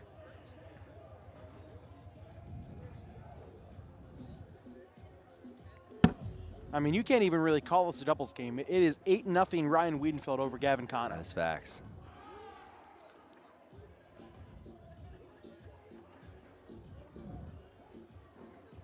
Yeah, I mean, all you can do if you're Chamberlain on your side of the board is try and match that, you know, maybe get a little aggressive. Ooh, a miss for Roy ball. Let's see if that'll fall back in or not.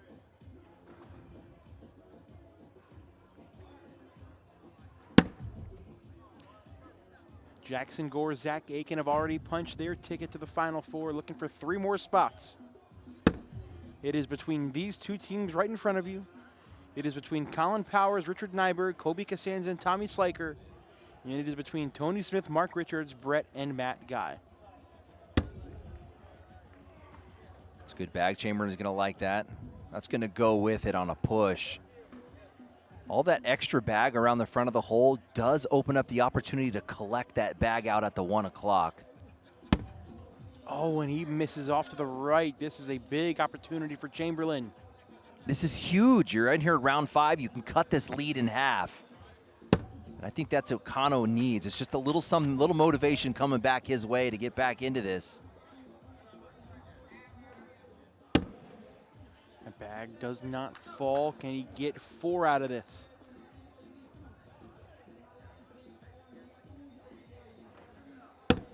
No, it's only going to be 2. It will get them on the board, though, 8-2.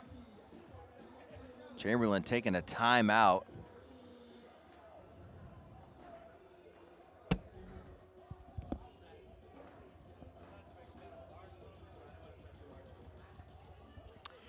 In game number 2, Powers and Nyberg already up 15-0 on Sliker and Costanza. And in game number 1, Smith and Richards up 8-2 on Matt and Brett. I can hear Rich Chamness in the background in the bleachers cheering on Team BG, trying to get Cano and Chamberlain going here. Specifically Cano. This kid could flip the switch. And kind of the way I see this playing out, Jake, is if Cano can just wash Weedenfeld on his side of the board, I think it's Chamberlain that will do work against, or will need to do work against Roybal.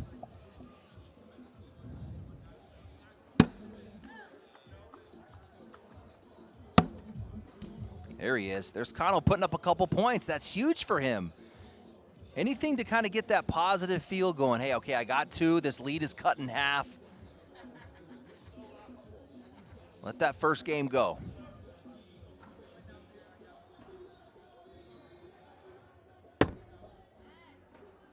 Gotta like that if you're Chamberlain. Let's see what Roybal does to handle this level 1. He's backloaded. He's gonna try and roll. It's so good.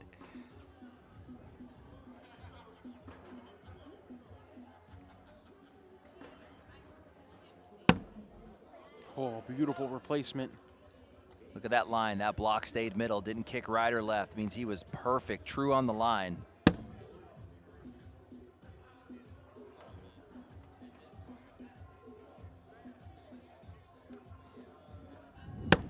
Chamberlain right down the middle. Do not give them momentum after being down 8-0. They will be hard to stop.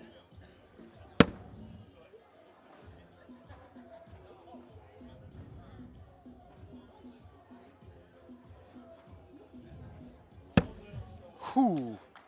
Down and in. This is in for another wash.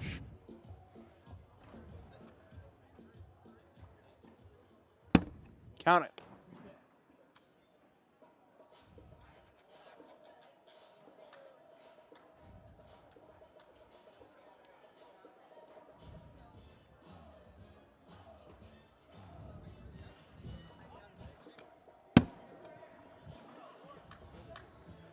Just looking at the brackets, Jake, Kano has been outscoring his opponents all tournament until he got here for that first game against Ryan Weedenfeld. I'm telling you, like you said, I think he scored points this last round. I think this is going to turn him up a little bit.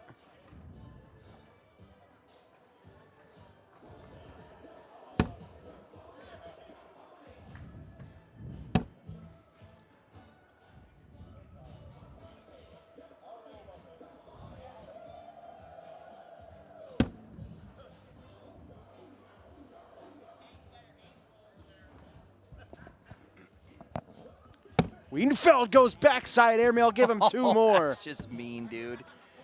That is just mean. He just nasty. Kano was starting to, his balloon was starting to inflate a little bit. He just went over there and popped his confidence balloon. Just drained out all the air.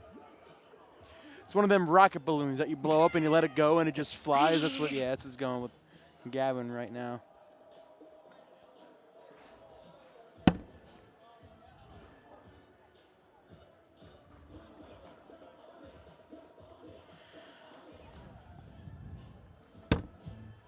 And then Chamberlain misses on an open board. Rare miss. Chamberlain throwing a 10-9-3 on the day.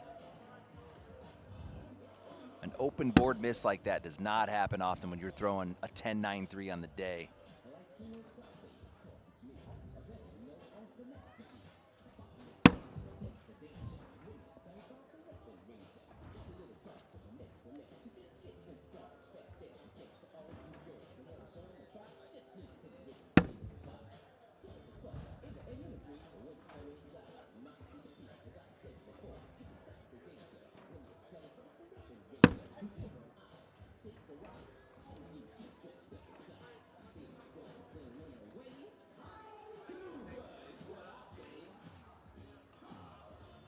Weedenfeld down and in with a 4-bagger, guaranteed 2 more points to make it 12-4 unless Chamberlain misses. 12-4 as we go into round 10. An 8-point game once more. As Ryan Weedenfeld and Chris Roybal looking to win their bracket for the 2nd straight event in their first year playing together, Anthony. It's kind of wild. I mean, if you go back to the history of Weedenfeld, you had Ryan Smith and Weedenfeld together for years, thought they were a great partnership, and what the heck? Weedenfeld now making his run alongside Roybal. Yeah, right. How do you feel if you're Ryan Smith right now, watching your partner leave and then go make back-to-back pro brackets? If you know Ryan Smith, man, he couldn't be more happy for his dude. That's the kind of guy he is. Where was Ryan and Chris in your power rankings, Anthony? You know off the top of your head? Did you have him in there? That's my. I don't think so. Wow, you didn't have them in your power rankings. I don't think so. They might have been like 11 or 12. I don't think you can put them at 11 or 12 anymore. Oh, there's no way. Kano goes to clean it up, and he does.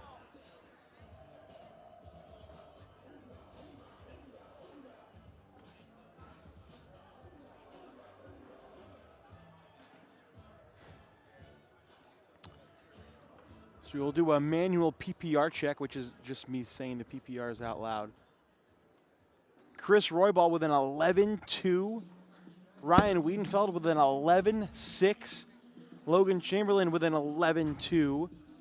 And Gavin Kano with a 10. So Roybal and Chamberlain down on this end, the exact same PPRs, but that 1.6 DPR for Ryan Weedenfeld right now.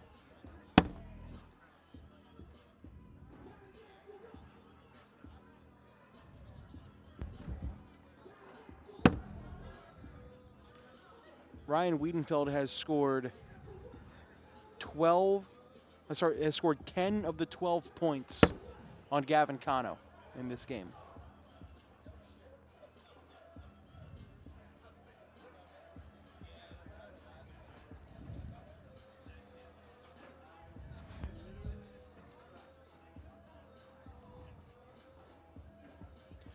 Yeah, Anthony, you think Chamberlain is changing his game up because you think he has to compensate for Gavin? I mean, you've been there before, right? You've been in a tournament where you're like, man, I got to start being a little bit more aggressive. My guy over there struggling a little bit. He's getting outscored. If I don't make a move here, you feel like you have to outscore your opponent as fast as he's getting outscored. And then just hope at some point, maybe middle part of the match, he starts to figure something out. Chamberlain has to clean this up to wash out the round. And he does, 10-10. That's going to hurt for Chris. That was an opportunity to score more points. Missed bag 4 off to the left. Yeah, I'm just looking at all the top 10 rankings here. Roybal and Weedenfeld, I don't see them in Trey Ryder's top 10. Wow. You have them at number 9. Okay. Jeff has them at number, nope, I take that back. Jeff does not have them in their top 10. Mish has them at number 7, and then I do not have them in my top 10. So Mish and I are the only smart people, it looks like. Dang, okay. It's like, I'm playing. Oh, beautiful cleanup for Weedenfeld. Now, I will say, Gavin is the best in the pro division at grabbing that bag on the outside hand. But with how he's playing right now, I don't think he can go after it. Oh, whew, my. Just got the drip.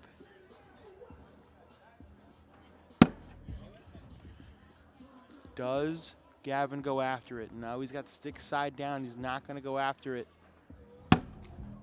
Oh, man. Both bag 3 and 4 almost held on the back lip. That'll make it 14-4.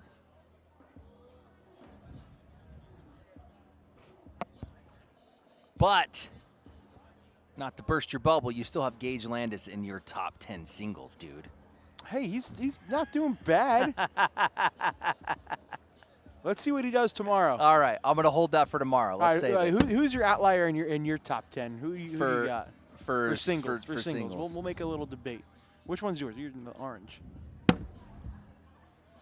All right, I bet you that Gage has a better singles performance than Colin Hodette and Spencer. What? Yep. All right, bet. Actually, you have Cash Damnus at 4. I bet he outperforms Cash as well. Wow. Bet. Ooh, dead spot ends up working out really well.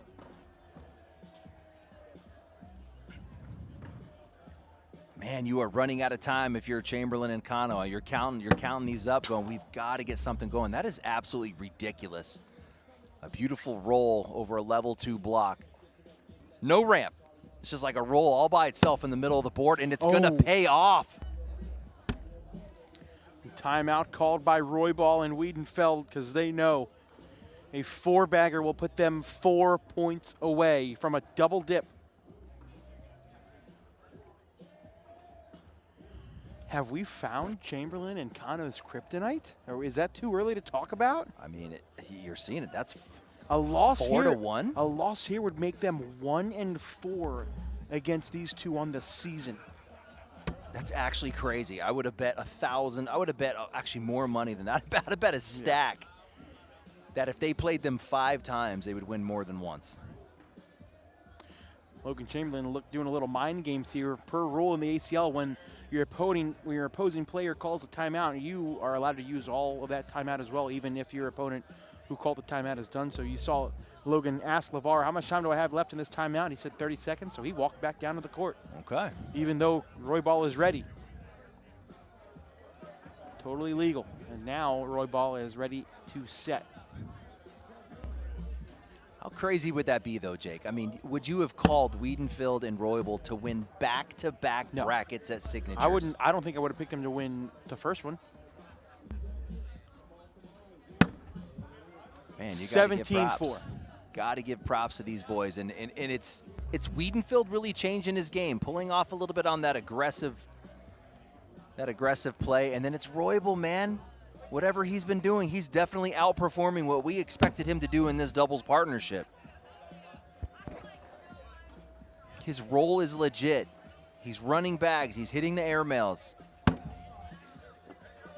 At a high PPR rate. I mean, there's points in the tournament where he's throwing 11s on the tournament. Yeah. Mad respect. And we kind of saw him show that a little bit or was it his rookie year? He was sitting around number 9 in the singles division for a chunk of the season. Kano off to the left, off to the right, I should say, again. Beautiful replacement. You got to wedge up in there. You got to split those white bags. You just got to go in, right? Nothing crazy. Just make sure that bag's in front. Oh, man. Weedenfeld, slick side down, cleans it up. So now Gavin Kano has to be in without that white bag. Should be a normal slide shot. To stay alive. Got it. Oh. The bag, he was all over that bag. It somehow did not fall. It'll be 19-4. Made contact with the slick side down, didn't drop. That's actually wild.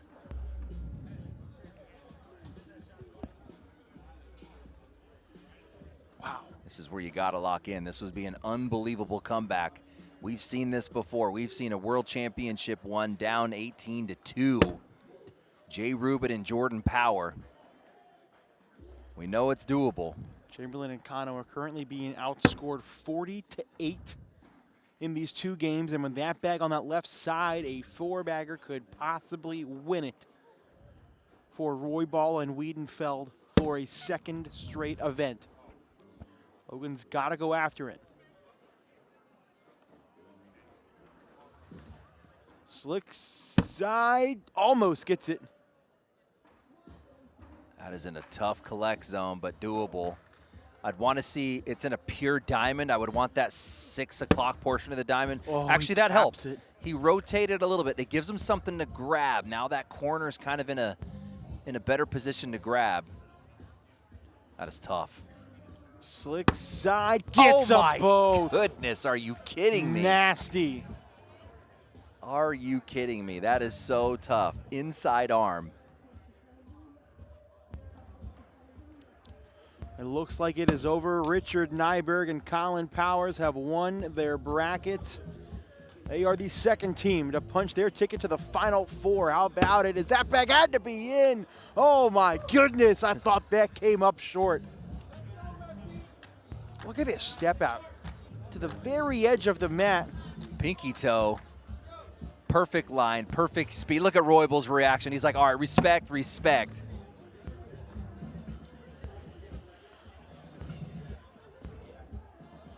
Kano fires away and is down and in.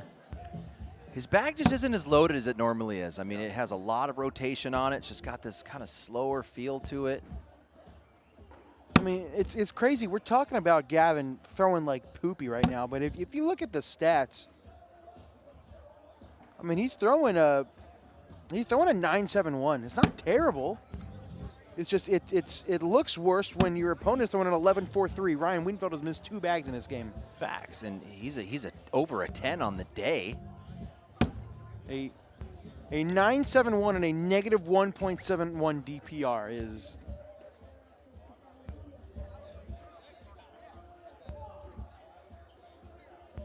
Mark and Tony up 15-13 right now on Matt and Brett. Or did they just score a 6 spot to win it over there, Anthony? There's some celebration going on. Tony looks happy. They must have scored a 6. They did. Oh, my God. An 8-on-1 to end it. Good night. So this is it then. This is for the final spot in the Pro Doubles Final Four.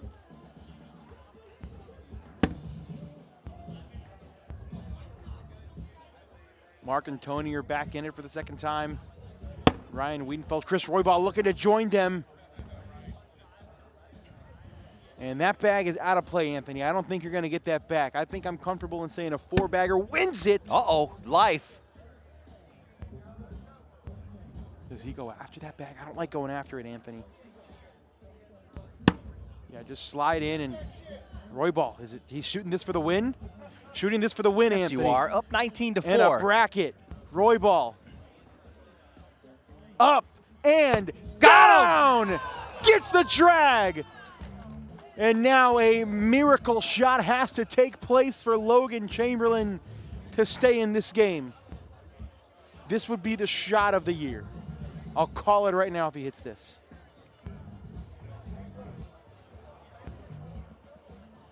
Slick side down, not gonna do it. And that is it. Chris Roybal and Ryan Weedenfeld do it again. They are into the Final Four for pro doubles. What a run. Getting the double dip on the Texas boys. 4-1 against Logan and Gavin early this season. And that means that the Final Four is set. The matchups, I don't have the matchups with me right now, but I do know the teams it will be. Ryan Weedenfeld and Chris Roybal. It'll be Colin Powers and Richard Nyberg. It'll be Tony Smith and Mark Richards. And it'll be Jackson Gore and Zach Aiken.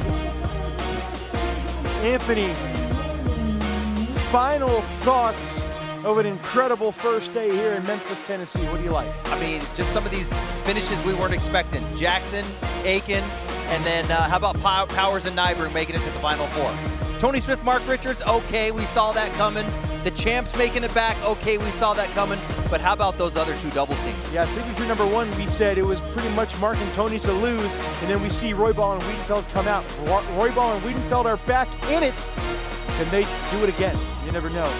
Pro singles coverage tomorrow, 2 p.m. Central, 3 p.m. Eastern. It's going to be a blast. Anthony and I are going to be right back here with you the entire way. Can't wait. Big shout out for our guy Corey Russell in the truck with all these newfangled electronics, the bag selection screen, and even with the botched PPRs, we got it done.